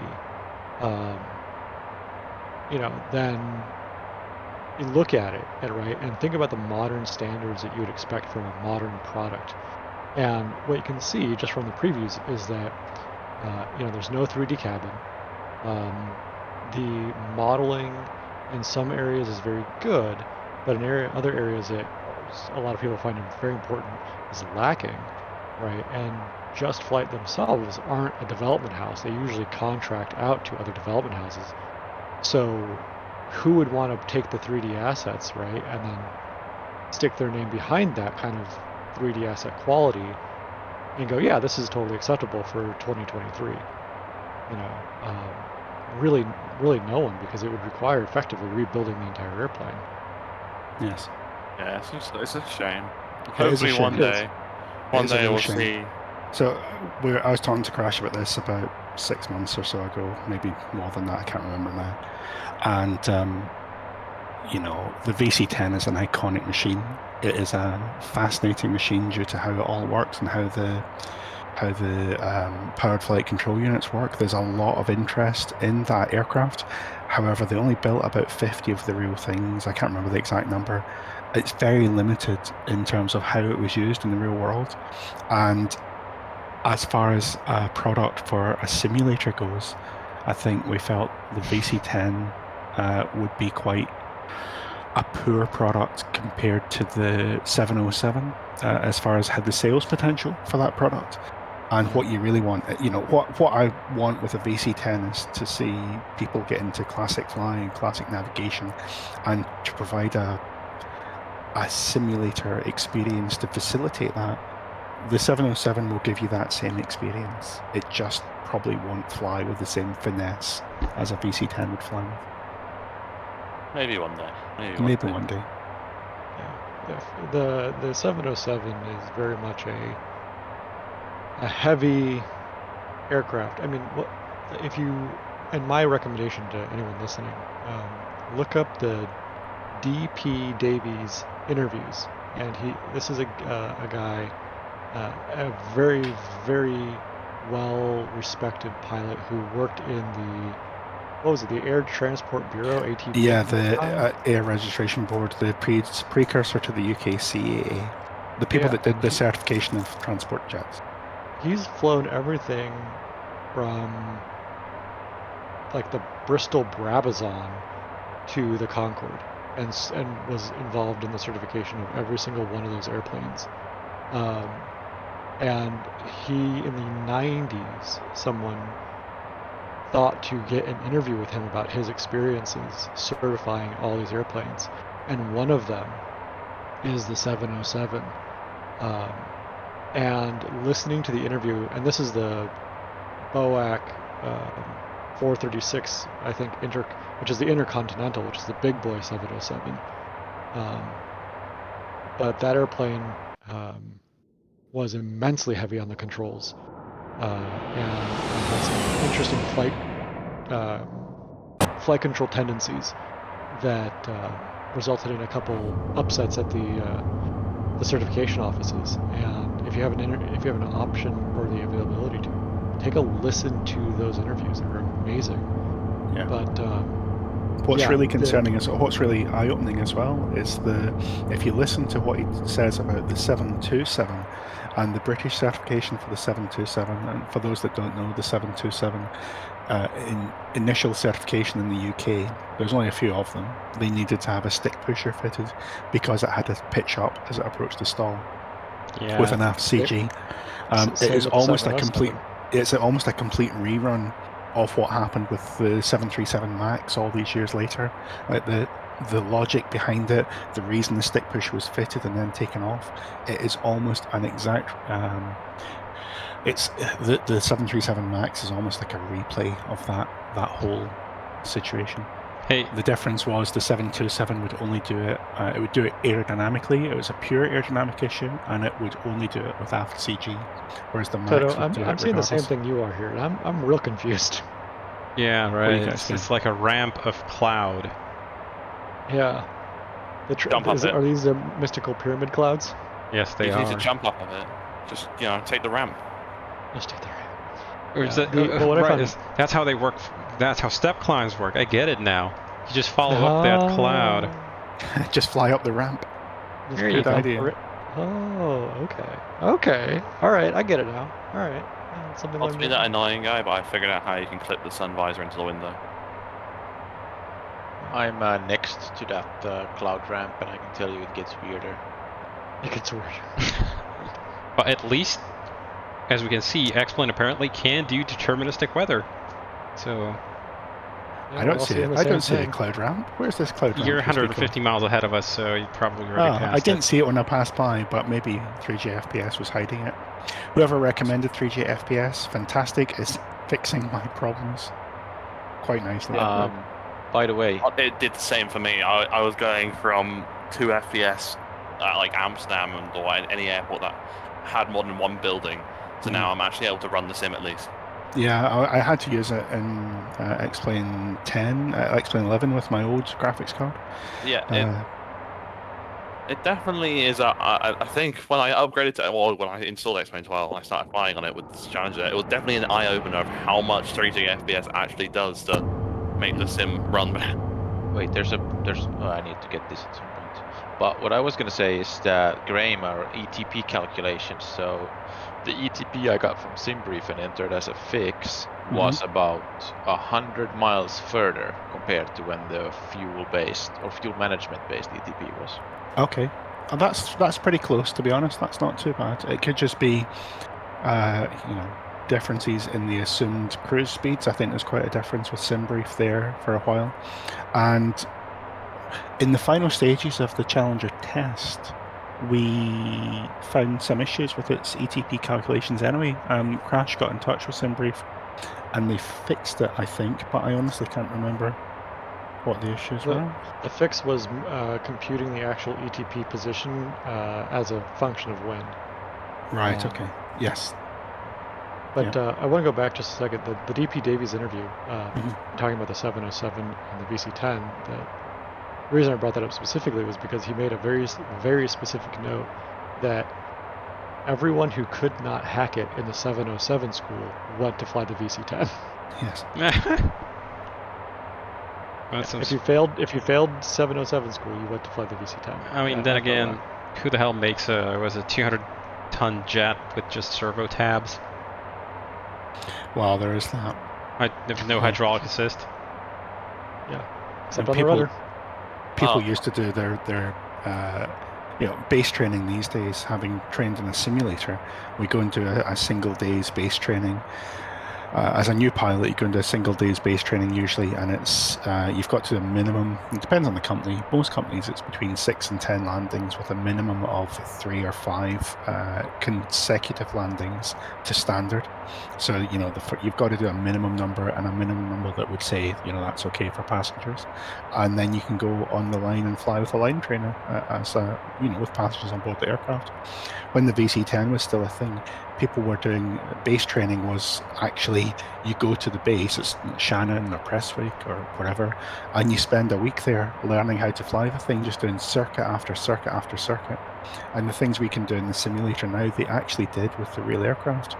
So you imagine getting out of a piston twin like a Seneca or I guess a Beagle Bassett or something like that back in the day, and then the next thing you fly is a real VC-10 or a real 707. It'd be quite a step up. Well, yeah, I guess. I mean, think about it. They didn't really have too many. Well, they didn't have flight training simulators of any kind of fidelity you could really use for hands-on training. So it makes sense. Yeah, but that made that's it. The instrument and procedure trainers more than flight sims. Yeah, and they were extremely primitive, and so the problem wasn't really that it was a good thing that you would have to fly the real jet. It was mostly about it's actually a bad thing because you're having to spend huge amounts of money. Oh yeah. To get and real brakes and real tires, but that's how they did it. Yeah. Yeah. So the interesting thing about sorry, go ahead.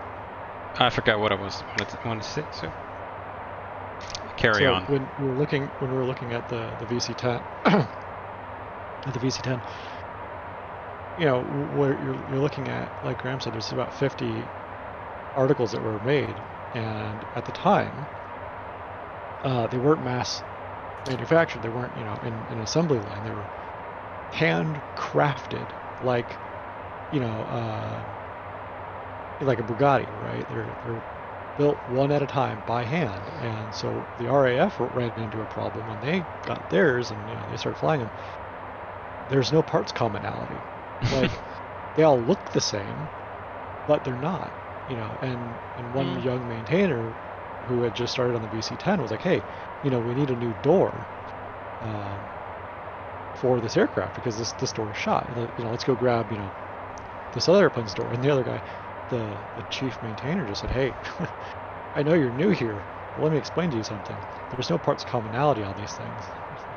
And this young guy was kind of surprised, and he said, yeah, no, really, like we have to get and fabricate an entire new door because that door fits only that airplane.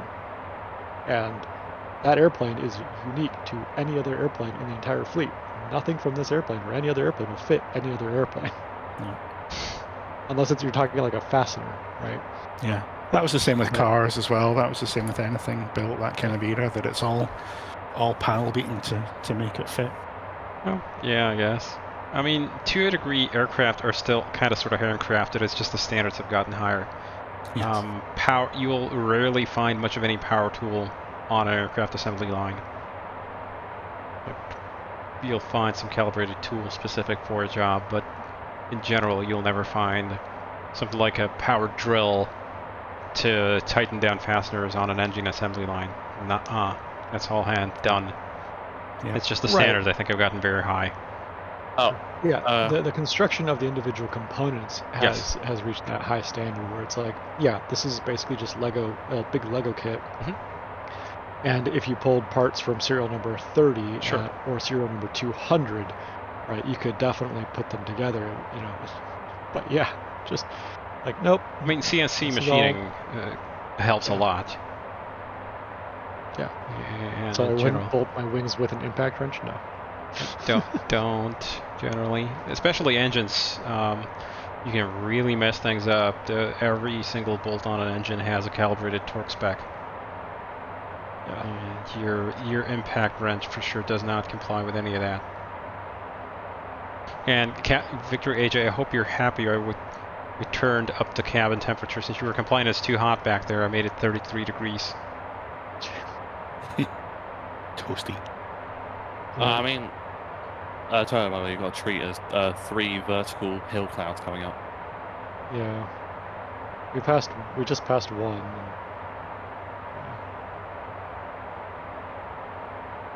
Yeah. Like 4 vertical hill clouds. Yeah, I agree. There's a bunch of weirdness going on there. How far away is that guy? 22 miles, looks like. Okay. Hey, Yas. How are you doing? Yas is in chat. Oh, good. Hey, Yas. I see AJ roast finish now. Have we finished roasting him in the back? Or... Yeah, I switched it back over to... he... Now we're going to do the opposite. We're going to cool him down. Yeah, go cool him down. Yeah, he's all cooked up, ready for the Sunday roast. So yeah, now I've set it to minimum temperature, so it should hit about 15 degrees in there. You know, although I think one of the cool things, or one of the benefits, is that with the choosing the 707 versus the VC-10, is that there's a lot more data on that airplane.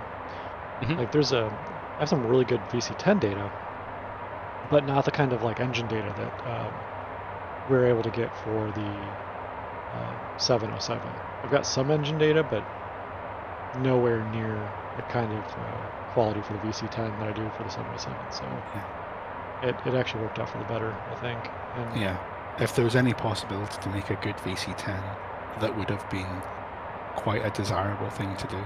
But I think the 707 will be a better product in the end, really. Well, it'll be... Thing is, yeah, if you want to be completely cynical about it, it'll be a desirable product for you, but probably not for like the general end user, because I don't think that is as iconic and as popular as the 707. It's simply a matter of variety. Exactly. It is a unique aircraft, but the 707 is a better thing to consider for a product, simply because it's got much wider appeal. So, to that end, which would you prefer to have in the sim? 707, VC-10, or Skyvan?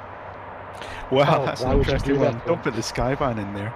I think for the kind of flying that I enjoy in the sim, the 707 would be the best platform for that, simply because of the range of navigation stuff that we're talking about being available for it, and the fact that it's a fairly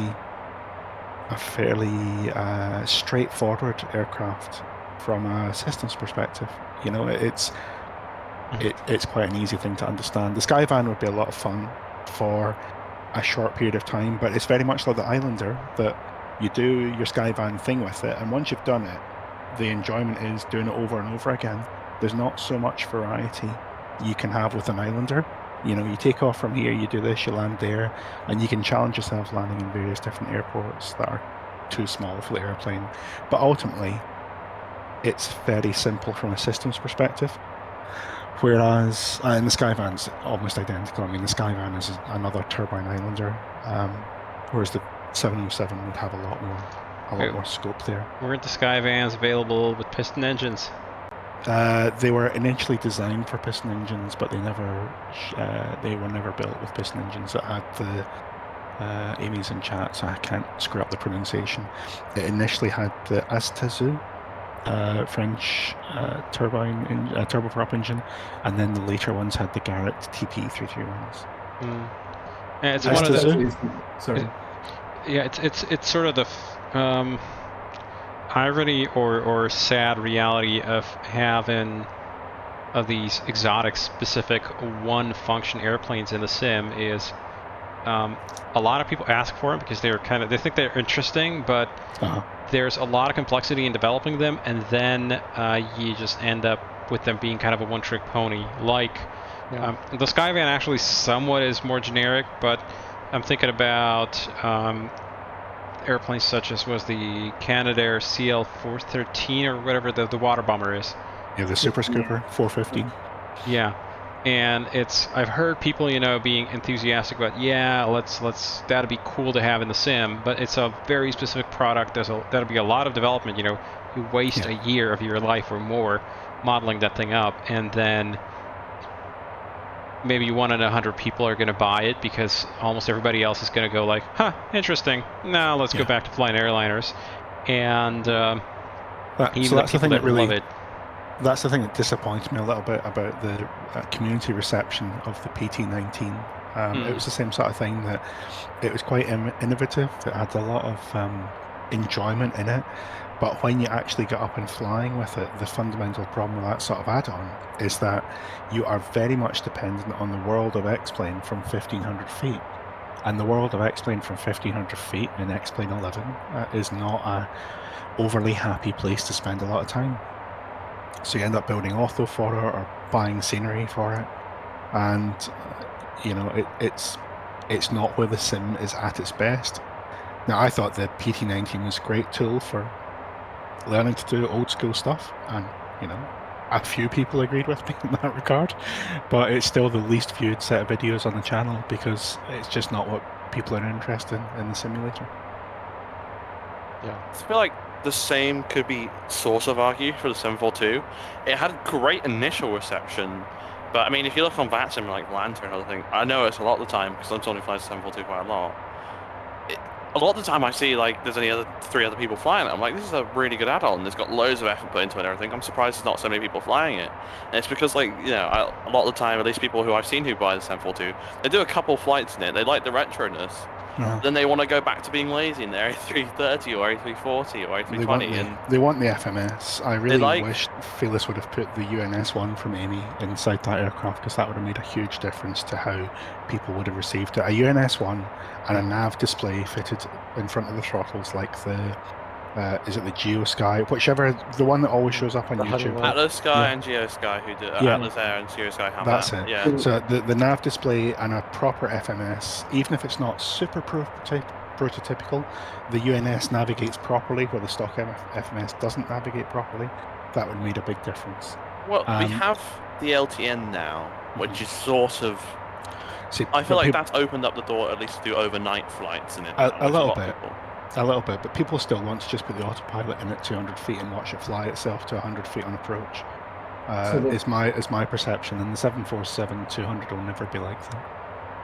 I have heard the argument, and I'm very much, when I first heard this, I thought about it, and I agree with this argument very strongly. A lot of people get into flight simming because they like aviation, 1, and 2, they want to do the thing that they have the most experience in memories, positive memories of, which is, this day and age, jumping on a 7.3, jumping on an Airbus, or an ATR, or something about an hour long, or a couple hours long, a narrow body tube liner, and flying around for an hour or 2, and because that's the limit of their disposable time, right? Their hobby time is about an hour or 2. So they jump on an narrow body tube liner and fly the thing that they're most comfortable with, that they have the most experience with, that they can replicate, which is their holiday trips, in Europe, down to Rome, down to Greece, out to the Azores, in the U.S. jumping on a Southwest somewhere, down to Cancun, down to Puerto Vallarta, or flying the airlines that they have the most experience with. Yeah. And most airlines operate narrow-body tube liners, so that's what they see a lot of, and that's what they can replicate, and so that's what they fly. Yeah. And when you look at the stats, look at the latest stats from the interview. 25,000 people. What do they all fly? 737 and A320. Yeah, and that's the thing. Is like the Challenger's got the state saving, so we could break this flight into 30-minute chunks, and it would still work correctly. You could still enjoy the flight over the course of 2 weeks, but not a lot of aircraft have got that capability. And in the case of the 747-200 specifically, some kind of automated flight engineer, even just to manage the fuel system and the crews, and an automated first officer to manage the waypoint additions to the FMS, so you could just give it a flight plan and watch it fly, would have been step one to making it a more widely appealing product, and then step two, give it the ability to save states and continue on. You've got scars for that one, eh, Graham? Well, yes. It technically does. I think it already. There's it does plugin, kind of. there? There's that plugin. So it has this plugin that it saves the state. It's a bit finicky. It doesn't save the flight plan too much. I don't think it does that yet. But you have to learn an X-plane save, which is always a fun experience.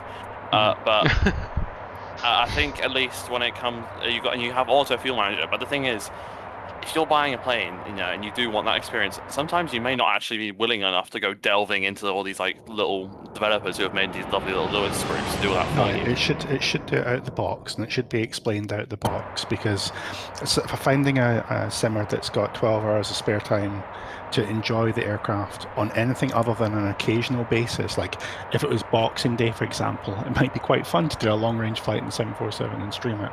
But on a day-to-day basis, that is not going to happen. It's going to be a special event aircraft, and that's how I treat it in the simulator. If I've got some time and I want to go and do something different and saturate myself in 747 goodness, then I'll do that for a couple of days, and then it gets parked again, because it is a lot of work for not a lot of work, that's not fair. It just takes that little bit longer to get it up and going. Yeah, it's a serious time investment. Yeah. I definitely agree. It's also, I get another argument I was going to say is, well, on Cross the Pond, where that is dedicated time, even then you don't see too many. But in essence, it is also a very foreign thing. A lot of people would have never, I know multiple people who have never even heard of an INS before. They are completely bewildered by the idea of an INS, and it's almost scary to some people. It's you don't want to, even if you do learn it, and even if a couple of successful flights, you're like, oh, do I want to take that and cross the pond? I don't want to end up halfway across the ocean and put the wrong coordinates in. I'm not going to do that. It's an interesting discussion, and it kind of segues a little bit into some of the decisions that Toto made when the Challenger was being developed. And if you come from the TBM, if you've had the TBM, you know that it's got the full ownership experience, if you like. Yes. You effectively own the aircraft in the simulator. And I'll be honest, when I got the Challenger and when I found out that it didn't have the ownership experience recreated, I was a little bit disappointed, because I was kind of expecting it to have that ownership experience. However, the state saving makes all the difference on the Challenger. It really changes how you use the aircraft, because I've got this aircraft, I flew it from Honduras to Teterboro last night, and then now I'm flying it back over to Shannon, because it's my lifetime aircraft, if you like. I role play it as if I'm staying with the aircraft and I fly it along. It wouldn't cause me any issues to load up the sim and say, I want to go and practice some approaches at Glasgow. I'll just pick the aircraft that was shut down at Honduras, I'll boot it into Glasgow, start it up, or when it was entered the runway at Honduras, I'll load it at Glasgow and we'll go fly, because I'm not actually adding any life to that aircraft. I'm just using that as an immediate state. And that's where the Challenger kind of ticks both boxes, that you can role play owning the aircraft or living with the aircraft, and you can just push a button and get it straight back up and running. Definitely. I think with this current Challenger I'm flying now, it's been around the world twice, and then it's like in all sorts of places. And that's why I like it so much. You know, it's my main Challenger, and I also have one in the US. And I definitely like that aspect of being able to like almost be like, oh yeah, here's my one that's like thrown across the roll twice, and like, you know, be able to follow where it's gone, and also, you know, for it to be in the same state. You know, like, oh, I need to refill the engine oil. I've done like 2 long hauls on the road now. Yes. But then I also have the Valair Challenger that I have, where like it's just a case of like, it's late in an evening, or if I got a bit of spare time, but I don't want to fly one of my main Challengers, and like, you know, I want to have to like do all the maintenance side effects. I just boot that thing up and I fly it around. It's quite a good mix of like having that realism of like between flights, you know, having sort of like almost a, you know, aircraft having a life to it, and being able to just pick it up and go, okay, I'm going to go here now, bye. Yeah. Yeah, no, this ticks all the boxes for how a sim product really, in my opinion, it ticks all the boxes for how a sim product should behave. I don't know, Toto, what do you think about it? What would, if you were to start the Challenger again, knowing what you know now about how people use it and what the use case is for it, what would you change about the design? Well, would I change? I would remove non-persistent mode, or I would bury it under so many click-through menus that people would never ever either find it or use it. Not willingly, anyway. Yes. Maybe I make them type like a question at the before launching into the mode where it says, "You understand it. Nothing you do here is going to be saved, and if the sim crashes, you're going to lose progress and everything else."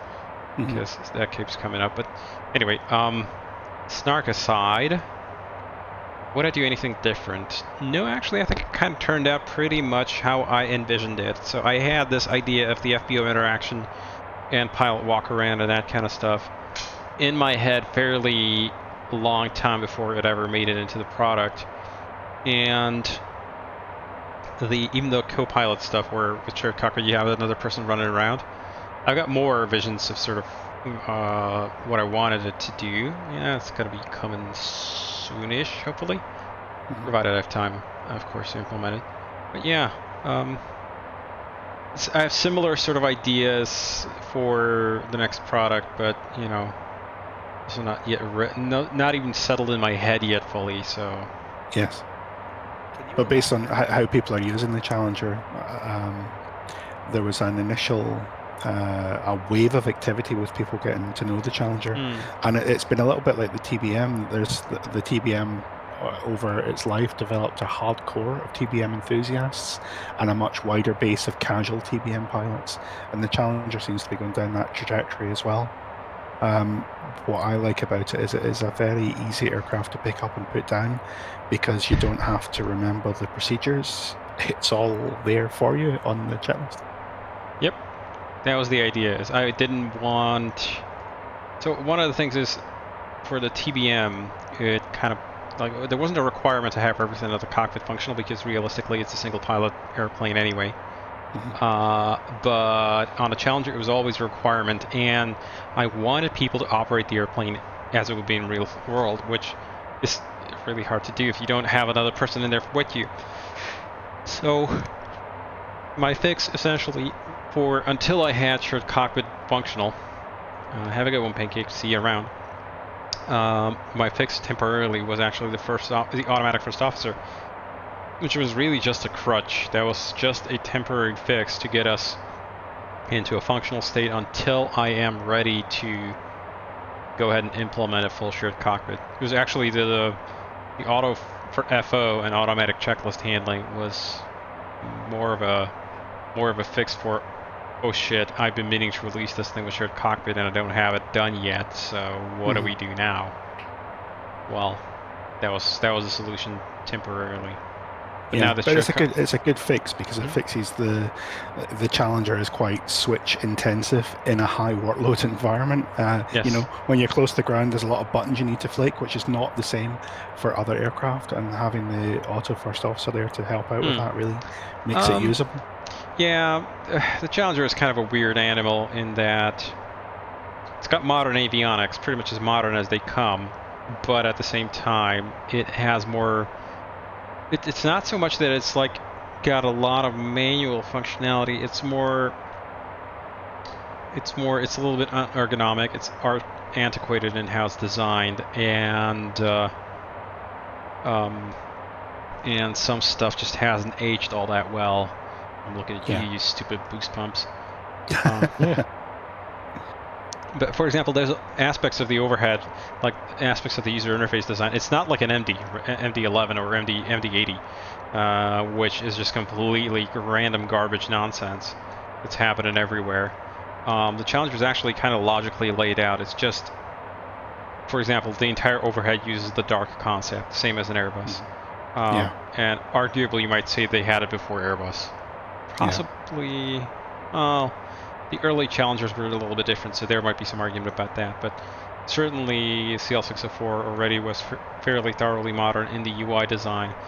But the fact that, for example, it never automated any of the testing of the systems is a little bit strange. Internally, the logic in the aircraft is thoroughly analog. So it's built like I like to think of it or call it, it's like a 1970s jukebox.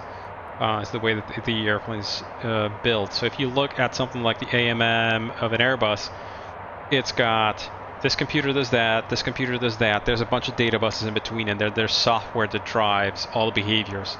On the Challenger, even a system like the supplemental ground wing anti-ice down here, even though it is an addition in 2005, actually, came in fairly late, it's still all the timing on it, all the logic in it, all the control signals, the lockouts, interlocks, everything is completely electromechanical.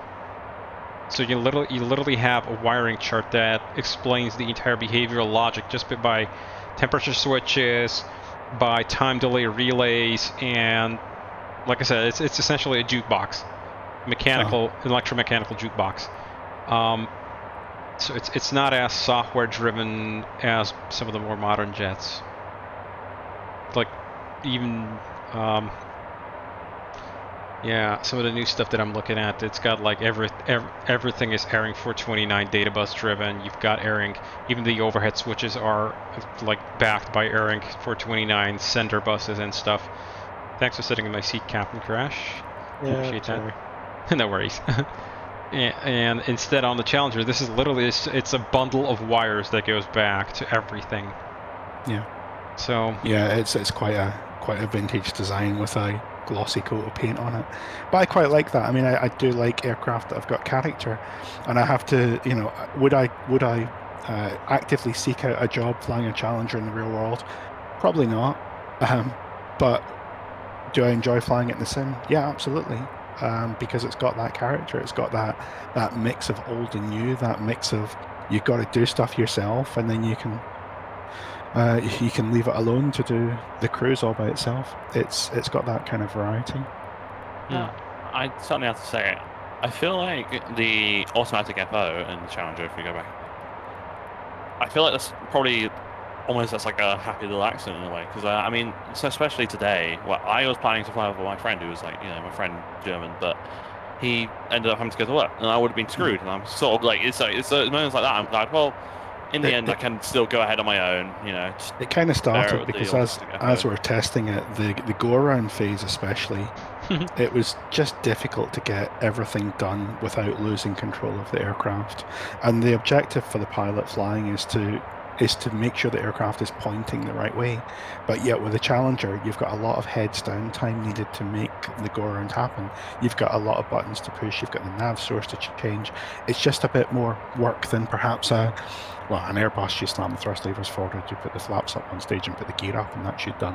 But it's not anywhere near like that on the Challenger. So Toto put the auto FO features in initially to handle the go-around and to do the after takeoff stuff that was otherwise annoying. And then maybe 4 months before release, it was doing all the checklists using text to speech. And I didn't really like that. It sounded quite robotic, and I thought it's going to be a bit distracting. And Toto was like, I'm not changing it. It's text to speech. You just have to deal with it. I'm like, right, totally fine. That's fine. And then the next day, Toto had stayed up pretty much all night voicing every single damn checklist on the aircraft they have. So it's definitely a good feature to have. I like it. I think it makes it usable. I'd love to see more aircraft with that sort of capability. We've got another interesting cloud phenomenon to the right crash. I don't know if you see. Oh, have you found the great dunes of clouds? Yeah, yes. Yeah, I was flying through that earlier, and I was like, what on earth is to my right? The great dunes of the Atlantic. I don't have any of this. I'm well into the kind of penumbra part of the sky now. Yeah. If you look in screenshots, you'll see some of my views of the great dunes. I'm almost in darkness here, like sun. Yeah, I was about to say, maybe it's time to start changing your screen, especially on X-Plane 12, because I found out last night if you don't change your screen brightness and then you transition to night, no matter even if you turn the screens off, there seems to be a blue afterglow. It's X-Plane 12 being weird. So X-Plane 12 doesn't correctly handle when the ambient screen brightness changes. It doesn't recompute the ambient sort of spill of the lights internally. It doesn't understand that. So I had Ben put a hotfix in the X-Plane 12 release, where basically I like touch a certain thing in the data refs, and it does the recomputation when I tell it to. So I went ahead and implemented this whole system, which looks at all the light emitting sources in the cockpit and automatically adjusts whenever they change. It will send X-Plane a notification that, hey, you gotta recompute your lighting conditions. But I made a mistake, and I have a typo in the data ref in the release, so it never actually does it. By contrast, however, well, not contrast. So it doesn't do it in the release version 1.7. 1.8, I finally fixed that now. But when I was testing it prior to release, I thought it was a mistake or a bug in X-Plane that it didn't do it. And we were dealing with a lot of weird X-Plane bugs back then. But it turns out it was just my mistake. Oh. Yeah. Well, I mean, when Ben gives you something and he says it's working, and you try it out and it's not working, and he's like, oh yeah, I forgot to do this, and he sends you another build. So when I tried this out, it's kind of fell by the wayside, and I concluded that it's a mistake in the X-Plane 12 build, and it never got fixed for release, but actually it was just me. There's a very, very easy fix to it, and that is to set it to full day and then set it to full night, and it reloads the lighting. You can just use Shift K and Shift L quickly to just move the time around just a smidge, and it'll do the same thing. But in version 1.8, I've got the fix in. Yeah, I'm not on 1.8 yet. I decided that I was not going to risk a beta. No, I'm not a beta. It works fine. Yeah, there's only one problem that's a little bit annoying. It's when you select the runway before you select the SID. It messes up a little bit with the flight plan construction, but again, I've already got a fix in there. I'm just thinking about when I'm going to put out a new beta build. And it's just a small screw up that I inadvertently broke something when I was fixing something else. Anyway, you can work around it by either selecting the SID first, then the runway, or once you've selected the runway, you can just change it once and back, and it'll come back to its senses. Anyway, let's open the previous conversation up to the chat. The people that are in the voice chat here, or anybody that's in the text chat on any of the streams. What do you like about the Challenger? What would you like to see changed on the Challenger? Not for the Challenger itself, but if you were to say provide Toto with feedback on his next generation product, what would you like to see improved or changed or carried forward from the Challenger? What would be the things that the Challenger is missing, in your opinion, you want to see in something else? And don't make an assumption of any particular he's not going to do type. it. yeah, absolutely. I have a question. And don't assume he's going to do it. Right, that too. Yeah. You said you had plans for like shared cockpit in the future of X-Plane. Could you like elaborate on that a little? Shared cockpit in the future of X-Plane, or yeah, you said that you had further plans for the shared cockpit functionality. Right. Yes. Do I want to spoil the fun? No, it's okay. In true X-Plane fashion, I'm being flashbanged by the sun. And you want to save that for someone else? So it's not a, well, I mean, it's an anniversary stream. It's a stream of consciousness. Don't consider this to be any sort of product announcement. This is mostly about what we were thinking about, what we're going to do. There is currently Well, not currently. I've got a plan for allowing more than one person to join you on shared cockpit. So you're gonna have, other people in there, and naturally, what sort of function you're gonna tell them to do. Random failure still planned for 1.8. Yes, they are. Takeoff's fine. Yeah. So having passengers effectively with you, and does this mean we'll finally be able to roast our passengers alive, but there'll actually be someone we're roasting?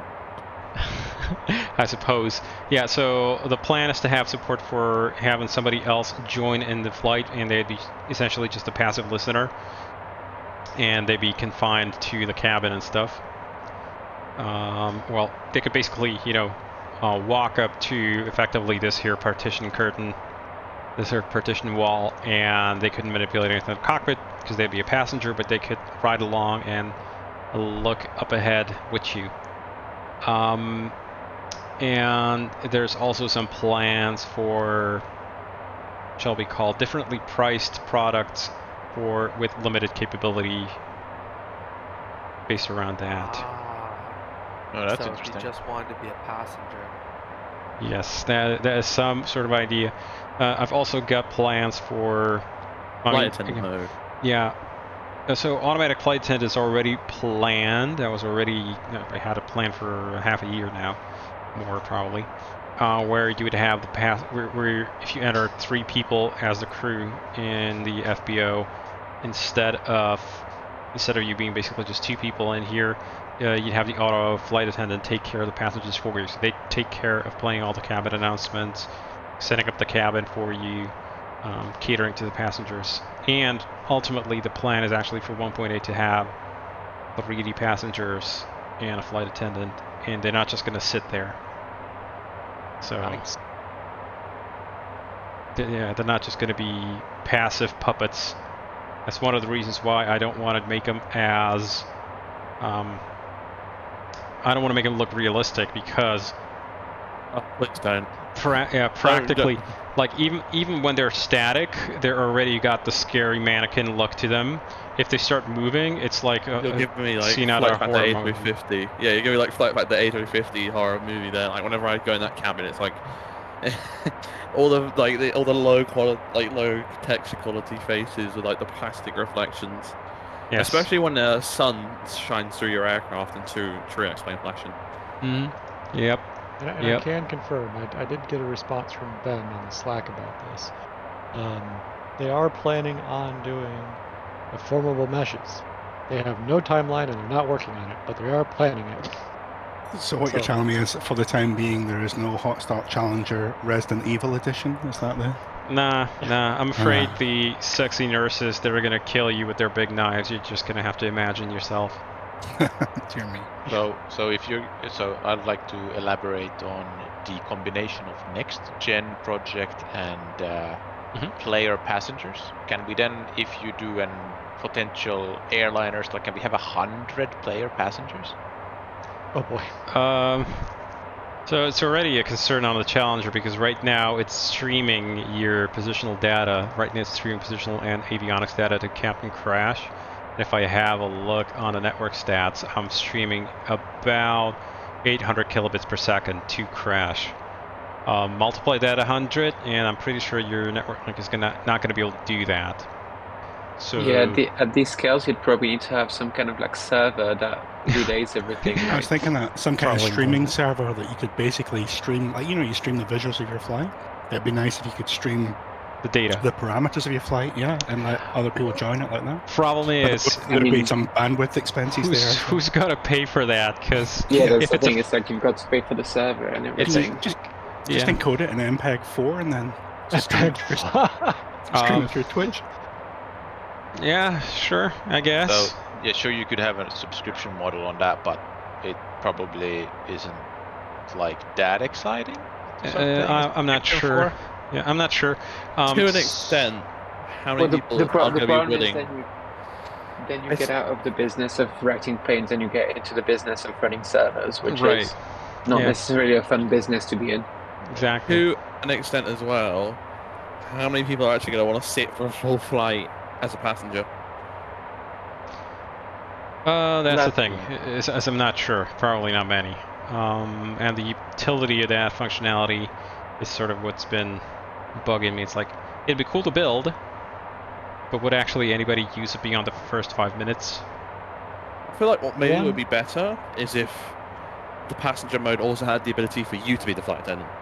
So you dealt with all the passengers and everything. Maybe like you could add something for like, you know, you have to like, so if they start nagging you, you have to give them a bottle of champagne. So the plan is for the passengers to have everything accessible that's aft of the cockpit wall here, pretty much on the inside of the aircraft. So they could manipulate the cabin flight attendant's panel here.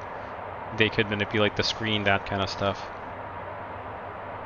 Yeah, but what I'm thinking of possibly is if you said is that they don't always have a flight attendant. Like the G4 we did because of the size of the aircraft.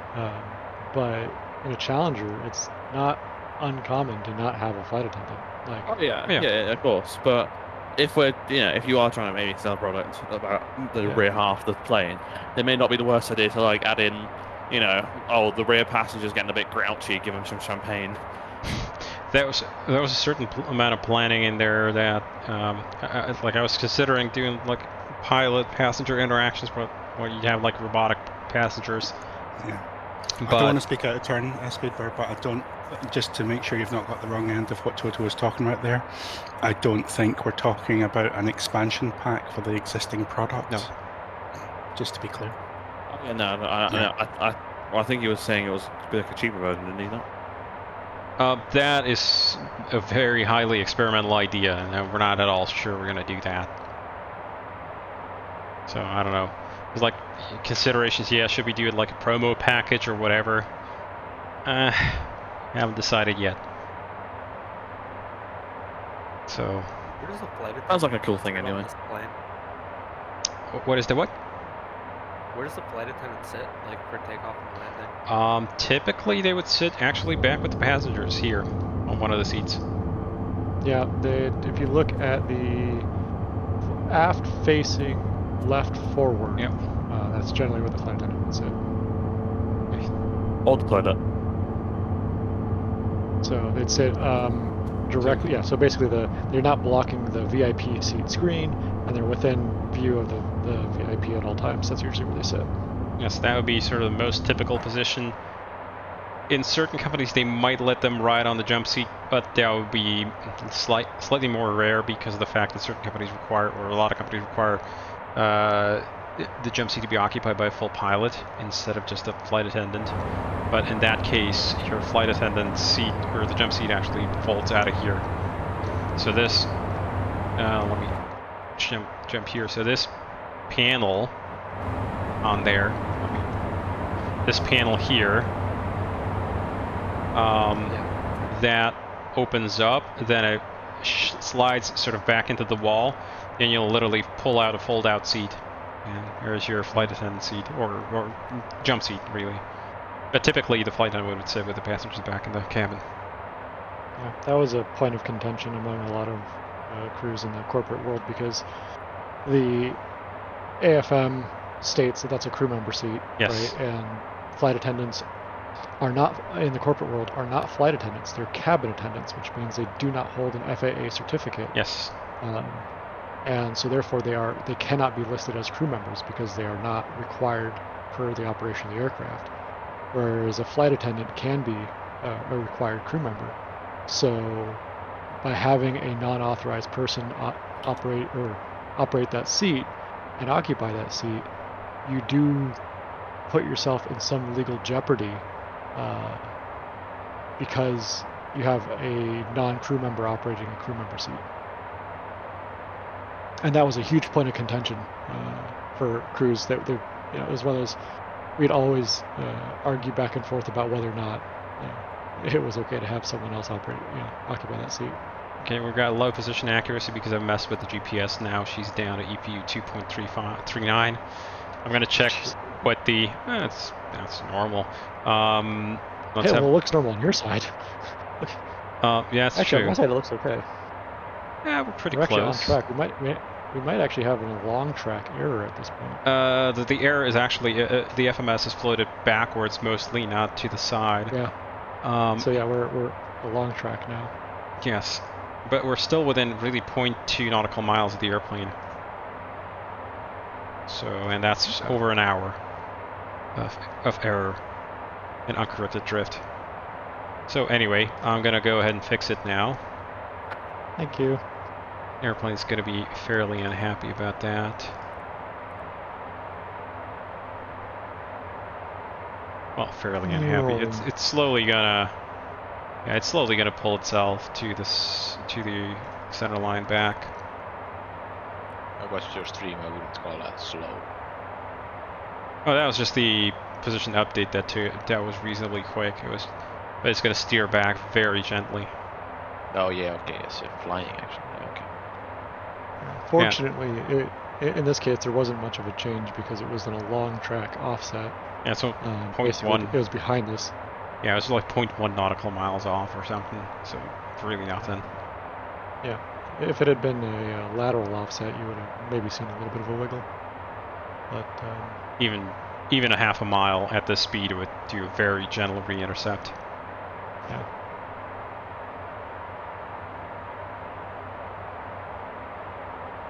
Okay, I don't really need that HUD anymore. You might want to turn down your screen brightness on the CDU and AFDs. In fact, I'm going to turn down the map overhead lights. I'm going to turn down yours, I guess.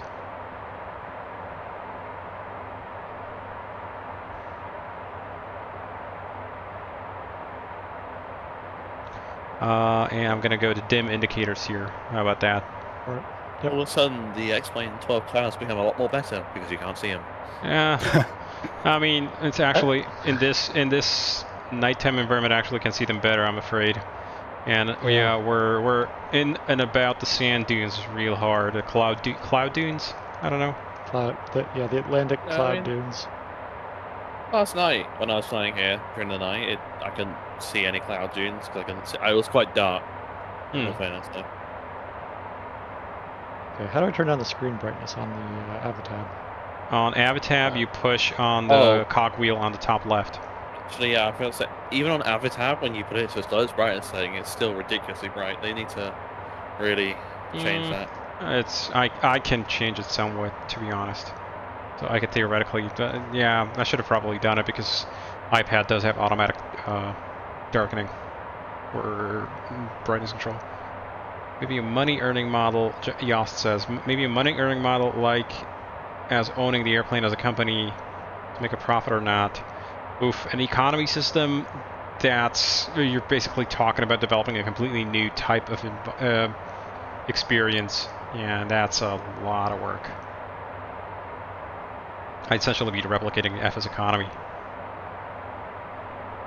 Yeah, in general, I mean, it depends if you're working on a, this is a charter aircraft or a privately owned aircraft, and if it's privately owned, there is no money making. You are just burning cash. Yeah, I remembered. I actually already have the feature in where. There we go. Yeah, I just remembered I already have the feature in where it would. Backlight blend. Yeah, but it's also affecting the ISI on the 2D version. It's not correct. Hang on. Yesterday, I noticed the one that was the most well matched in terms of the pop-up windows was the ISI. That's the one that seems to be the most. It's really mostly coincidence. It's really just a coincidence. I like having the bleeds on the pop-outs. It sort of forces you to change them. Yeah, but I mean, sometimes. So the thing is, the renderer works completely disconnected between these two versions. This is X-Plane's lighting model. This is mine, and I don't have the data for how bright stuff is supposed to be exactly. I don't have the exact algorithm they're using, so I'm kind of just sort of taking a rough guess and shooting for it. There's some AFV issues on the network. AFV? Yeah, they put iPilot to controllers who are aware of some AFV issues experiencing on the network. What is that? I call that too, audio for VATSIM. Audio for VATSIM, it's the new the I guess now 2-year-old audio engine. Gotcha. I'm gonna turn down the integ lights a little bit. Just went audio for that. Sim died halfway through across the pond. That was really fun. I was wondering why my airplane was flashing flying along here, but I'm apparently flying over a thunderstorm cell that is lighting up the cockpit from the inside. Lovely stuff. Gotta love it. Have you ever scoped out how much it would cost to build like a full replica cockpit like this? How much a full hardware cockpit would cost to make? Yeah. I have not. Myself, I'm not really into that. A large amount of money. A very large amount of money. Probably. I have a acquaintance who built a 737 cockpit that works with Zebo, and I think it was 30,000 something euros. Yeah, if you're paying somebody else to do it, it's probably not cost effective. However, if you are building it yourself as something to do for fun, then it's probably a good fun project. Yeah, but even then it's expensive. I would assume the 30K is building yourself. Yeah, it is. He built it himself. Yeah, 30K. Yeah. That kind of does mesh. When I did some thinking about it, actually, come to think of it, do we even have the cabin lit up? Oh yes, we do. Yeah. Sure, AJ has light.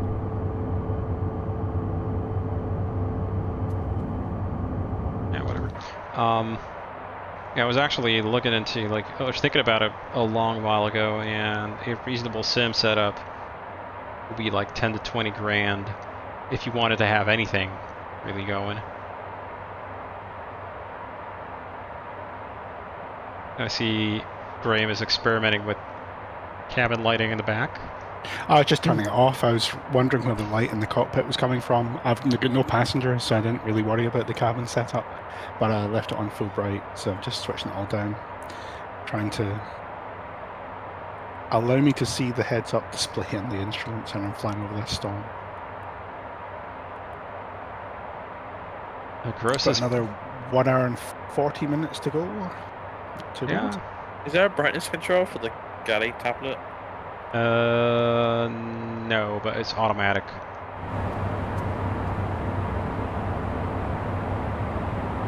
Why is the brightness like such an issue in X-Plane 12? I know it's like the new lighting system, but is there, because like, a Austin reason? said, "Let there be light," and completely blew out everyone's eyes. It's not. No, it's because brightness is an issue in real life. Your eyes are just a lot better at adapting to it, or at least processing a high dynamic range than your screen is.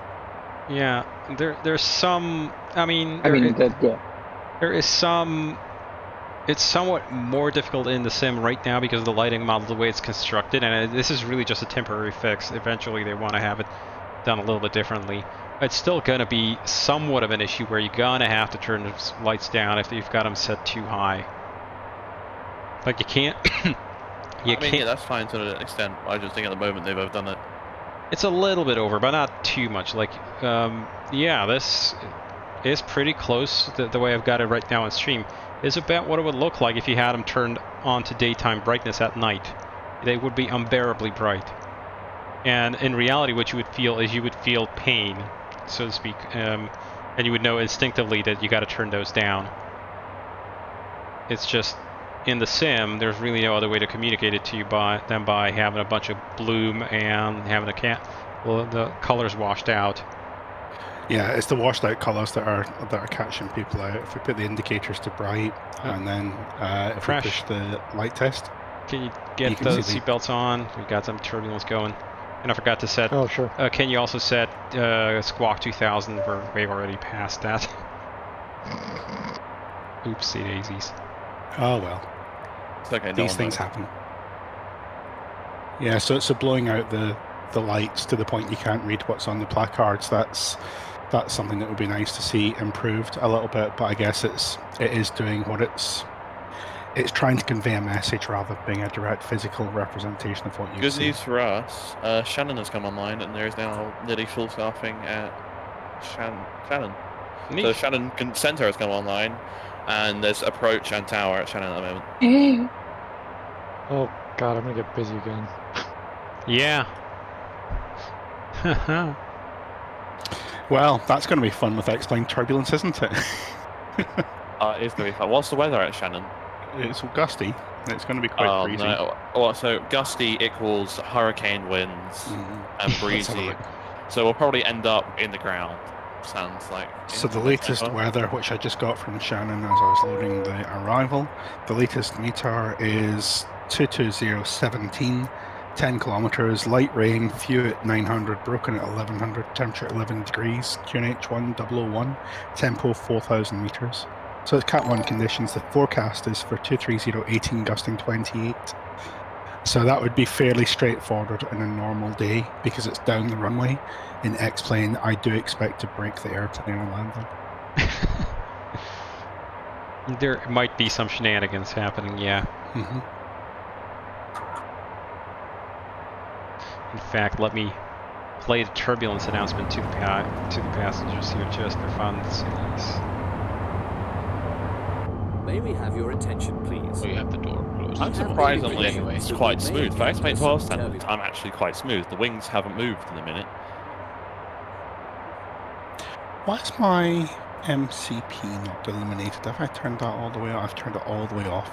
That's what I did. There we go. You've what? Turn. I managed to turn the integral lighting on the MCP all the way off. Ah. Because it was the opposite side. So. Yes, it's illogical a little bit the way it's arranged. So. Just a bit. The integral lighting for the autopilot panel is on the right-hand side because of reasons.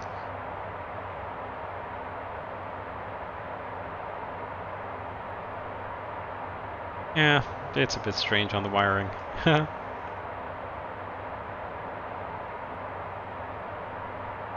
Yeah, I'm actually going to turn off the map light on my end. Don't really need it, and the floodlight as well, fairly dim.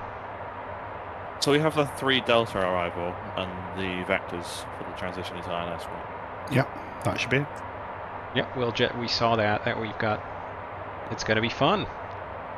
Fun on the bun. The arrival actually ends at a approach waypoint as well, so unless they take you to vectors, you're also going to be all the way in. Oh my. So we're going to be lazy all the way in? Well, it depends on the controller, but it is a closed star, yeah. No, I'll allow myself to be lazy. I did manual all the way up to 10,000 So everybody knows how this works, right? That when you get the extent of your en route clearance at the moment is as far as UNBEG, if that's what you filed. If you filed for the star, you still need the controller to clear you or to allocate the star to you. But that only lets you go, in this case, as far as DRAG. You can't go beyond DRAG, that's the limit of your clearance, until you get an approach clearance. So as you've loaded the box up, you'll see it's got discontinuities in there. And what we've all done is disconnect or remove those discontinuities and link the waypoints together. But in reality, those discontinuities are as far as you can go without a further clearance. Yeah, So, but if you don't get the clearance, then the controller... unless you're in America. If you're in America, I mean, you can get rid of the discontinuities. I mean, if you can get rid of the discontinuities, but your airways clearance or your en route clearance and your approach clearances are still valid. I mean, from what I heard, you can just go ahead and delete the arrival. Yeah. Oh, yeah. I thought in America, I swear I've heard this from someone who works in ACC in America, they say that if you file your star in your, not the approach clearance, but so like the ILS, but the star, if you file the star in your flight plan, you don't require clearance for it. That's the kind of lost comm scenario, I guess. That's actually that's the expectation. Yeah, if the controller forgets to give you approach clearance by the time you get to the last point of the star, in this case today, just squawk 7600 and lost comms.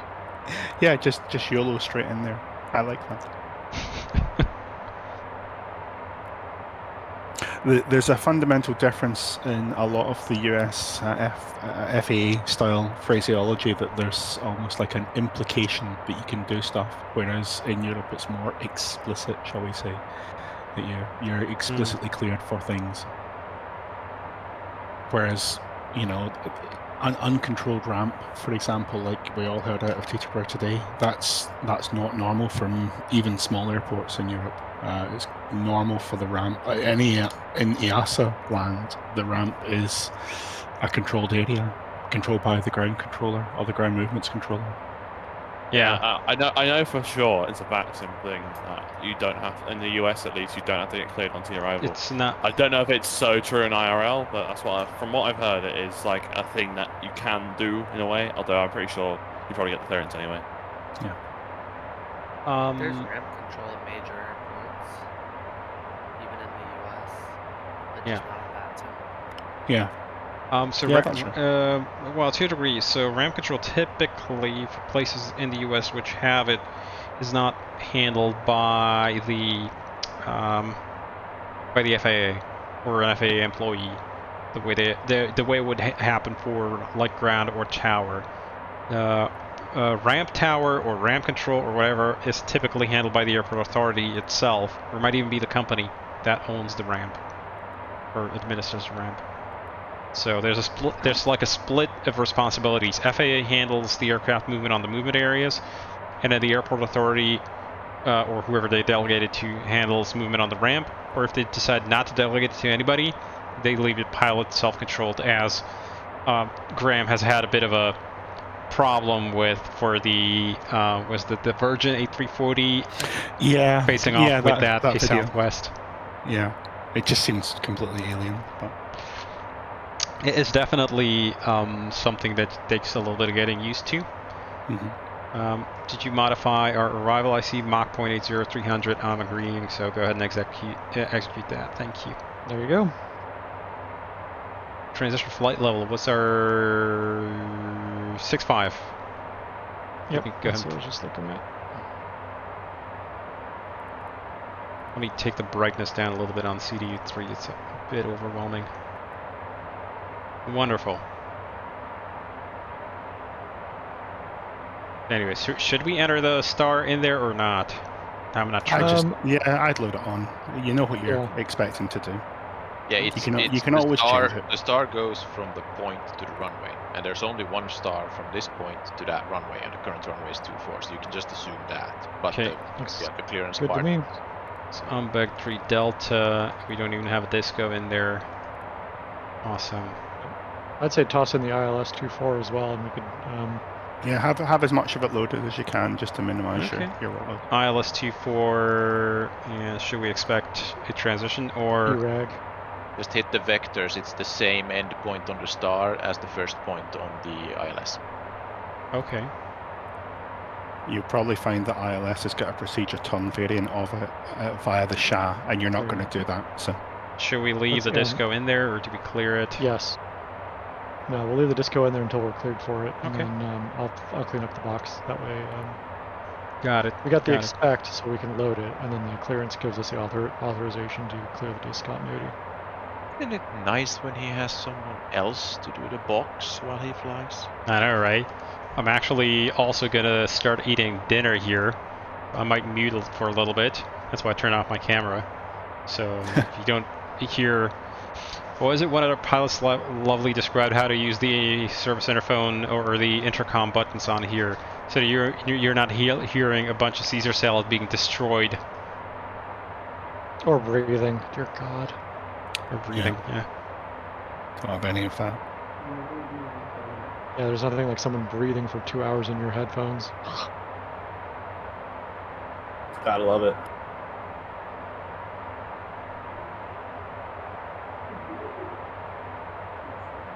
You know, the honeycomb Alpha really does provide a good table to eat your food off. Just don't get crumbs in it, you'll be alright. I have that. I have the plate on top of it, it works fine. Walker 1748 has accelerated again. I was overtaking them and now they're overtaking me. What a disaster. I have that same yoke, but I actually lately haven't been using it because it takes so much space on my table, so I just use my Airbus side stick to fly everything. You guys ever looked at like an under desk mount? Takes up a whole lot less space if you run it that way. That's very complicated for my, like, I work at this desk. Oh. Understandable. it works for me because that space it takes up. It's something I don't know if they meant this, but they have a very flat design on the top almost. The point where you can put stuff on top of it. So it works in a way for me. I just put like little wooden plank on top of it or something, and I do work off it. Yeah, my hands go numb from that. I tried having my keyboard on. I'm quite a tall person, so I think I just get away with it. Well, I have an electric table. It still doesn't work. So Ocean, the CPDLC login, we're expecting that to work for Shannon today? Yeah, it should be fine. But yeah, it should. It's probably going to be for only the area controller, radar, and so on. Is not to use it. Oh, and do not send any complicated request, like request descent at pilot discretions. That will crash their controlling client. That's not good. So I've tried to log in, but I guess we're probably still too far away. I've got contacting the ATC com. Yeah, it's actually they I'm don't still, accept. I'm still 400 miles away, so. So Europe should be so that they do not. You cannot just CPDLC. So you have to basically get that voice connection. Yes. And they will accept after that the login. Ah, okay. No, in the real world we can do the login without the voice. It just it comes to life. The connection activates. So it will send the notification request. It will send the connection, and then as soon as we speak to the first controlling agency that has CPDLC capability, then we get a notification that CPDLC is active. But we can notify or log on at the Yeah. You can send on it, the ground. But they won't respond to it before voice. No, but it should come up with. I'm trying to remember what it says now. What it tells you what it's do you waiting, log on? basically. What do you log on to? EISN? EISE, India, Echo India Sierra Echo. And how would you find out that information? From the Discord chat. Or if you look up or if you look in the controller ATIS, most of the time it's there. Yeah, controller information in your whatever client, your X pilot. Because it's all KUSA, isn't it, in FA world? There's no separate logins? Yep. Yeah. All KUSA. So the way that it normally works in Europe is it's the ICAO code for the FIR. So London is EGTT and Scotland is EGPX. And you can basically pick them off the charts for that. Yeah, in the US, the FAA basically handles all the handoffs and the sort of message routing on their end, so it's a back-end function for them. Which is why I'm not sort of expecting CPDLC to be functional in VATSIM US anytime soon, because they would have to implement the entire middleware in between the aircraft and the controller. And I've seen, I've helped Keith develop it for Pilot Edge, and it's not simple. I can tell you that much. It has to basically track the controlling handoff, and it has to be seamlessly integrated into the client. And it's enough of a tall order to implement if you're completely controlling the controller environment and the software and everything. Imagine trying to implement it on VATSIM, where it's almost a free-for-all between the FIRs and the controllers and stuff. Yeah. It's like minimum coordination on the software side. So just to confirm, it's Echo India Sierra Echo that we're logging on to? Yeah, that's correct.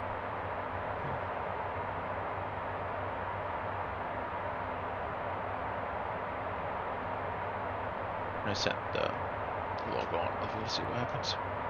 Yeah, mine's not. I'm still 200 miles. Well, 100. Oh, you're a lot closer, aren't you? Yeah, I'm still miles back. We're still way out here in Shannon. I've never had a CPDLC accepted part outside of voice connection. Yeah, So, I'm gonna watch the Hoppy message log, see what happens. I see a bunch of people already trying. Wham!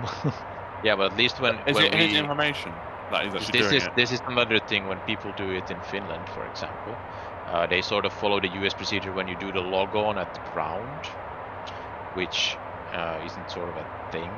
But they then start sending me private messages like, why aren't you accepting it? I'm like, I'll accept it when you're above flight level 95, because that's when my airspace actually starts if I'm area controlling. I really didn't understand what was supposed to be happening at Teterboro, where I got a pre-departure clearance on the VATSIM text chat. I'm like, what is that actually supposed to be? Because I know roughly how the PDCs are working over there. That's USA. That's USA's way of implementing ACARS essentially. ACARS PDC, yeah, that's their El Cheapo method. They've had that for years, and they're not letting go. I see. Yeah, and I'd rather do it on voice than do that. But... Yes, well, I queried it with them because they gave me a start time of like an hour before I was actually supposed to be going, and it just, the response was like, yeah, whatever. So. Yeah, fun. I also like, man. I called him they twice. Given... No, I'm delayed. Like he was like, I don't care, just. Yeah, they honestly don't care. They get given a copy paste. I've sat at an airport for like 2 hours before, like accidentally, and just been absolutely fine with it. Nothing, no issues. They get a copy paste for it, and they literally just send it off to you in PMs, and you don't even get to choose if you want one or not. You can't get a voice clearance until you get one. Right. Really? Alright, I'm gonna have to get. Chuck another one up for VATSIM realism. I tried to at one point because I was flying with a friend who was new to the network. I was like, look, he's done us a PDC, but I want you to try and get a voice clearance because that's how you gotta learn. And then the guy was like, no, I'm not doing it. Just fly VFR and then they'll do it. VFR PDC probably. No, every time I'm going on VATSIM in USA, it's been fine on voice for VFR, but it's a bit different. Depart north, bye-bye. Hey Toto, what's your box say for our ETP to LG EPA? Stand by, somebody spamming on Discord.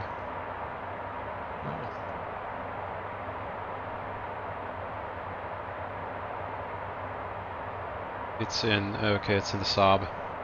Yeah, right, it's in the SOB. I am not mod either. No. Let's have a look. Oh, there's 2 controllers in AESN. No, I think it's just Garn. Unless hang on, am I mod? No, I am, okay. Oh, there's something naughty in the Discord. Oh, wow. Something naughty in the Discord. Someone's being naughty on a different Discord. Okay, I think I got him. Yeah, looks like it. Just all the notifications now. Yeah, they're sitting there, but you can just go ahead. What Discord was that? I haven't got anything. It's leading edge for the SAB and Goran's other stuff. Yeah, it's all gone. And you can right-click and mark the entire server as red, and that's basically done. Yeah, it's just a spammer kit or something. What do they aim to achieve? Not done. Just to say they've done it. Notoriety. Trying to fill the void of loneliness on the internet. Sure. How very philosophical. Here we are, out over the Atlantic, chatting to each other on Discord, talking about filling the void of loneliness. You can't tell me you haven't waxed philosophical on a dark night over the ocean. Well, yeah, you do tend to drift off into your imagination. There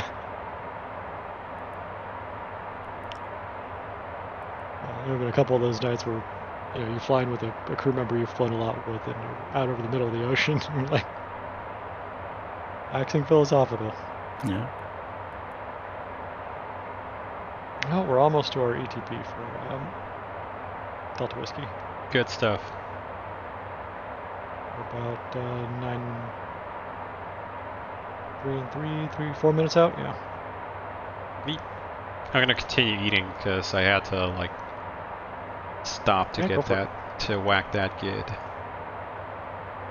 Oh yeah, I'm eating a nice curry. I made sure to sit in the back of my Challenger as well, so you know, maximum realism. Very good. Just be sure to have a popped out screen so you can see what's happening. Yeah, the AFK mode is to sit down the back and pop up the passenger display. Is this the right moment for me and Oisin to do a present position orbit, like hold orbit for a couple of circuits so that you guys can catch up? No, I mean, if you want to, it's up to you guys, really. make it even more of a headache for the controllers. Should we just do a formation landing? Formation. Yeah, just do a Seen that box video of four. like the flight of like the 100 of like into Oshkosh. I don't know what it was. I think it was like something Polaris. So Yes. everyone in front of Graham do a 360, and we should all catch up.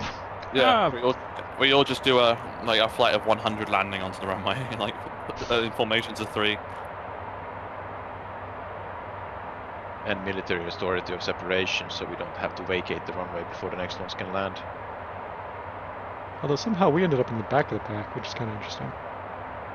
Well, I noticed that. It's because your passengers were very late to the plane. We weren't at the back of the pack on the departure, though. That's what's interesting. I guess there was one guy back there. Number 4, Julia Bravo, is leading the back of the pack, but yeah, we're at the back of the main pack, which is kind of interesting. Wasn't expecting that to happen because we were us and 249 Tango X-ray were basically right on top of each other for a while. What speeds is everybody doing? Are they getting 0.8. Yeah, we're actually catching up to 249 Tango X-ray. We're doing 10 knots. Somebody should have given everyone 0.8. I've managed to stick with these 2 guys from the start because initially what happened is I had a bit of an oopsie-doopsie on the climb and I forgot to actually activate VNav and I was like, why am I going so slow? And then I realized then we got fuel to burn. Crash, do you mind if I go Mach 82 here? Don't go for it. Okay. Did anyone have a where are we parking in Shannon? I have no idea. Anywhere. All over the place. Yeah. Well, we will have control, so I guess there's tarmac, that's what, all concrete, whatever is available. You see, if we could have just flown in proper fixed static weather where everybody can have fun, we could have had a nice formation fly past at Shannon. Looks good to but me. it's not to be. Check. I see a very small area of stands right next to the terminal at Shannon where there's some business jets parked. Now, it's got 2 business jets on there, and it looks a bit full, but I think if with enough persuasion, we could probably fit about 20 Challengers in there. So the chart... Have you seen the doc that Ocean sent around? Yeah, the chart that we sent out, that Ocean prepared, contains a parking chart with the number of Challengers that fits in each of the boxes. Yeah, but that chart wasn't in the latest ping, so I've lost that chart. It is. It's in announcements right now. In our Discord announcements, you scroll up a little bit and you'll find it there. Hello. It's a picture.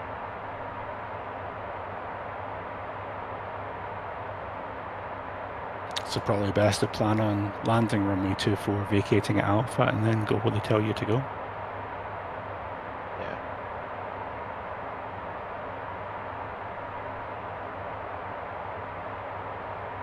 Don't miss Alpha, otherwise the person behind you is going around. Oh god, yeah. But everyone remember to make sure you arm your thrust reverse so you don't end up going full thrust and off into the grass. Yeah, that didn't absolutely happen last night. I saw someone do it the other day, and it was quite funny to watch.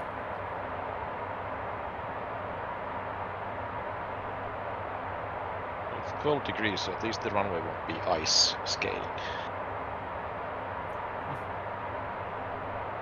I don't know, when I spawned in at Teterboro this morning, I had snow on my wings, or ice on my wings, and I was like, this is 16 degrees. What ice is this? Might have been overnight low.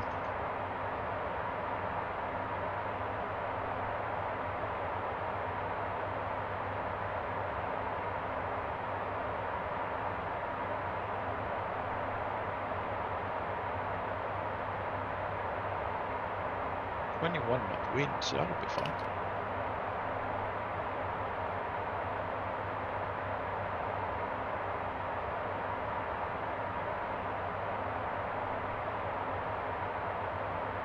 You can do the descent just at least 200 miles before descent, right? Yeah, you can. I mean, nothing changes. The weather probably changes 3 times in that time.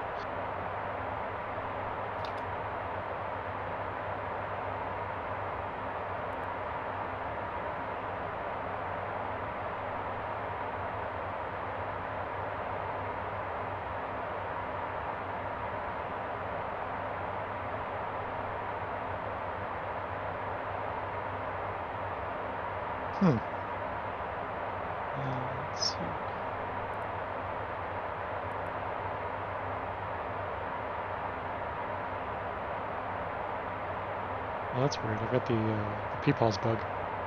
I've got the PPAWS on my side only. Okay, so can you see the screen now? Nope, still shows... No, like I see the menu coming up, but it just says PPAWS for me. So you can't see the screen? Nope, not the lower... You're going to have to analyze why that's happening, but I don't currently have the resources to do that. Like, so I just clicked on MFD data, so I see that, right? And then I go... Oh, there we go. Okay, I clicked it off and now I see the map. Okay. Oh, interesting. So it might be MFD data that's desynced or something. Yeah. MFD data? No MFD data. Good. Fine. Okay, that's good data to have. Yeah. And so now we're doing 570 over the ground. Guy ahead of us doing 543. 570, 569 ahead of them. Yeah, okay, we're gonna bunch up nicely. Sweet. Most of the conga line ahead of us is doing like 540 to 550. And we're doing 20. Right. Yeah, we're doing 20 knots faster than everybody, most of them anyway. So if there's an hour left to go to top of drop, then we're gonna catch up by about a good 20 miles. Yeah, so my ETA, I think I was about middle of the pack. My ETA is 2040 now at Shannon with the whole arrival loaded. 2040, and ours is 2100. Yeah, it's closed up a little bit. Dream, I'm right next to you, and I'm doing 2036. Time to slow down. You're still 2,000 feet low? Yeah, I don't know then. Maybe it's just got different wind forecast in there.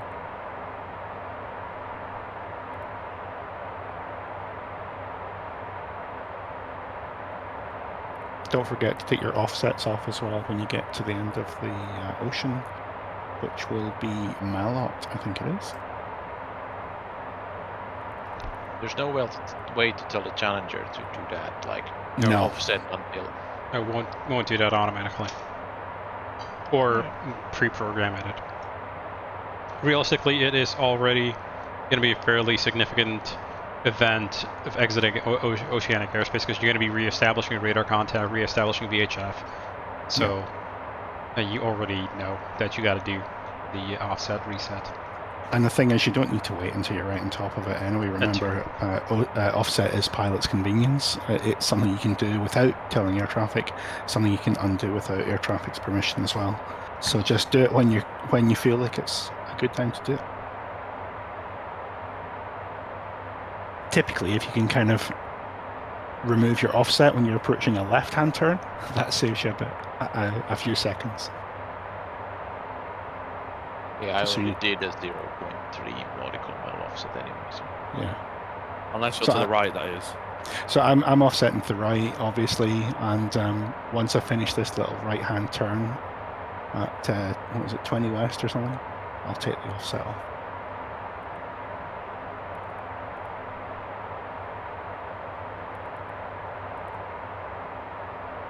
I do wish to get this turbulence model fixed.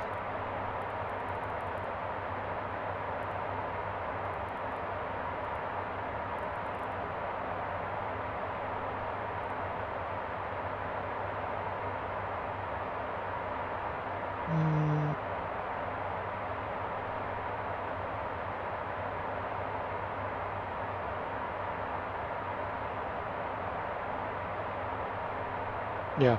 So Toto, how do you feel about that? I put a 5 mile along track waypoint for Mallet, just a reminder that we're exiting Oceanic.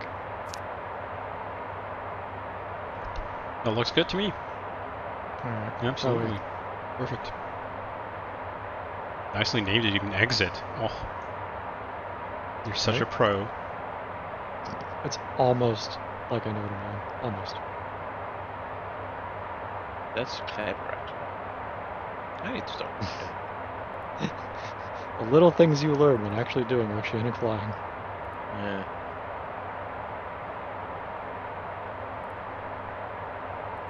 Because by this point, you know, especially after a 5-hour plus oceanic crossing on going to Hawaii or coming back from Hawaii, you know, you're just kind of sitting there going, You there yet? You know, and you're kind of sitting there, and any little reminder to help you from forgetting or, you know, keeping you on task is good. Especially when it's like the 4th one of the month. Oh, yeah. Unfortunately, I'm so far ahead, I actually have to talk to ATC now.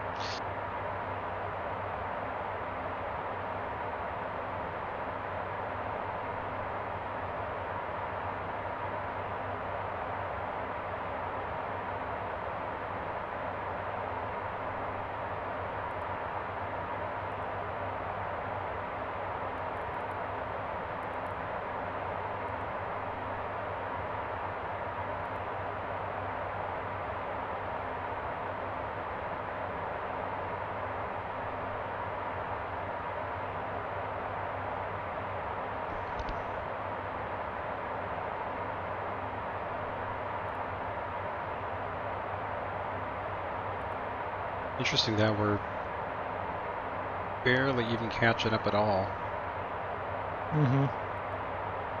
It says 540 knots for the people ahead of us, but I'm not convinced. Like, what the hell's up with the position keeping of that sim? So my ground speed is 544 at the moment. Yeah, but indicate 258. It seems that you actually got away further from us somehow when we were actually doing the same ground speed. I don't know. Okay, Crash grabbed a new ATIS. Thank you. Can you actually set it up to auto updates? Oh, well, actually. Is the ATIS working for Shannon? I never bothered checking. Oh, yeah.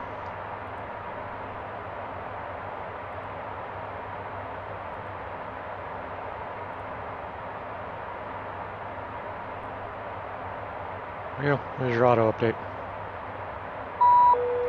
Thank you so much. Mm-hmm.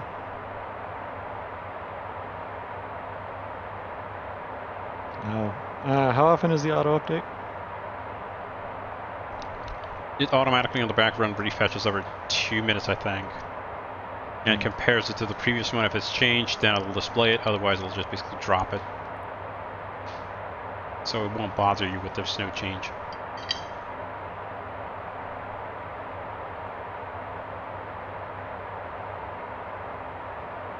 I've remembered to swap over to hectopascals at some point. I'm trusting.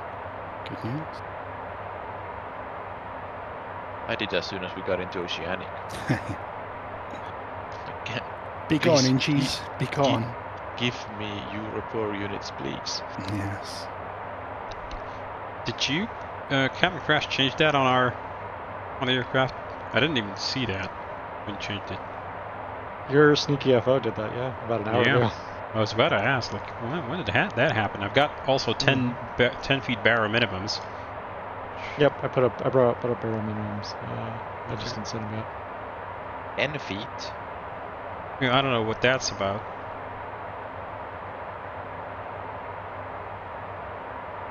Okay, so compute no wind. Let's see, max net. So yeah, we'll be.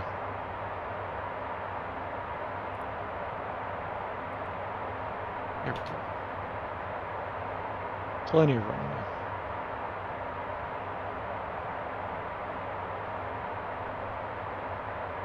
I'm wondering if we should just, now that we've got valid weather for Shannon, just change it so that X-Plane isn't using X-Plane weather and just put fixed weather in.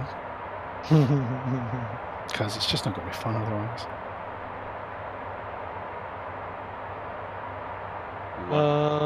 Let's see. Light drizzle. Let's see what it looks like with wet.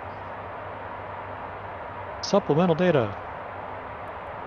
Where did you get supplemental data? It's when you've got LFL selected, or when you've got wet performance selected to tell you it's not coming from the yeah, FM. okay. Yeah. I actually do have supplemental data on my thing. I thought he got an 80s with supplemental data. What did you do there? I was just cycling through the thing. Okay. So let's see.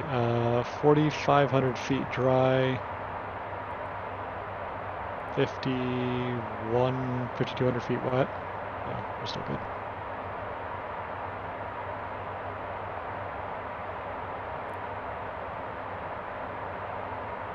Alright, so 12 degrees outside, light drizzle. Do we assume icing conditions? I'll be off calm just for a few minutes, folks. Back in a second. Sure. Generally speaking, no. 12, Your freezing no. level is going to be about 6,000 feet. So when total air temperature is less than 10, and static air temperature is above -40, then yes. Okay. You can assume icing conditions for the cowls. The wings are only needed if you're operating on a contaminated ramp or runway, and or ice is enunciated. And according to the ops reference, if the TAT is below 5, you have to go, turn them on and off again. For flaps. Yes. Yes, because of the CRJ crew. Yeah, that's a new procedure from 2020, 2021, something like that. Yeah. Yeah, you have to turn them on, get the wings hot, and then you can shut it back off. Yeah.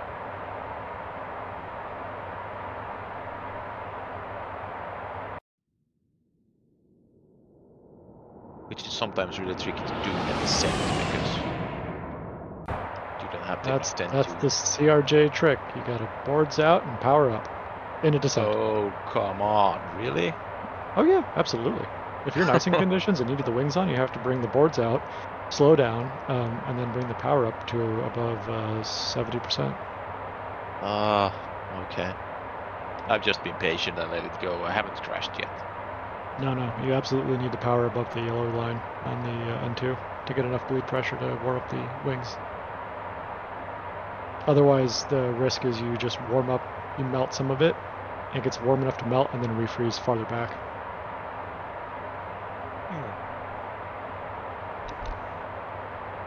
Alrighty. And done with dinner, so let's go ahead and finish up this puppy. TCAS Klein was asking what's the due procedure regarding wing anti-ice. So in 2020, I think, this is a fairly recent event, there's a CRJ that had frost on the wings. They weren't aware of it, and they had a wing stall and drop on the flare. So they were coming in on speed, doing everything normal. They go into the flare, try and lift the nose up, and it dropped the wing on them. And I think they either scraped or bent the wing. And it was determined that was caused by, let me get rid of that supplemental data message.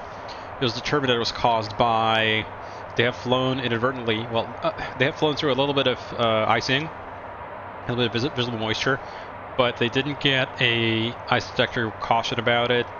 They didn't get any obvious, indications of that being ice. So they just didn't think about it too hard. Configured for landing and went for the landing as normal. But it turns out they had built up a little bit of frost on the wings, and unbeknownst to them, it lowered the critical stall angle on their wing below what is normally achieved on a normal flare during landing. And the other aspect of this was that the area of icing that they flew through, they did so at higher than 230 knots, yes. Which for the CRJ 200 AFM does not require actuation of the wing anti-ice system because ice won't stick. Presumably. So the procedure is that now during an approach to land, or during descent, if the OAT is less than, what is it, 10 or 5 degrees or something like that? Less than +5, so even though it's positive, it's a positive number, you turn on the wing anti-ice and you leave it running. You don't have to add a lot of power, but you wait or leave it running until you get those green lamps on here, which I can demonstrate by pulling on the wing or the lighting test switch. Actually, can you operate the lighting test switch for me momentarily? So. Sure. Where is that? Let's see, here it is. It's on the panel. Center pedestal. It is. Lamp test 1. Here you go. Yeah, thank you. So you just wait until you got L heat and R heat enunciated, and then thank you, Captain Crash. And then if you're not in actual icing conditions, you can switch it off. But basically, the idea is just to warm it up, so that if there's any ice built up on your approach or on your descent, that gets shed off, and so to make sure that you've got an absolutely clean wing. Because as we've learned from Victor AJ, in his stream recently, the Challenger, she's not built like other girls. She likes to be a little bit fussy about the wing wing ice condition and stuff. So yeah, it's basically just get it warm enough to vaporize anything that's on the wing that may have accumulated, and then just you should be fine at that point, so long as you're no longer in icing conditions. Yes. Is it EISE or EISN, Ocean? Because it's showing as EISN on. That's what I was wondering. Yeah. I didn't get any response. He's not doing CPLC because they normally, I'm pretty sure it's a requirement they put it in their control information if they are doing it. Oh no, he's put it in EISE. If you look at his control information, copy CPLC. Yeah, I can see that. It's just his center name is EISN, which would be yeah, more normal. It's a bit weird. Like, it's just like with London centers. Like, a lot of people put London and N, but it's actually like EGTT. It's a bit weird. I don't know why. It's the FIR name, isn't it? EGTT is the FIR. I think EIC is the controller IFIR. I think the ESN is his FIR. I have no idea, but it's always been ESISE. I've never really understood that one. Okay. Well, as long as it's not a mistake. There's a lot of places that are, for some reason, different to their actual controller area. Flying Gizmo's SAT is the limiting temp, +5 SAT. I think the ops ref says TAT. Really? Well, in that case, it's that one. I'm just repeating what I was told here by Captain Crash. Captain Crash. We're talking about icing or specifically what we're talking about here. Yeah, let's. We're specifically talking about the procedure that requires you to put on the wing anti-ice prior to commence an approach. Here it is. Finally, to ensure the wing is free from residual ice, the wing anti-ice system must be selected to norm prior to selecting flaps for approach whenever the TAT is 10 or below. Okay, so it's TAT 10 or below, so it's the same as the boundary condition for icing. Yes. Yeah. The 5 is something else. What was the 5 for? I think. Yes, that's right, yeah. What was the 5 for again? When it hasn't been treated with fluid, you've got to have the wing anti-ice on with the OAT below 5, regardless of icing conditions, until you get the green heat. Yep. So the final stage is the taxi out. And then when the OAT is below 5 and there's visible moisture below 400, you got to take off the wing anti-ice on. Yep.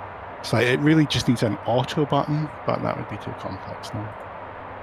Well, to be honest, to make sure the pilots can forget something. To be honest, a lot of these requirements evolved after the Challenger had been in service for 20 or 30 years. Yeah. So I can totally understand why they didn't put that into the again. This is not software. Spec, yeah. This is not software. This is electromechanics. So you'd have to have a massive bundle of wiring somewhere in the avionics bay that takes care of this. Look, I've got a Raspberry Pi and a couple spare jumpers, alright? I'm sure we can figure something out. Yes, yeah, that'd be a sensible approach, but Challenger doesn't do sensible. I'm off comm for just a second. Sure thing, my comm. Not that we're actually talking to anybody, but whatever.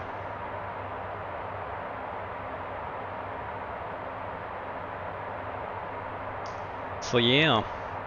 Right, well, I'm 5 minutes out from Melot, so I shall give these chaps a call and see if they answer the phone. Give it a try. Biggie. I'm gonna listen in. Yeah, I should. I don't know if you should listen to it with vaccine for audio. It'll just sound like a TV static for you, probably.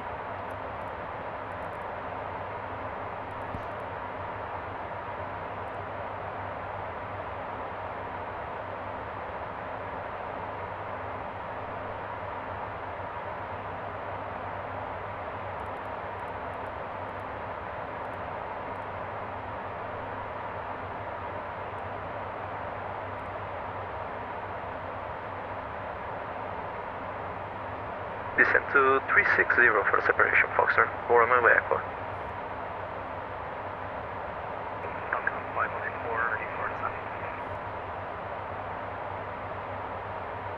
So how do you sell that automatic cases thing again?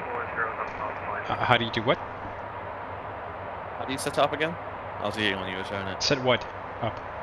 Automatic ATIS, you know how it automatically refreshes. Oh, that. You just. Let me just turn this right. This is around. Index data link, ATIS, request, and on here you're gonna have it. Set up like this. So you'd have it. Single report, that's the normal way to do it, as a single report. Then you switch this over to start auto updates, send it off, and you're gonna get a 1 right away. And then it's gonna be sitting here at stop auto updates. If you want to stop it, you can just go ahead and click send, and that'll stop the automatic updates, but it will try and fetch automatic ATISs. It will basically fetch them every couple minutes and compare. Yeah, it doesn't send me, like, if nothing's changed, it doesn't send it. Correct. It doesn't bother you. Right now we have ATIS Charlie. Funny not wind. I mean, it's directly down the runway, but I might have to do what I think Gray's doing it. I might set manual X-plane weather, because I feel like it's going there with the automatic download may end up hurricane force winds. I don't know, we'll see.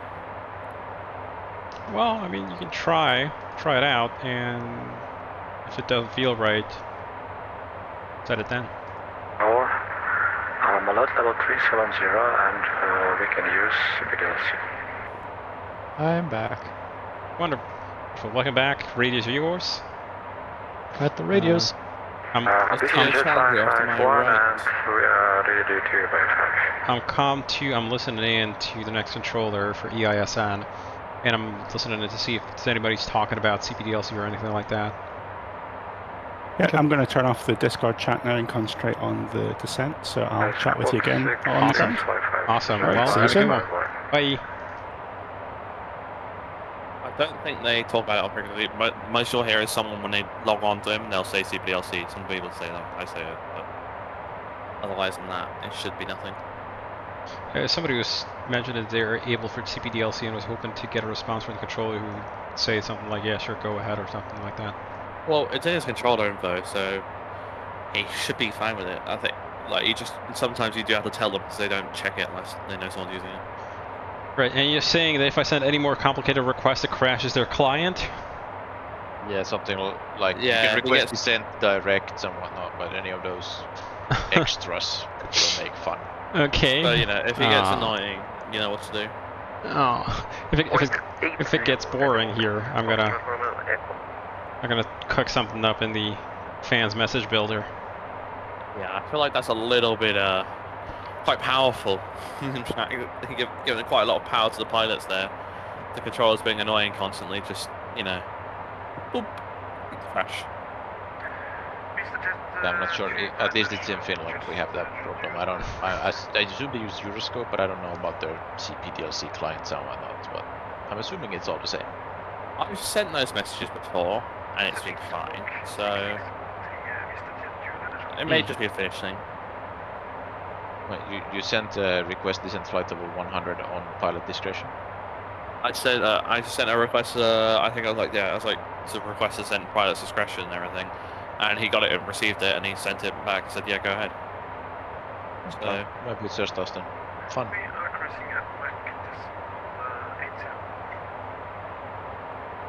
Well, he's bound to be surprised by the number of challengers that's coming up into his airspace. It's already got 1, 2, 3, 4, 5, probably 6 in there already. So probably he like knows it's coming though. They get a list of people who are coming, I think. Probably, yeah. He's already got 7 challengers in there. Graham's gonna be coming in next.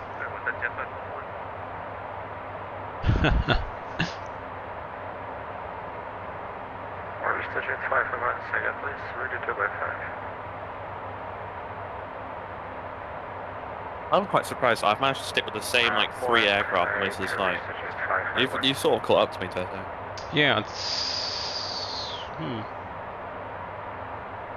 yeah, weird. He's calling for a lot of people about Mach numbers, so at least, yeah, there's going to be some interesting spacing going on. There's been a clear division down the centre of people who, you know, just stuck to their cruise profile or use step climbs, and they've had like a climb power slightly lower.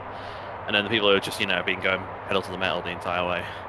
Because there's like there's a big group of people going in now, and then there's the rest of us that are all going to go in.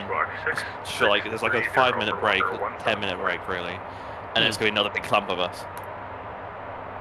But yeah, but if you think about it, 10-minute break, that's only 2.5 minutes per like 4 aircraft. For something like that. That means we're gonna clump up at the airport anyway. Oh yeah, we're still all gonna clump up at the airport. It should be 2 big clumps. I mean, we're going pretty much as fast as we can in our VSM here. Mach 0.83. Yeah, I switched to MRC, so. LRC? Are you slowing down? MRC, I think it's probably called something else. I forgot what it's called. Max Cruise, yeah, MCR. MCR. Well, that's just going as fast as you can. Yeah, that's what I did. So I want to get there. I want to try and, stick with the clump. Everyone else is what ID speeding up, are you flying under? Golf Sierra Papa Delta Delta. Right, that's it. Gotcha, I see you. Yeah.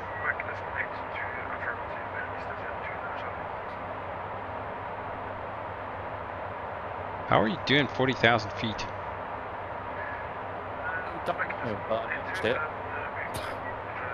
I was very quickly. I was checking the weight the entire way, and I managed to do it. I've only got 2 passengers in all fairness. So. Gotcha. Well, I wonder what the winds are at our position. Should we like? And the guy that was ahead of us has just disappeared. We got an 80 knot tailwind. Yeah, it's actually higher tailwind, lower down, so I say where you were. We actually closed in on 9 Tango X-ray. Okay. I'm considering stepping back down. That's what Simbrief recommends me stepping back down, but I don't normally do that. Okay, what are our wind layers here? 30,000, 66, just step down, it means there's an airway limitation. No, apparently it would be faster up above us, but yeah, whatever, not by a whole lot. It's product use, so that's probably why I can't see. Oh, you still got the passenger signs on. We killed those, I guess, or set them auto.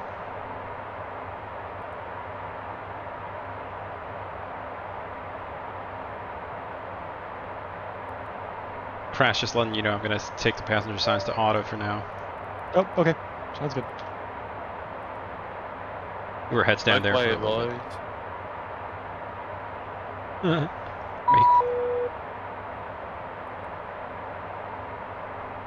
I completely forgotten that it says winds on there.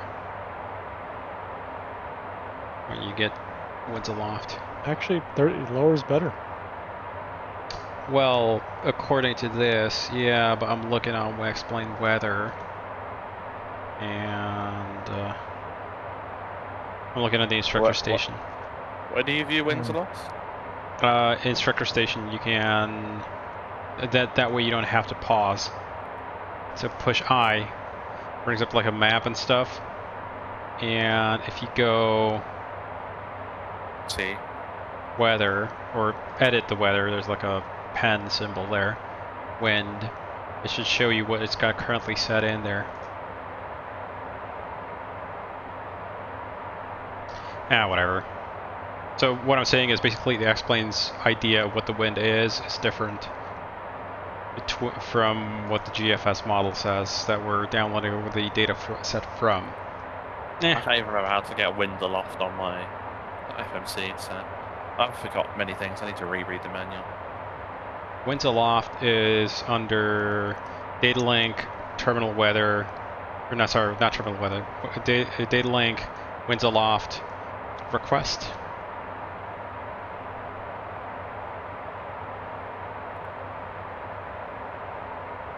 What are we talking about? I think how to get winds aloft and stuff.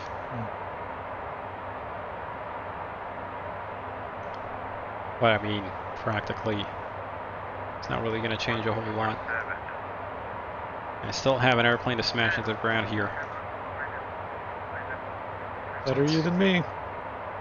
Yeah, no, just remember that I'm the one who's got to be flying this thing. Ugh.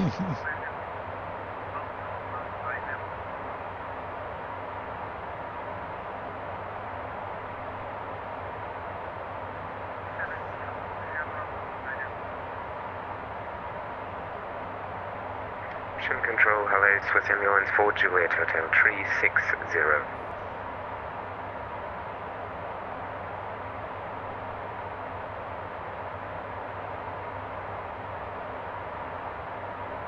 Kate.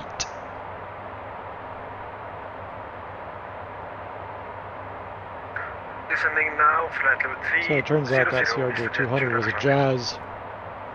The one that dropped the wing? Yeah. And did it incur airframe damage? I couldn't find out.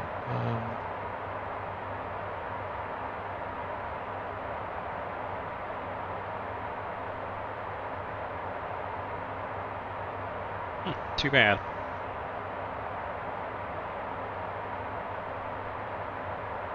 How are we looking for fuel? Although we are flying a lot faster. Swiss Ambulance 4 Juliet Hotel. It's actually estimating more fuel now than what the original plan was. That's a little bit strange.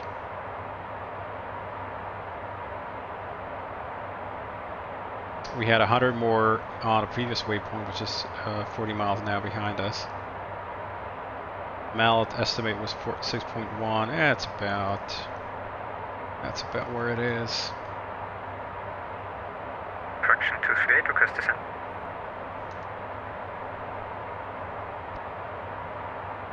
Fraction 238, request descent. How do you enter it into the winds off page again? I've entirely forgot. I can't find It's under, so on anyone at the FMC's index data link. Yeah, I'm on the page, like whenever I click request. Index data link and weather. Yep. Winds aloft, third line request. Yeah, when I click request, it just takes me to a page of like empty lines. Yeah, well, it asks you for where you want the winds aloft to be fetched for once a waypoint. Or up to 6 waypoints.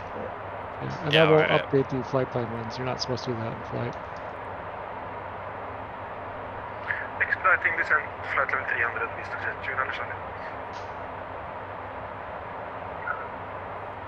Shannon Control, good evening. Delta Alpha Sierra Hotel Yankee, inbound Marlow. Because if you want to do a flight plan wind update, it's index route menu, flight plan wind update. Yeah, but that's a thing you're not supposed to be doing in flight. But that's the no-no. Yeah. Who's listening to that? Romeo Echo. No one, no.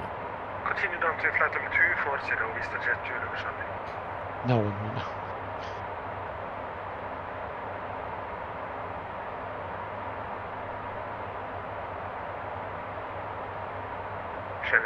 Swiss Ambulance 4 Juliet Hotel Marlow.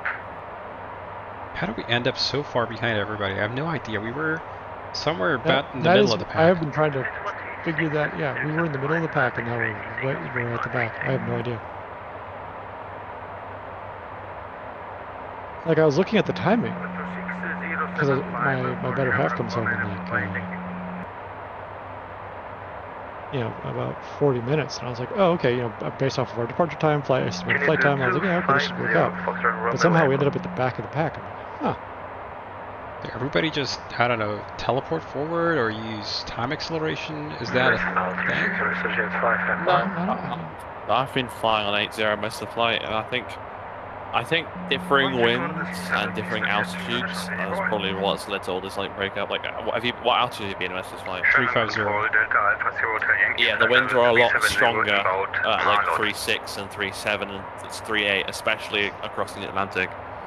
Like I noticed that some people lower altitudes were starting to get faster than me, and then I got a big gust of wind and I went faster than them.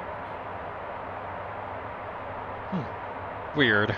Walk 6603 Delta Alpha Sierra Hotel Yankee. Shannon Alert, Swiss Ambulance 4 Juliet Hotel.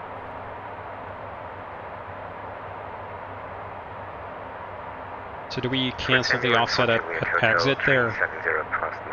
Or when you call them up? Yeah, I figured that's kind of You can cancel it whenever, but that's kind of the last-ditch moment of, okay, we're entering. You know, we need to start getting ready to contact Shannon and exit. You know, basically, if we haven't got our stuff together by the exit point, we need to get our stuff together. So. Good evening, Gotcha. Shannon. This is Shamrock 493, approaching Slaney at 340. Yeah, I don't want to be climbing here because it's so late in the flight. It's not worth it. Really. Continue 340, Shamrock 493. I don't know. Hey, the important people always arrive last. Like I'm pretty. Ready for this. Okay. Level 8 now.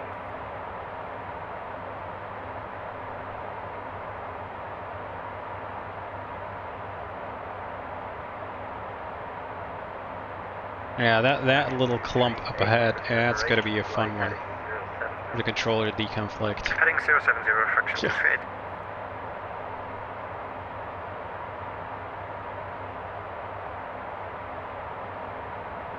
You have control. I'm going to go set up cabin lighting. Oh, you're in the back already. I'm already back here, yep. Yeah, can you dim down the back, the lights in the back, please? Yeah, I can. You probably want to do it on the... Not that. Yeah, you want to go... There you go, and in that menu... Shannon control, very good day, November 987 Takeoff, level 3 in 9. Just leave the cabin outwash lights at minimum setting. They are. They're all down. Okay. Gotcha, yeah. That's that light, right? And then, yeah. We've got everything turned on fully now. Yeah, I'm totally turned down. This should be as dim as it gets. Holy balls. Okay, let me play around with this.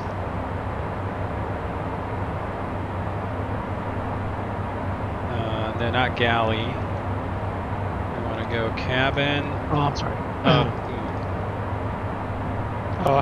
I had the wrong one. PSU accents can stay. There's the cabin. Floor accent can stay. Seat accent go away. There. Better. I think we usually would kill the upwash lights. Your option.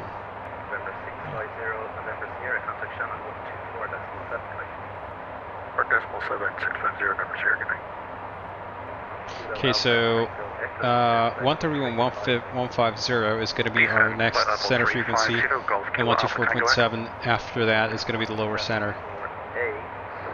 Just FYI, because I'm looking at it, what they're talking about. I apologize if I've been ignoring chat and stream. 30 miles west of Okay, so 3115. Which knob is the brightness of the ATS display? It's this switch here. It's not a knob, only a switch. Oh, I like how it gets like shiny. It blues out. Going forward to the landing. Yes. Now they are awake for sure. Oh yeah. I see you've opened up everything. Yep. And you left the curtain closed for now. Gotcha.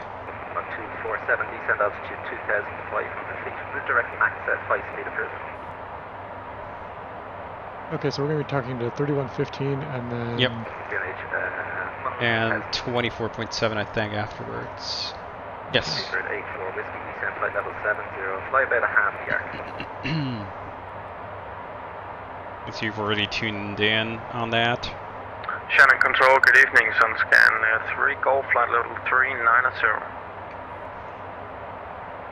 So shall we try while we can, while we've got a little bit of peace and quiet still, do a quick brief of the ILS? Sure, let's do that. So approach was actually, let's have a look first at the arrival. It was Umbeg 3 Delta, right? Yes. Yeah. confirm Sutton's One of my friends, who is his family's very wealthy, has a Gulfstream. Lives in the US. They were taxiing it the other day, and they put them on the very narrow taxiway. And in order to avoid a building, they went onto the grass, and the grass collapsed the gear in, and the wing hit the tarmac. And it looks like a very, I don't know. They've got like these giant inflatable balloon things, like lift it back up out the grass and roll it back. But looks like it's scratched up that wing quite a lot. Yeah, it could have been. Somewhat happy with the situation there, for sure. It's a very old Gulfstream. It's like from 1999, isn't it? Okay. Bing bong. New ATIS. Oh, new ATIS. Delta. Oceanic control, good day. Oh yay! The winds are slightly less worse. Slightly less turtle. More wet though, so that's fine. So light rain. Yeah, and 1002 on the meter. 24/7 Gulf, Kilo, Tango Echo, good night. Wait, why does it say Shannon is at A-level bust hotspot? Could be. Was that on that one before? I don't remember it saying it was an A-level bust hotspot before. Well, I think they figured out that there's a group flight coming their way. Perhaps. So, I think we're gonna disconnect here from Discord now and go to our internal chat. You gotta go start briefing and getting ready for everything. Cool. Yep. I shall see you on the ground. Absolutely. See you in a minute. See you soon.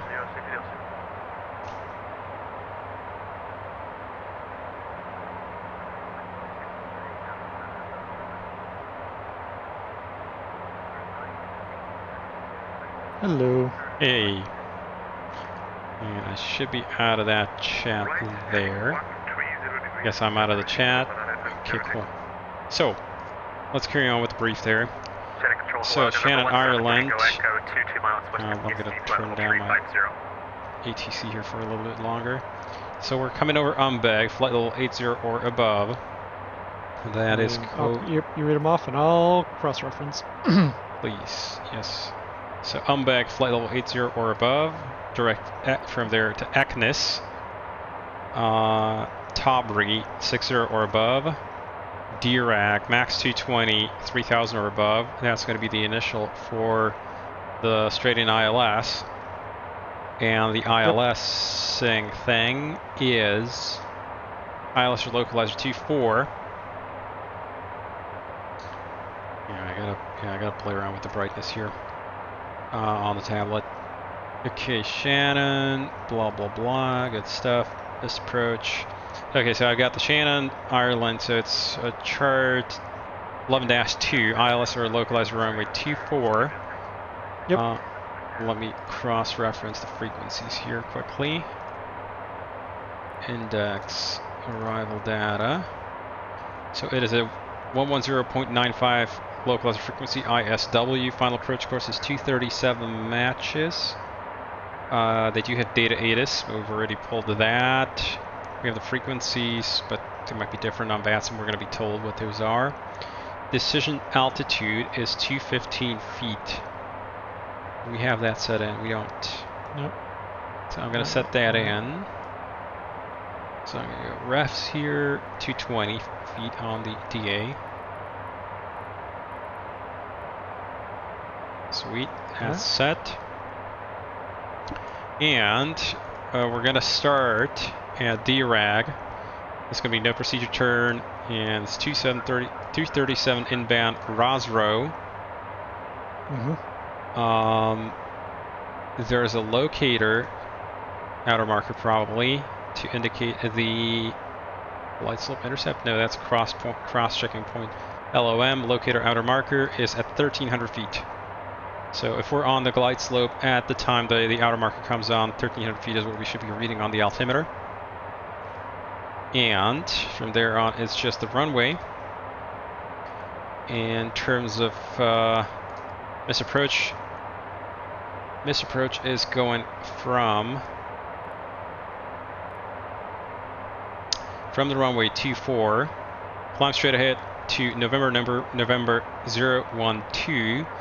climbing to 4,000, then right turn inbound max 220 to VOR to initiate another approach or as directed, and the VOR is going to be SHA Shannon. Good stuff. That's good to me. So it's a 4,000. In terms of the notes, it says caution turbulence and or wind shear may be experienced on approach when wind direction lies in sector from 264 to 324. So if it's a right crosswind, clockwise with wind speeds of more than 15 knots. DME is required at initial approach max 210. So by DRAG we want to be actually not 220 but 210 on the speed. What do we have coded in there? 221 there. I'll put in 221. Thank you. Alright. You can in fact that way when I clean up the box it'll just go to 210. Yeah. Or do you want duplicate it for the other line as well, just so that I can do that. it's consistent. Execute. Okay. Other than that, terrain-wise, we have a hill past Dirag, so we definitely don't want to be missing that turn. It is 1,792 foot peak, right in our flight path, pretty much on the arrival. We're going to be coming from the northwest. Yep. And that is definitely something going to be have to look out for. And we are just past our exit point, so we got to be calling them up right now. I'm going to get cleaned up on the. Any questions, by the way, on reef? No questions. Thank you. Okay, so I'm going to start removing the offset, and you can go ahead and call them. Gotcha.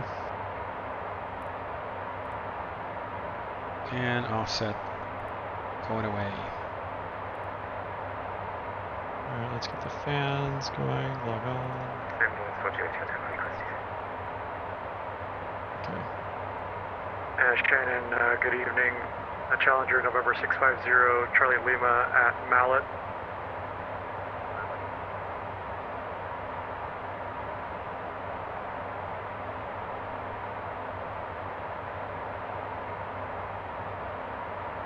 Not hearing any responses from him. He said standby. Okay. On COM 1. I am listening on COM 1. Why doesn't not do anything for me? I am connected. 17 Tango Echo, contact Shannon 124.7, good night. 1247, 17 Tango Echo. Scan 3 to Golf, contact Shannon 124.7, good night. He's very quiet. 124.7, Sun Scan 3 Golf, good night. Shannon 935, go around. Oh god, he's working the whole thing. Dublin right, Sierra, fast. Oh yeah. Good night. Gonna be spicy. Charlie Control, Golf Sierra Papa Delta Delta with you, flight 39 CDLC. Sierra Papa Delta Delta, Shannon, hello, radar identified, contact, different Shannon, 124.7, good night. 4.7, Sierra Papa Delta Delta. And in November 710 Delta, checking in flight level 380. November 710 Delta, Shannon, good evening, contact Shannon 124.7, good night. 124.7, November 710 Delta.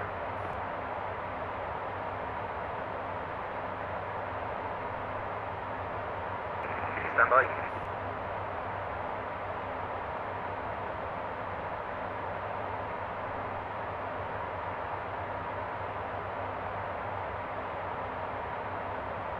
He said it's 503, any chance for further releasing?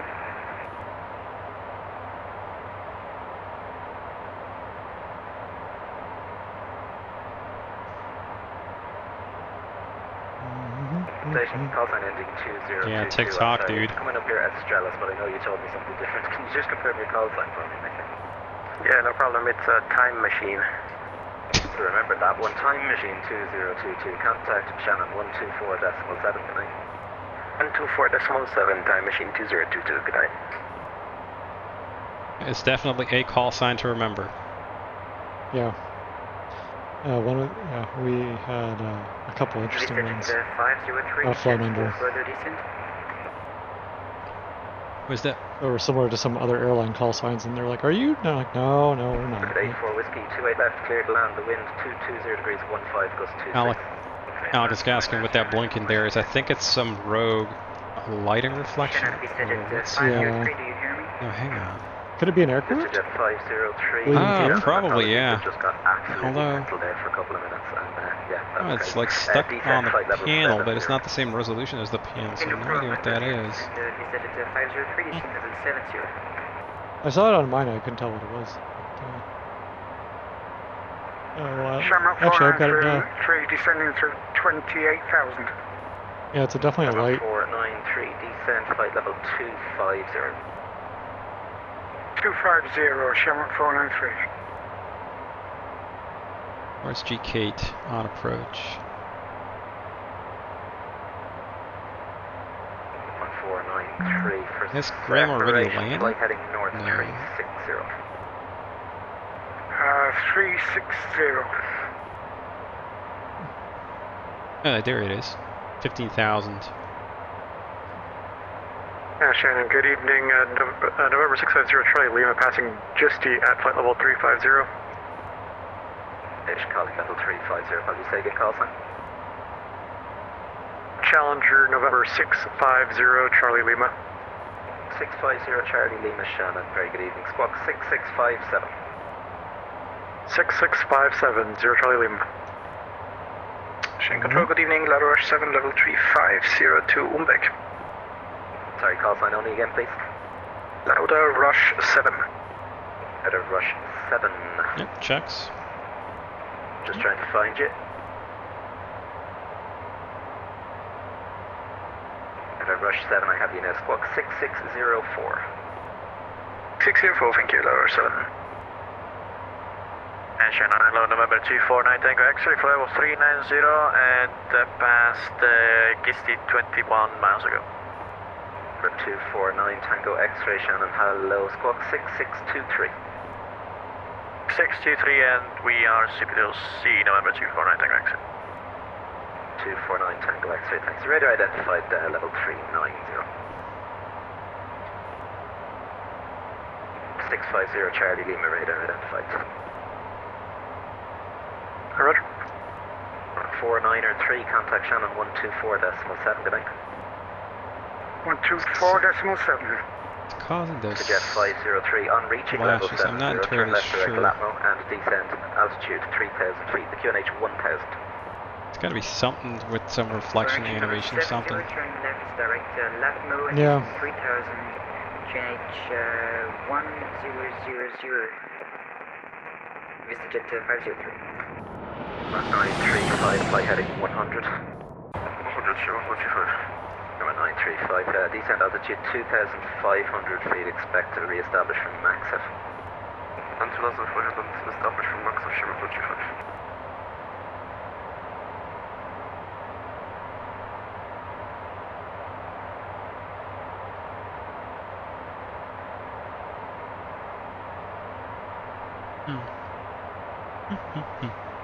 Do you want me to modify the descent to 0.83?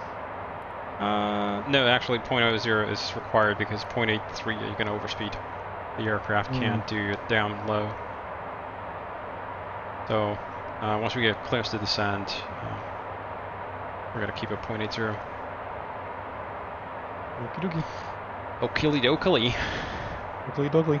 I thought we were going to have more time to do like development work on the stream, but apparently it kind of really flew by, didn't it? Engine 11 leaving my airspace, A little bit. Unicom 122.8, good night. I know, Fluff. My cat has opinions. Cats joined the cockpit. Huge blue reflection of the cockpit when Captain Winchell, even if my display is turned down like 9 o'clock and you guys don't have it on stream. Nevada rocks, if you just change time once in the sim, it's gonna rehash itself. Also make sure you've got the CDUs turned down as well. Those are the ones that generate most of the glare. So looks more like the one who gets stuck onto a delay vector. Well, 352, at least you're not last as we are. We try to catch up to November 249 Tango X-ray and no moss, even though we were doing like 20 knots faster. We should have caught up to him with no low. 352, yeah, I've had better evenings. Cleared Unique Tested 6 Alpha from 28 left, stop climb, flight level 90. Is that better evenings? Jesus Christ. That's a bummer. Well, we apologize for being an annoyance, I guess. No, I don't know. If he wanted to have a quiet, no controlling day with nobody there, right? there's a way to solve that by just not That flying. would be pretty interesting. Not just not controlling. I know there is tower and there is approach, apparently, for Shannon. Are they the same controller though? It could be, I don't know. Josh? Nope. Not the same name. November, cleared, Okay. Malaga, Pesset, you're able to 8 right actually? Steven, Josh, and Taurus Rory. 2 Romeo November, Roger, cleared. Did you call Jenny? Malaga, Pesset 6 Alpha. Tavros's asking. No, we've got still 50 miles to top drop. 6656. Oh, I can give her a... Yeah, we're 24 minutes out. Go ahead and give her a ring. And we're going to be stopping for the night, so 2 Romeo November, thank you, read back correct. And Shamrock 352. just to pick up the passengers, and that's it. Yep. And Letter 7 request descent. Shannon Control, Easy 9063 with you 320 for Axel. Easy 9063, Dublin, hello, Oh, we're in a radar bad identified, satellite level spot. 322, cleared Baxel 3, Crappy Lima coverage. arrival. For now, descend flight level 260, Yeah, we're bouncing I'll between get you full further and very short. nil. Yeah, do you want to say hi? Easy 9063. Easy 9063, cleared back, oh sorry, you're going to Shannon, never mind, radar identified, continue. Shannon, Letter 7 ready for descent. 935, runway 28 left, cleared to land, the wind 220 degrees 15, gust 26. In control, Letter 7 ready for descent. VistaJet 503, start reducing speed please, traffic 7 miles ahead, your number 2, cleared ILS 28 left, report established. Reducing speed and we are clear for ILS 28 left, VistaJet 503. And Boxy Buffalo, thanks for the follow. Welcome. We're just about getting ready to wrap up this flight.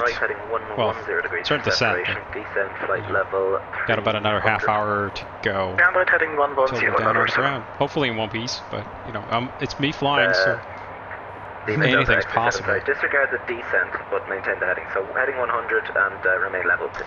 And Okay, Graham is now on base, heading 100. 8,400. Oh, good.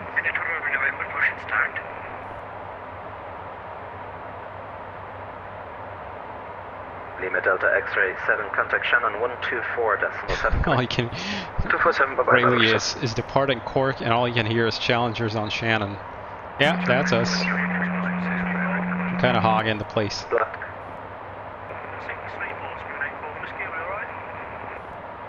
Bird 8-4. Whiskey, yeah, straight across.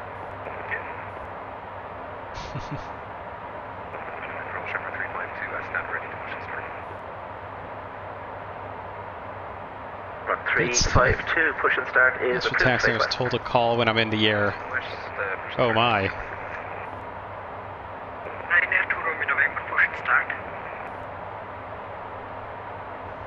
Alright, I think he's handling Dublin. That's why he's talking to ground.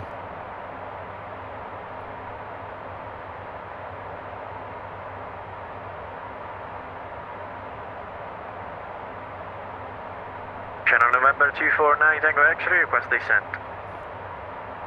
249, Tango X-ray, contact Shannon 124. Yeah, you could go ahead and bang the descent checklist out of the way. 247, November 249, Tango X-ray. Shoulder harnesses. Secure. Passenger signs. We can set them over to on. Sorry, the last station call sign on again. And our landing field elevation is going to be 10 feet. Sorry, I can barely hear you, call sign only. It's like 10 feet, so. Yep. Sea level pretty much. Shannon, All right. pass your message. Alright, fuel quantity and balance. I'm going to send him another log on request to EISC. See on request, stand by, if it does anything. Fuel quantity is sufficient, balance is good. Perfect, in fact. Okay. FMS landing data charts. I'll send you over the landing data. Now that we're a little closer. Okay. November 650 Charlie Lima, contact Shannon 124.7, good night. 124.7, Charlie Lima. On transition, November 710 Delta. Conquered Ireland. Transition 290 knots indicated. Yes. Okay, transition 290 knots indicated. Start. FMS landing data charts, I see. Number 17 Tango Echo, descent flight level 80. So you got the FMS Flight level 80, number 17 Tango Echo. There you go, 25, 25, and 50 for your landing speeds. Thank you. The landing weights are good. Shannon, good evening. Challenger November 650 Charlie Lima is flight level 350. Number 650 Charlie Lima, Shannon control identified, descend flight level 200. Descend flight level 200, Challenger 0 Charlie Lima. Okay. 200 is set, vertical speed 1500 down. November 710 Delta, stop descent flight level 270. Usually, if we got an early descent like this, usually what we do is like 1,000 or 500 feet per minute, intercept the track, and then just 1,000 will get us in. Left heading 060, time machine. I forgot to actually ask to adjust the descent angle to like 2.5 degrees, but whatever. Up at the traffic, Time machine 2022. Number 710 Delta, traffic's in your 10 o'clock, same level 5 miles. I can set that to, do you want 2.5? No, that's fine, that's fine. Okay. We would now be high if we did that. Let me think about it. Let's see. First VNAV setup, if we put it like a 2.8 degree descent, where would that put us? Okay, 2.8 might just about be possible. That just about puts us on VPath. 710 Delta.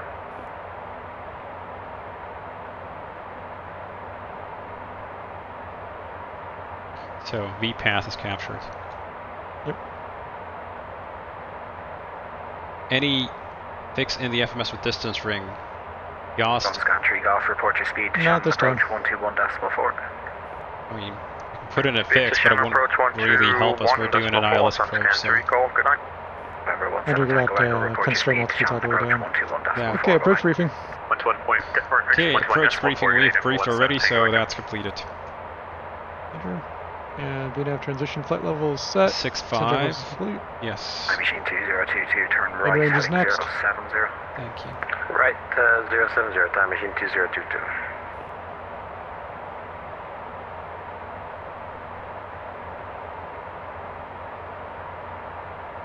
November 1, correction, November 710 Delta, report your heading to Shannon approach. Correction, report your heading and speed to Shannon approach 121.4. Heading and speed to Shannon approach, TOD November reference, 710 Delta, so we're thanks. ready to send. Okay, 962 Lima, report your I went off of where I saw the TOD marker. 3500, Ryder 962 Lima. Ryder 962 Lima, Shannon control identified, climb flight level We're transitioning 240, direct both. into speed. Climb flight level 250, direct both from Ryder 962 Lima. Machine 2022, descend flight level 80. Descend flight level 80, time machine 2022. Time machine 2022, reduce speed 270 knots, report your heading and speed to Shannon approach 121.4. Okay, 270 knots and 1214 with the heading and speed, time machine 2022. I think we could cancel that log on, it's no longer applicable. Transition 290 knots or greater. 290 knots or greater, conversion, November 249, Tango X-ray. Number 650 Charlie Lima, speed on transition 270 knots or less. Slowing to 270 knots or less, 0 Charlie Lima. Lima Delta X-ray 7, continue present heading. A little late on that, pal, but Continue present Yeah. heading, Lima Delta X-ray 7. Just a smidge. Let me give it about quarter speed break here.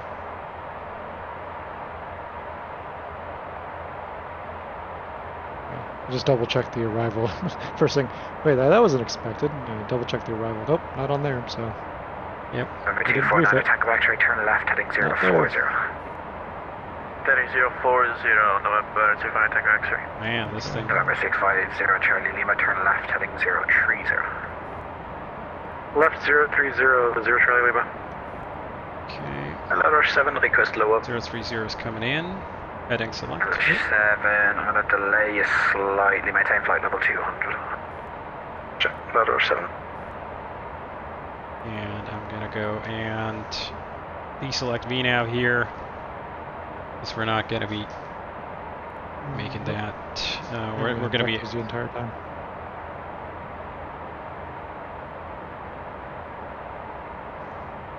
I think is we're just going to be what I'm going to do here. I'm going to stow the brakes, light level change, and speed 270. Because we're going to be off the path. VNAV path's got no bearing on us anymore. Sounds good. And it is pitch black outside. The only person I see is Crash next to me. Heyo. Heyo.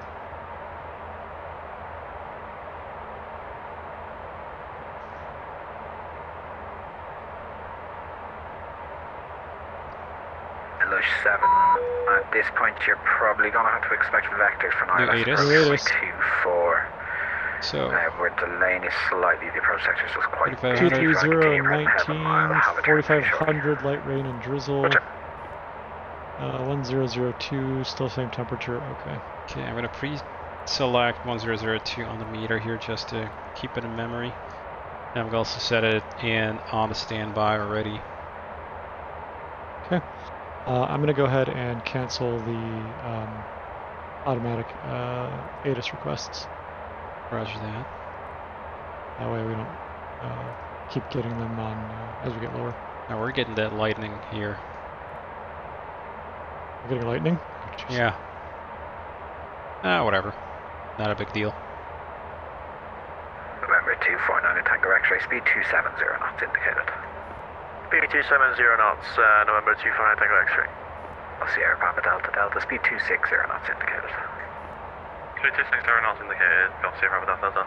Golf Sierra Papa Delta Delta, you put this as you can expect factors from let's approach with 24, I'll have further descent for you shortly. I'll put the expect this 24. How's it go? Control Easy 906 free, review descending, flight level 250. Easy 9063, Shannon control get identified. You can expect the dig into Delta arrival at some point. Shannon's is quite busy at the moment, so we're going to have to delay you significantly. I'll have further for you shortly. No problem at all, it's the 9063. I see a hold in our future. 131.150. Possibly, I'm going to slow down to 250 here. 131.15, Lima, thanks for doing a great job. Roger. Shannon, 0 Charlie Lima, you want us to slow to 250 for spacing? November 650 Charlie Lima, negative. You can maintain 270 knots for the moment. Maintain 270, 0 Charlie Lima. Okay, you had the good graces of asking him. It was like, 270 or less. I was like, yeah, well, if he gave us a or less, then... And approach November 249 Tango X-ray, we missed level 100. We're gonna try and level off at 180. Sorry. 249 Tango X-ray, Shannon Roger, stop descent flight level 180. Yeah. Stop at descent 180. Momentarily, your controls. I'm gonna go and set up the cabin for the incline wall.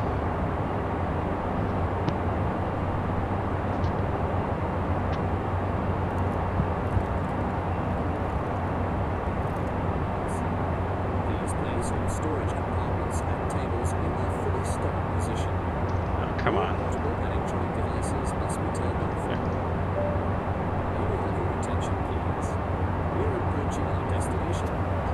Okay, back in the saddle, my control. Your controls are yours. Number 249, Tango X-ray, turn right heading 090. Correction, turn right heading 100. Right heading 100, November 249 Tango X-ray. November 650, Charlie Lima, turn right heading 100. Right turn 1000, Charlie Lima. There's heading 100.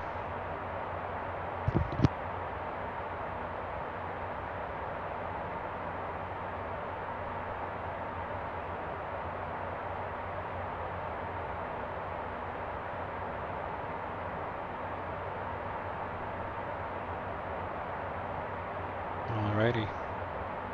Phew, do a flyby. Although, no, it's fairly underwhelming.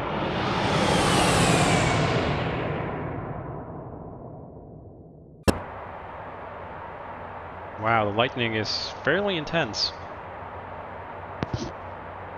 Yeah. Are you getting a 2? Oh yeah. Okay. 9063, descent flight level 210. It's at least consistent in that. I just don't know where it's coming from. Why are we getting lightning? Well, there's storm clouds all around, so I guess that's where. Is it an actual? Is there an actual storm though? I mean, I think it's mostly actually known that there's precipitation around, so it's gonna assume that occasionally you're gonna get a lightning strike nearby somewhere. Oh, okay, because that's totally how that works. Perhaps if we had a weather radar, we'd be able to see them. Looks like we're in the middle of a storm cloud at the moment. There. Got Sierra Papa Delta Delta, just confirm you're looking for a turn or it's just descent? Descent if possible. I mean, it's like light Sierra rain, Papa Delta but Delta, no problem, not decent, storm. 100. Yeah. That's like 100, Delta Delta. Still haven't fixed that triangle when the lightning strikes. I suppose.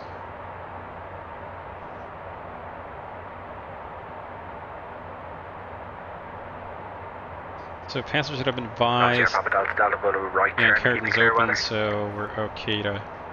The cabin is basically secured for landing. I explain, so we might be. I don't really know, to be honest, 6.12. Looks like it's actually getting worse, alright. Sierra Papa Delta Delta, okay. I'm going to leave you on that track for the time being. Just let me know if you can't accept a right-hand turn. Passenger only the levels, flight level 100. Oh yeah, we can accept the right-hand turn. We can probably just bear through the turbulence. Sierra Papa Delta, that's copy. Turn right, heading 140. That's the correct answer. That's in what? the simulator world. That's the correct answer in the simulator world. We can bear through it. And turn number 7, any chance for lower? Ladder 7, you can descend now, flight level 150. 150, thank you, ladder 7.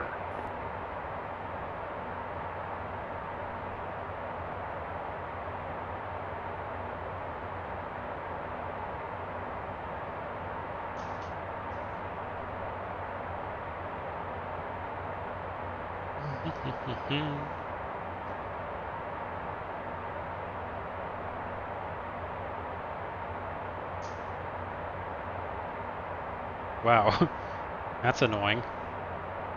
Lightning strikes.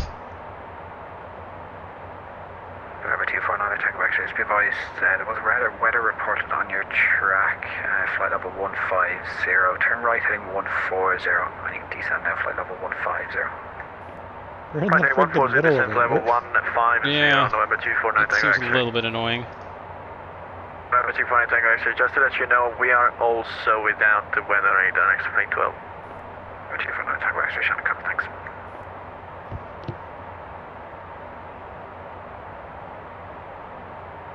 Wow. Boom. Ladder 7, turn left, heading 360. Left 360, ladder 7, thank you.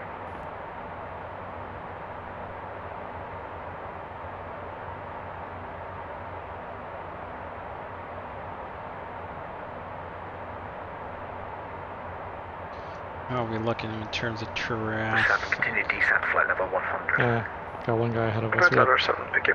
Yeah, there's another one. There's another guy.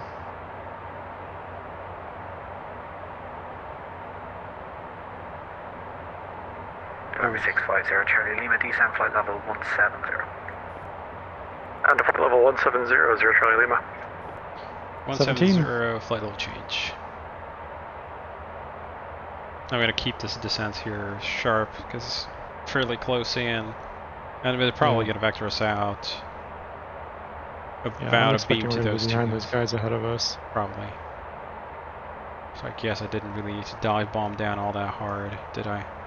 Where the hell are we getting sent? Okay, so the guy directly ahead of us, at Sierra Papa Delta Delta, turn right, heading 17, so 5,300 feet below us, is 4 Tango X-ray, or 9 Tango X-ray. So that's where we're probably going to get sent. And what's for ladder 7? Probably. 7, turn left, heading 320. 320, Now you ladder can 7. resist the urge of transition over to altitude 18,000. That'll be bad. Right. Technical terms, no bueno. Reduce speed 250 knots. 250 knots, November 249, Tango X-ray. Just want to go. Check. ED 90063, descent flight level 190. 7190. Wow, that lightning. Ugh. Yep. Alright, I'm bringing the cows on. Yes, please. TAT is only -2, but yeah, we might get into it. Here it is, Cal anti-ice on. You can pick them off for a landing, but just keep them on for the time being. Yeah. That's 7 report you're heading to Shannon approach 121.4. Heading 121 by my ladder 7.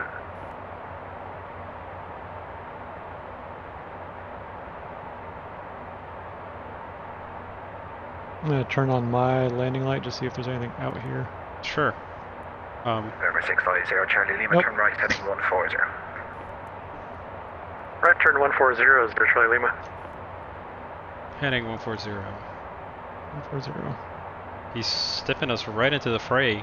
How is he gonna get us vectored in? Like, we're way too high to commence an approach. Yeah. Let's put that 40 miles, 40 track miles, 4 times 3, 12. We're 5,000 feet high for that. Okay, so here's what I'm going to do. I'm going to give you a direct. Hey, Citation Max, welcome. Happening. Delta, turn left heading 200. Derag with a course of 237. Yes, please. How does that sound? Yes, perfect. Thank you. Okay.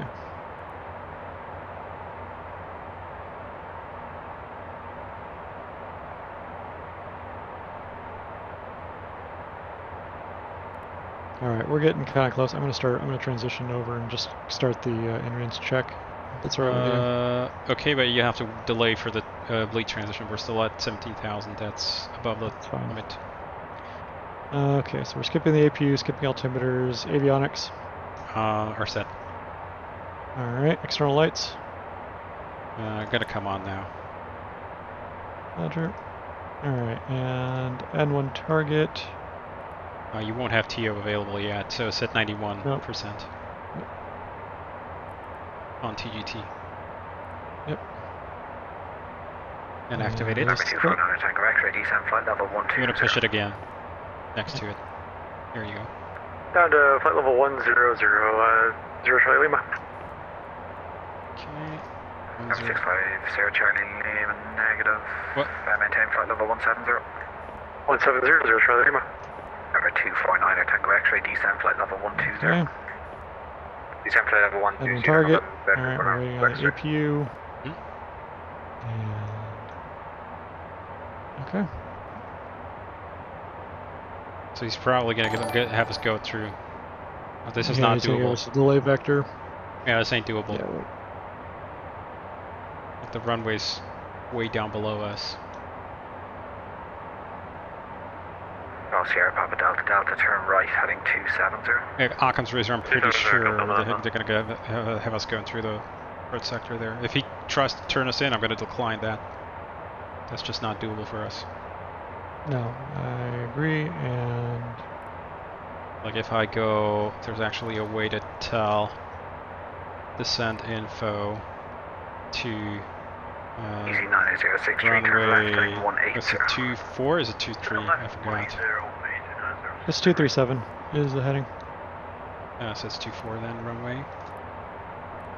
No. 1 second.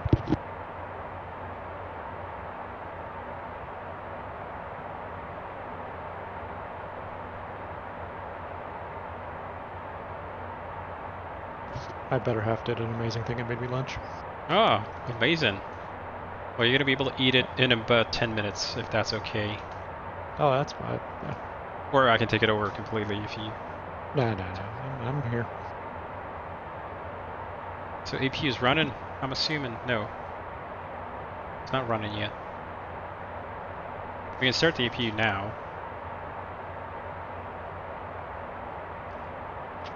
Did we lose the controller, or what happened to him? I have no idea.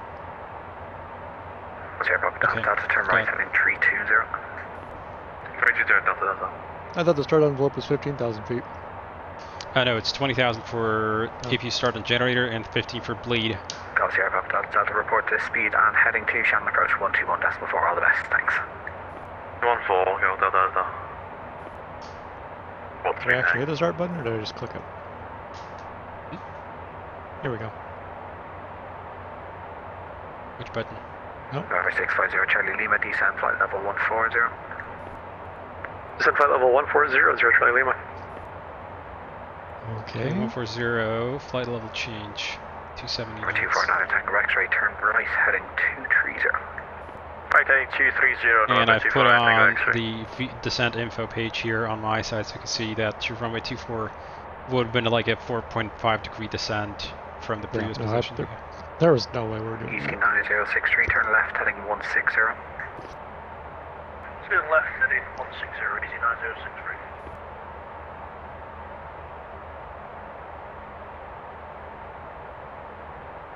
Okay. Not much to see outside. APU started.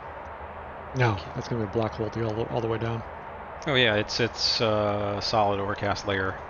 I think I can kind of. Nah, that's probably just window reflections.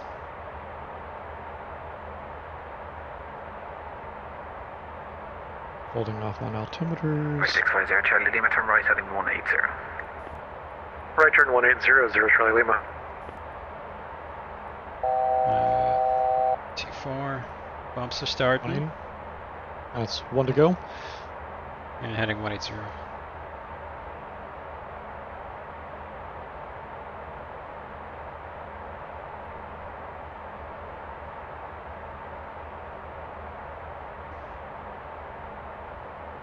Okay.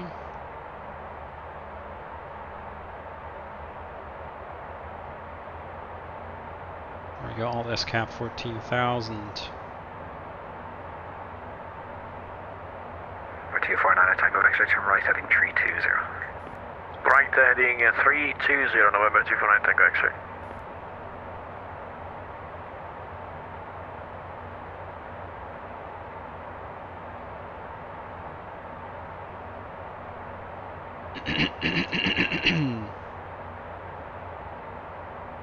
Alrighty, let's get this approach party started. Yeah, has a lot of delay.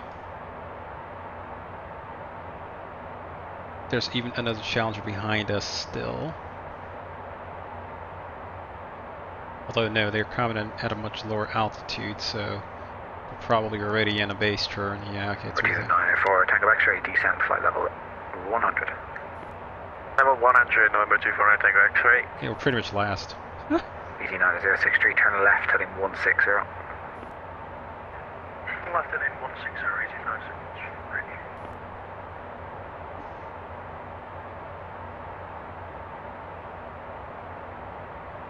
I'm expecting a right turn soon. Is it going to be a left? I have no idea. Over 249 Tango X-ray, report your speed and heading to Shannon approach 121.4. Speed and heading to approach 121.4, November 249 Discord Tango died X-ray. again. Ah, lovely. Oceanic Control, good evening, Challenger 4, Juliet Bravo, sent to flight level 260.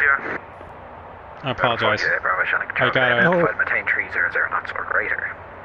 300 knots or greater, Challenger 4, Juliet I Bravo. gotta turn on like some sort of notification. Shannon Control, Auto start. Sherlock 66 Charlie, with you 260. Mark 66 Charlie, Shannon Control, good identified, maintain 300 knots indicated. Maintain 300 knots indicated, Sherlock 66 Charlie. 650 Charlie Lima, turn right, heading 270. Right turn 270, Charlie Lima. Where the fuck is he sending us? I have no idea. Probably on the opposite runway or something. 270 heading set.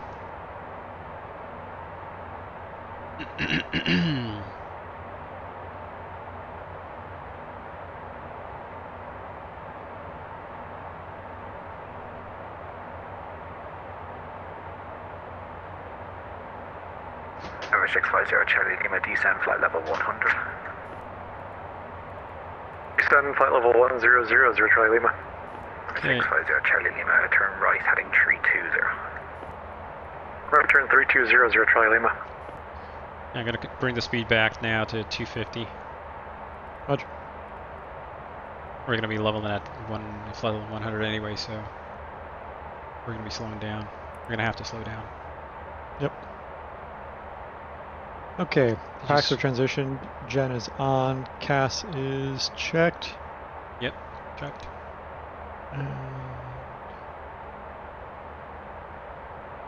Okay, we're just holding off on altimeters. That will complete the checklist. check. Yeah, he's just building space. Yeah, I saw that. I've got the map open on the side, Victory AJ. And I've also got this thing going. EasyJet 9063, turn right, heading 160. Bumpy ride.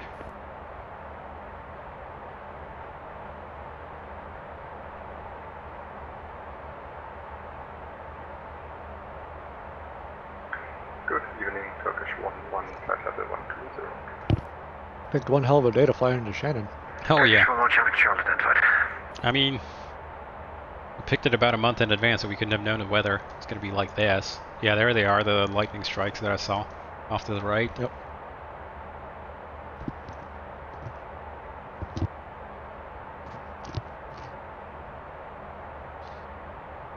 I've been surrounded by lightning this entire time. Hmm. Like no reprieve. Actually, I'm gonna go ahead. Number 650, Charlie Lima, reduce speed 250 knots. Report the heading on speed to Shannon approach 121.4. 214, 250, and we'll report on Shannon. Control, I don't know what's going on with the outbound in this flyby way at the moment. It just seems to have booked down. 249 Tango X-ray, speed 220 knots. Speed 220 knots, number 249 Tango X-ray. Number 970 Tango on the heading, cleared ILS approach, runway 24, report established, maintain speed 200 knots. Current heading, clear for the ILS 24, report when established, maintain 2200 knots, 970 Hey there, early aviator, how are you doing? Off Delta Delta, turn right, heading 260 degrees, and resume on navigation direct Darag. I don't. Sorry, Darag, I'll go for Delta. Shannon, Challenger 650, Charlie Lima, heading 320, level 100 at 250 knots. Number 650, Charlie Lima, Shannon approach, hello, roger. And that is how you do a check-on. Neat. I mean, got a pro pilot here. Machine 2022, contact tower 118.7, bye-bye. 118.7, time machine 2022, great job. Thank you. Here comes a heading in probably about the next minute. Yeah, it's still pretty tight. Lighting is insane down here. Yeah.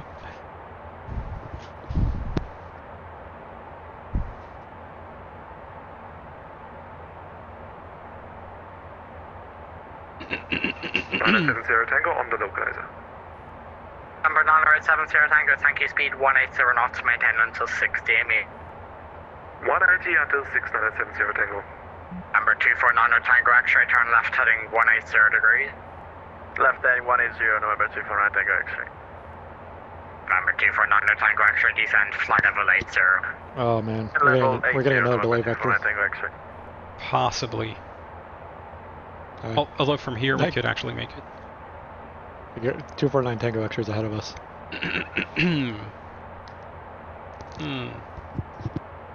Yeah. Bummer. Because there's enough room, definitely on that approach to fit us. Delta Delta descend towards fit us in. 3,000 feet, speed 200 knots. That's 3,000, go up Delta Delta. 200. Number 249 Tango X-ray, descend towards altitude 4,000 feet to QNH is 1002.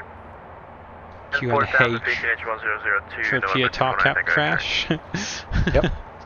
So that TCAS traffic about 2:30. That's 249 Tango X-ray, I believe. Yeah. Is that us? Or is that 2000? We lost one on landing TCAS RA. Oh no! Somebody crash. Someone just flipped on the runway. Yikes. Oh.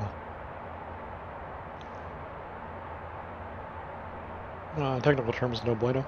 You don't want to do that. Generally, no.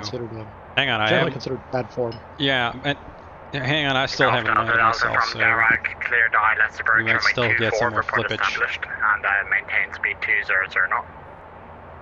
There, cleared ILS, runway 24, maintain 200, got that Delta. 44 established. Off, roger, break, November 650, Charlie Lima, turn left heading 220 degree. Left turn 220, Charlie Lima. Okay, yeah, that was an attempt at an establishing turn. Number 650 Charlie Lima, descend, flight level 80. Descend, flight level 800 Charlie Lima. So there's heading 220, flight level change down to 80. Roger.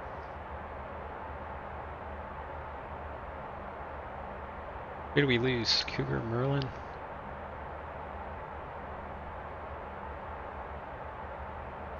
Anyone seeing a boat around here? Shamrock 118 is 249 Tango X-ray, turn right, heading Shannon Tower. 270 degrees. Right heading 270, November 249 Tango X-ray. Okay. We have turned in. I don't know what else is going to happen here, but they're real interesting. 1,000 to go. We've got enough descent angle, like 2.5 degrees down. We should be able to make it from here. They just tell us to intercept or establish or something. Yeah. So it's OAT right now. 8. Okay. November 9870 Tango, contact tower 118.7, bye-bye. 187 November 9870 Tango, thank you, bye-bye.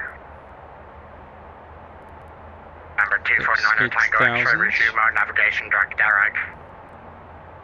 Navigation direct to Derek, November 249 Tango X-ray.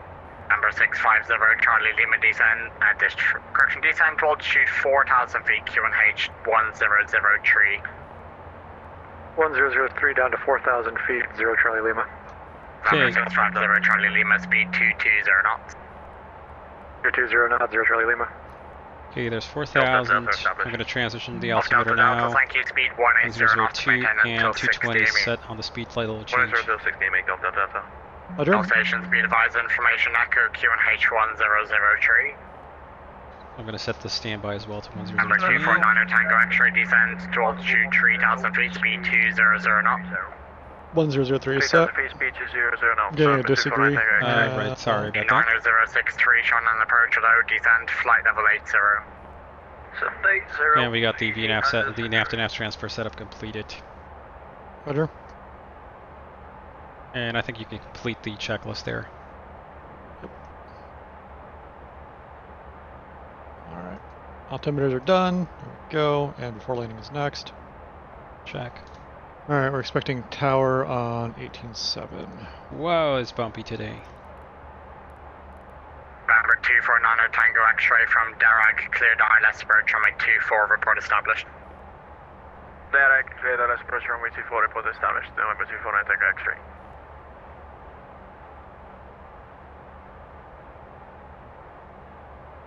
Can't even take sips of my tea, it's so busy.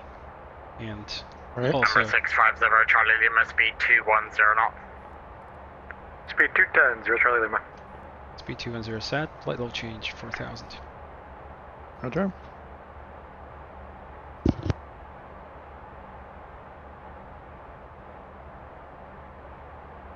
Correction, easy 90063, cleared Diggin to Delta, arrival landing runway 24, resume navigation direct Diggin. Okie doke. Resume navigation's Diggin, easy 9063. November 249 Tango X-ray, radar contact lost. Oh!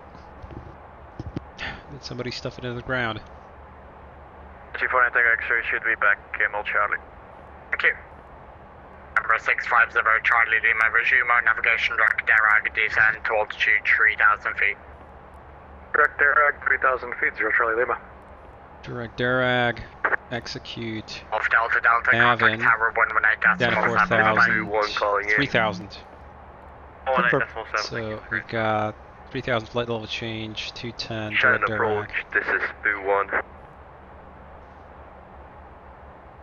Notice that wasn't an intercept the localizer either, though. Yeah, that's an interesting turn of events, isn't it?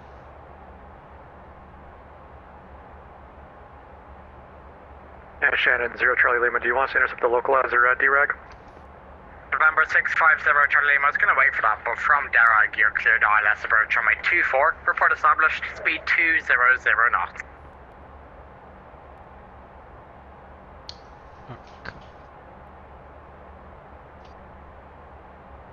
Well, there you go. We're clear for the approach. Gotcha. Speed 200 knots after reestablishing on my Stupid Charlie Lima mouse. from Narag, cleared ILS approach on my 24, report established. You get a call back. You there? I'm talking. Gotcha. I'm not hearing anything. Calm. From Dirac, cleared ILS runway 24, November 650 Charlie Lima. What the fuck's going on? So I've got the radio This is screen. Boo 1 calling in. No, I got the transmit light going, so I'm not really sure. Okay, approach localizer, lights look on. Descent to altitude, correction, descent to altitude 4,000 feet, QNH 1003. 2500. Okay, all this cap. Easy 9063, descent to altitude 3,000 feet, QNH 1003. The Delta 3,000 feet, 9063. Correction, November 650, Charlie Lima, speed 180 knots, maintain until 6 DME. Try. This is Boo 1, mayday, mayday, mayday. Oh, God. You give me flaps 20, Roger, please. 180 until 6 DME. That's your Charlie Lima. Roger. Set flaps 20. Crew 1, remain clear of controlled airspace at all times, please, for the moment. Come on, goddammit, X-plane. Shannon approach, Shamrock 66 Charlie is descending out of 12,000 for 8,000. Speed is 280 knots. Bank angle, Charlie, Shannon approach. Okay, we've got ice on the airframe. 124 Juliet Bravo sent through 14,000, speed 300 knots. Number 4 Juliet Bravo, Shannon approach hello. You can reduce speed 220 knots. Can you give me wing anti-ice, please? Wing anti-ice is already on. Z9063, descent to altitude 3,000 feet.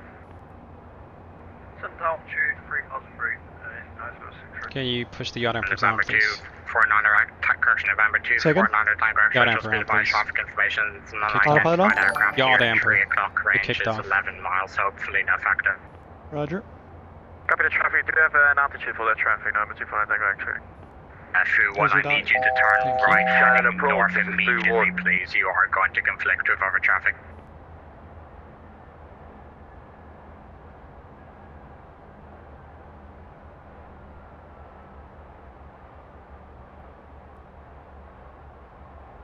Number 249er, Tango X-ray, contact tower, Yeah, this is 118.7, pretty bye-bye. ridiculous. 18.7, number 249, Tango actually. Take it, bye. Crew 1, turn right heading north, please, immediately, so turn right heading north. Showing you right of course and increasing. I'm correcting. This is Boo 1, mayday, mayday, mayday. Crew 1, fly heading north, please. I am unable to accept the emergency at this time, so you either can continue without the emergency, or you disconnect. I am unable to fly any other heading. I'm inbound for the airport. Mayday, mayday, mayday. Okay. Alright. Crew 1, I am unable to accept the emergency at the moment, so turn right heading north, and I need you to cancel the emergency, or I recommend I you am disconnect. unable to cancel the emergency. Okay. Autopilot on, please. Roger that. Shannon approach, Autopilot's engaged. Shamrock 66 Charlie, did you give us a speed? Jesus Christ, this Shamrock was 66 intense. Charlie, you can speed 250 knots for me, please. Okay. 50 knots, 10.5. Shamrock 66 Charlie. Yep, we're 180 till 6 DME. Z9063, speed 220 knots. Speed 220 knots, as you know. Flight slips I one dot only low. have the autopilot on for Alt because the autopilot gear down, is crashed. please. So. I'm sorry, say again? Okay. What was that, Toto? Gear down, please. Roger, gear's coming down. God, this dude with the emergency and won't disconnect is really driving me nuts. Mm-hmm. Approach 4 Juliet Bravo, we're clear below 8,000. Roger. November 4 Juliet Bravo, descent, correction, fly heading 100 degrees and descent to altitude 4,000 feet. Check out what the QNH autopilot's doing with the 1003. flight controls to try and keep us. 1003, and then fly heading I see 10017, 3004 Juliet Bravo. Alright. Gears down and indicating. Thank you. I'm gonna take. Number 650 Charlie Lima, contact tower 118.7, bye-bye. Over the tower, 0 Charlie Lima. Z9006. 2500. Sierra Tango taxi by Alpha, the apron standard choice. Wow, nice lightning. Oh. And tower, good evening, November 650 Charlie Lima, ILS 24. November 650 Charlie Lima, Roger, break, November 249 Charlie Lima, winds nozzle steering is 24020. Yeah, before the checks, please. Yep. Anti-skid has been tested, passenger signs are on, wing and Cal anti-ice is on for the moment. Continuous ignition is coming on. Number 987 Sierra Tango Shantar. Sorry, Thrust reversers are armed. Alpha state of choice on the apron, thanks. Spoilers Golf Delta are Delta auto. position. Flying position, Flaps to go. Under 1182, So, once the traffic slowing passes down from your now. left, right to left, push 6 miles, so I'm going to set speed 150 and flaps 30. Roger. After traffic passing on my left, pushes Flaps up to 30. east, the connection 1003 and then 118. Yep, final speed of 125. I'm going to put in for now 135. This is Roger. pretty crazy. Flaps 45. Speed checks, flaps 45. Flaps are selected. And indicating CAS is checked. And before landing checklist is complete. Check. So kind of smooth out actually down here as we're out of the mud. Yep. We're above 10 degrees. I'm going to go ahead and kill the anti-ice. Okay, check. Oh, go ahead and kill it. Just leave the cowls on. The cowl still? Okay. Yeah. Yeah, every cloud's like the eye of the hurricane. Of a hurricane. Right. I sure hope I'm not gonna have to go around in this, because that'll be annoying. There's somebody right about to sideswipe us here. There's... Whoa. Are we on? We're on tower. We got cleared to land. Golf Delta Delta, hold position. Yeah, well, there's somebody who just paused. 182, confirm push and start approved, facing east. See the TCAS contact there? Yep. The hell's going on there? That... 650 Charlie Lima, winds okay, that's some... 20 knots, some 24 clear land. Clear land 24, 0 Charlie Lima. Okay. I'm gonna go bring the speed back now to VREF.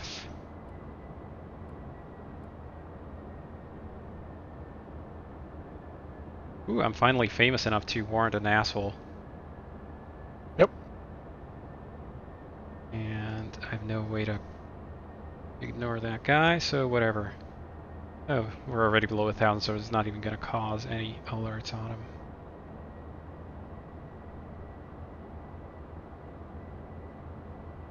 Alrighty, autopilot's coming out. Roger. Auto thrust is coming out. Oh god, the rain on the windshield. Oh yeah. It is sporty for sure. Can't even Anyone know what Foxtrot Oscar 1 is up to? Negative. I think he's just trying to grab us. Yeah, it's some kid. November 650 Charlie, was that you going around? Not a problem, we can ignore him. 01, we're short final and en route to land. Roger. Minimums. Okay, continue. Alright, there's minimums. Yeah. Roger.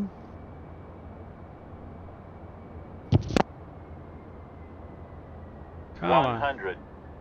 Oh man. It's kind of all fell 50, apart. 40, Oh boy. 30, 20, 10. Got plenty of runway here. Yep.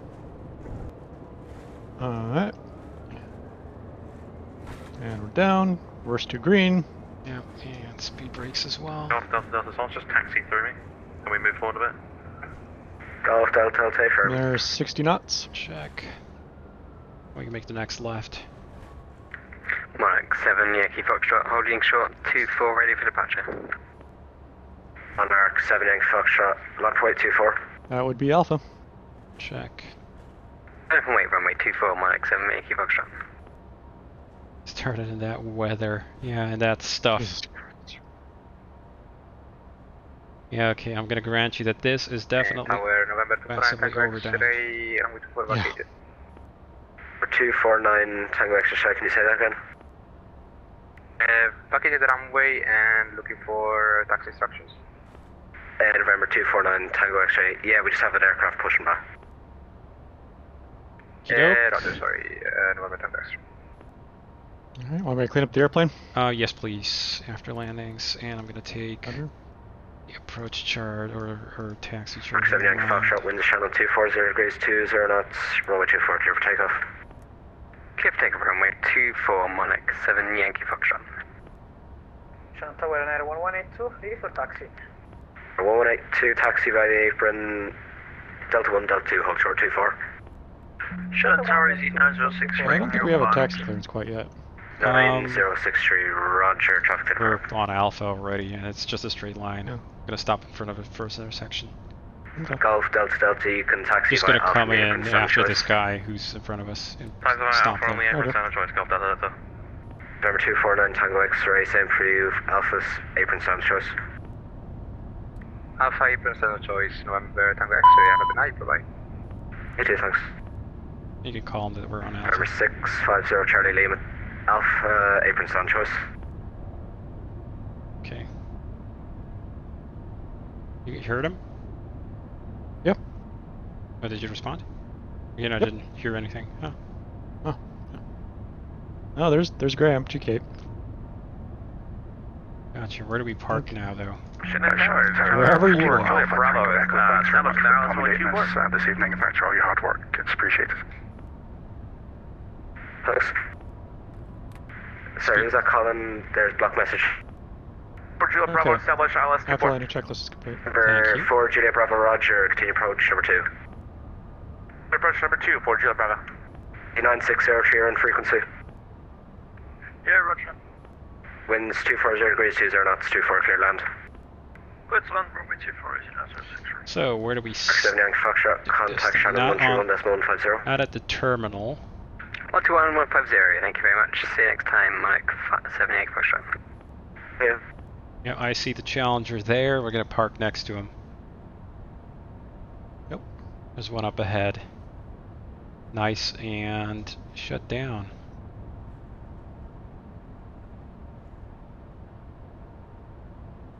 There's more traffic than this airport's ever seen. Probably. Or how about I line it up right next to him? There you go. There's actually like a box. Shannon Tower, very good evening. Channel 380, A321 Neo. So could I fit in behind them? I think I can. He's parked a little bit clear Heathrow, about the true Bravo departure off runway 24. Initial climb is 5,000 feet, squawk 6631. Tight. On the right.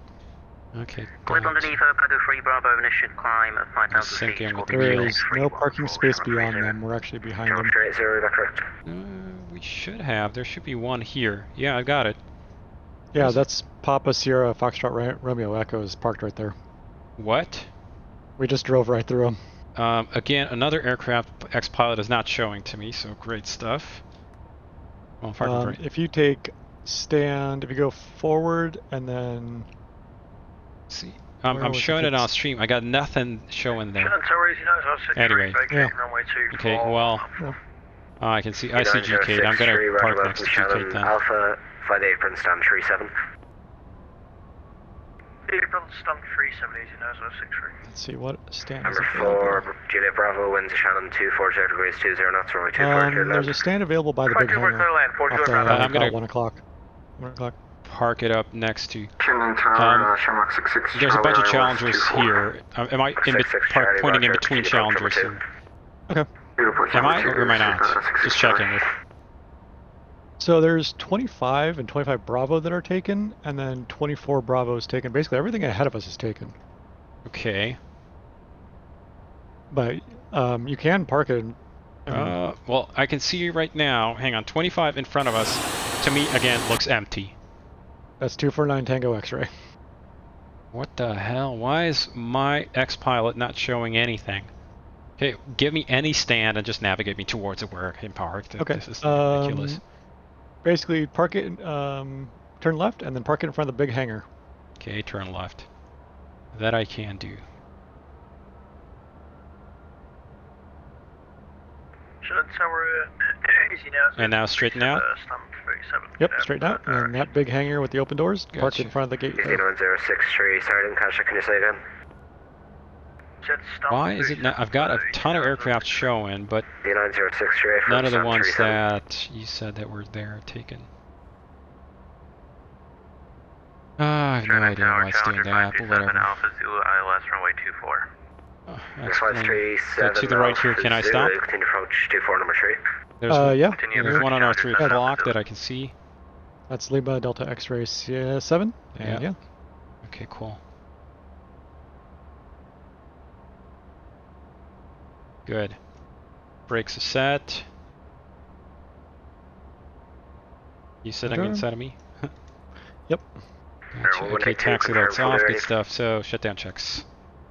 Yes, sir. Okay, shutdown checks. 182, land for 824. Taxi lights. Off. Parking brake. Is set. Reverse thrust. Stowed. Gens 1 and 2. Okay, let me bring up my synoptic page here. Like that. Gens 1 and 2. Off. Engine 2. Come on. Get down. That was supposed to be engine 2. Oh, sorry. Well. Yeah. Well, in that case, engine 2 shut down. The fuel system check was next, but that's fine. Yeah. Alright, engine 1 is off. Alright, fuel boost pumps are off. Good, alright. NEIS is off. 14th stage is off. 182 in the Shannon, 240 degrees, Beacon. 20 knots, 24. I'm just going to turn down ATC. Nose light off. Beacon off. Alright. And nozzle string. Off. ATC TCAS is staying on. Parking brake. ATC TCAS we want. Standby. Okay. There you go. I thought the checklist had changed that to... well, not if you're parked. As soon as you're parked, what's the point of keeping it on? You're shutting down. You're going we never actually turned it off, ever. It was always on TCAS RA. Okay. Parking brake if chocked. Alright, I'll get the chocks in. Later. Let's continue on with the checklist. We'll chalk it during securing. Passenger signs are off. Cabin diff showing El 0. Zilcho. Alright. Chocks are in. And then the checklist is complete, and the ramp guy says chocks are in. Yep, got the brake released. Sweet. Okay. Let's let the people out of the back. This has been an emotional event. What are you talking about? This has been Tuesday. Come on. There we go. Well, it's definitely been an emotional event for me. Our ride is here. Thank you, Captain. Always such a pleasure flying with you. Yeah, don't mention it. Have a nice rest of your day. Yeah, I'm sure you're traumatized as much as I am. Yeah, Dodo, you had to work for that. Oh yeah, I already knew that was going to be the case. How much pull did I have to make on the yoke? Quite a lot, actually, as far as I remember.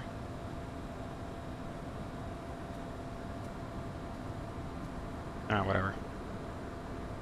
Alright, go ahead and start chalking and pinning this bird. Thank you. Logo wasn't on.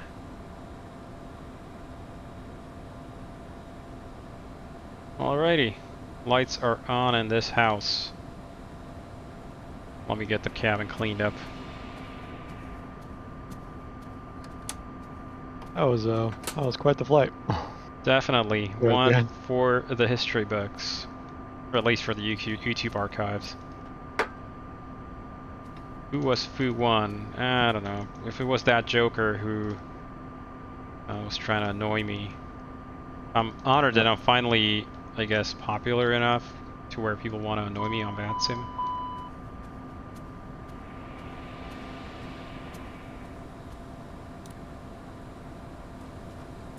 And where's the feature? I didn't have time for this.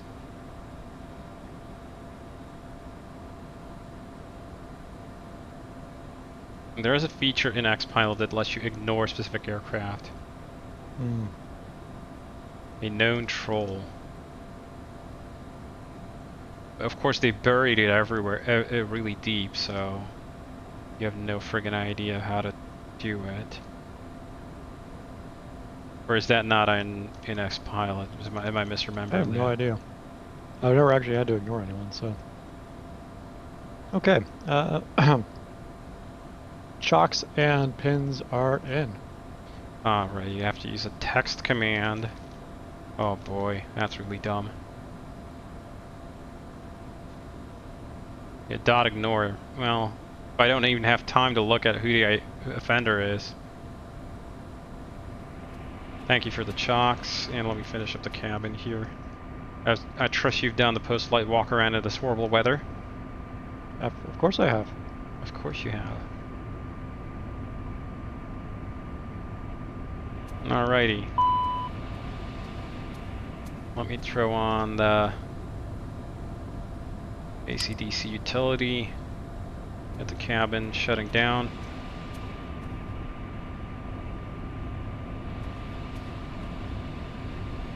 Alright, one more thing. We do need the tablet on. Shut you down, and...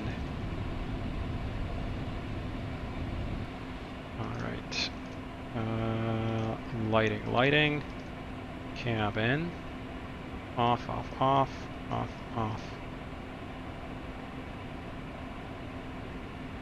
Good, and lighting for the galley. Everything in here is off already. Sweet. Crash still has to vacuum. Yeah. Crash, what about that? No, that's not the deal. I did the walk around in the crappy weather. Okay. Okay. Well then. As soon as we install a vacuum, I promise I will be the one who does it. Alrighty, secure and checks. Alright. EMR lights are off.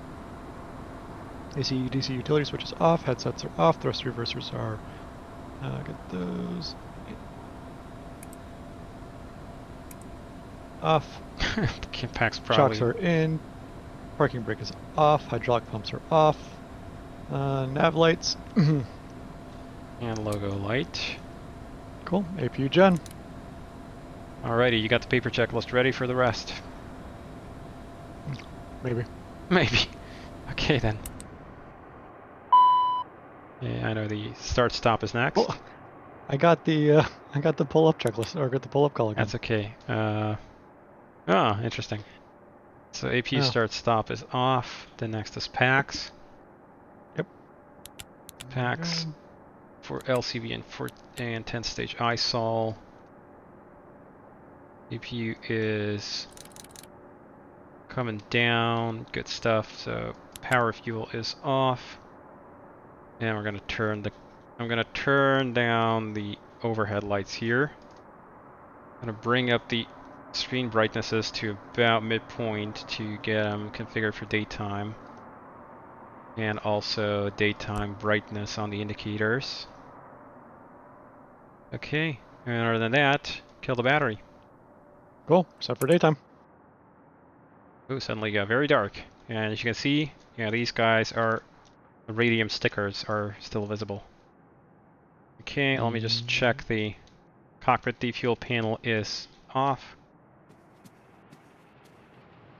Okie doke. Can you see my flashlight? I can see your flashlight. Wonderful. So, feel free to watch your step. Nothing else forgotten in here. Even packed away his tablet. That's wonderful.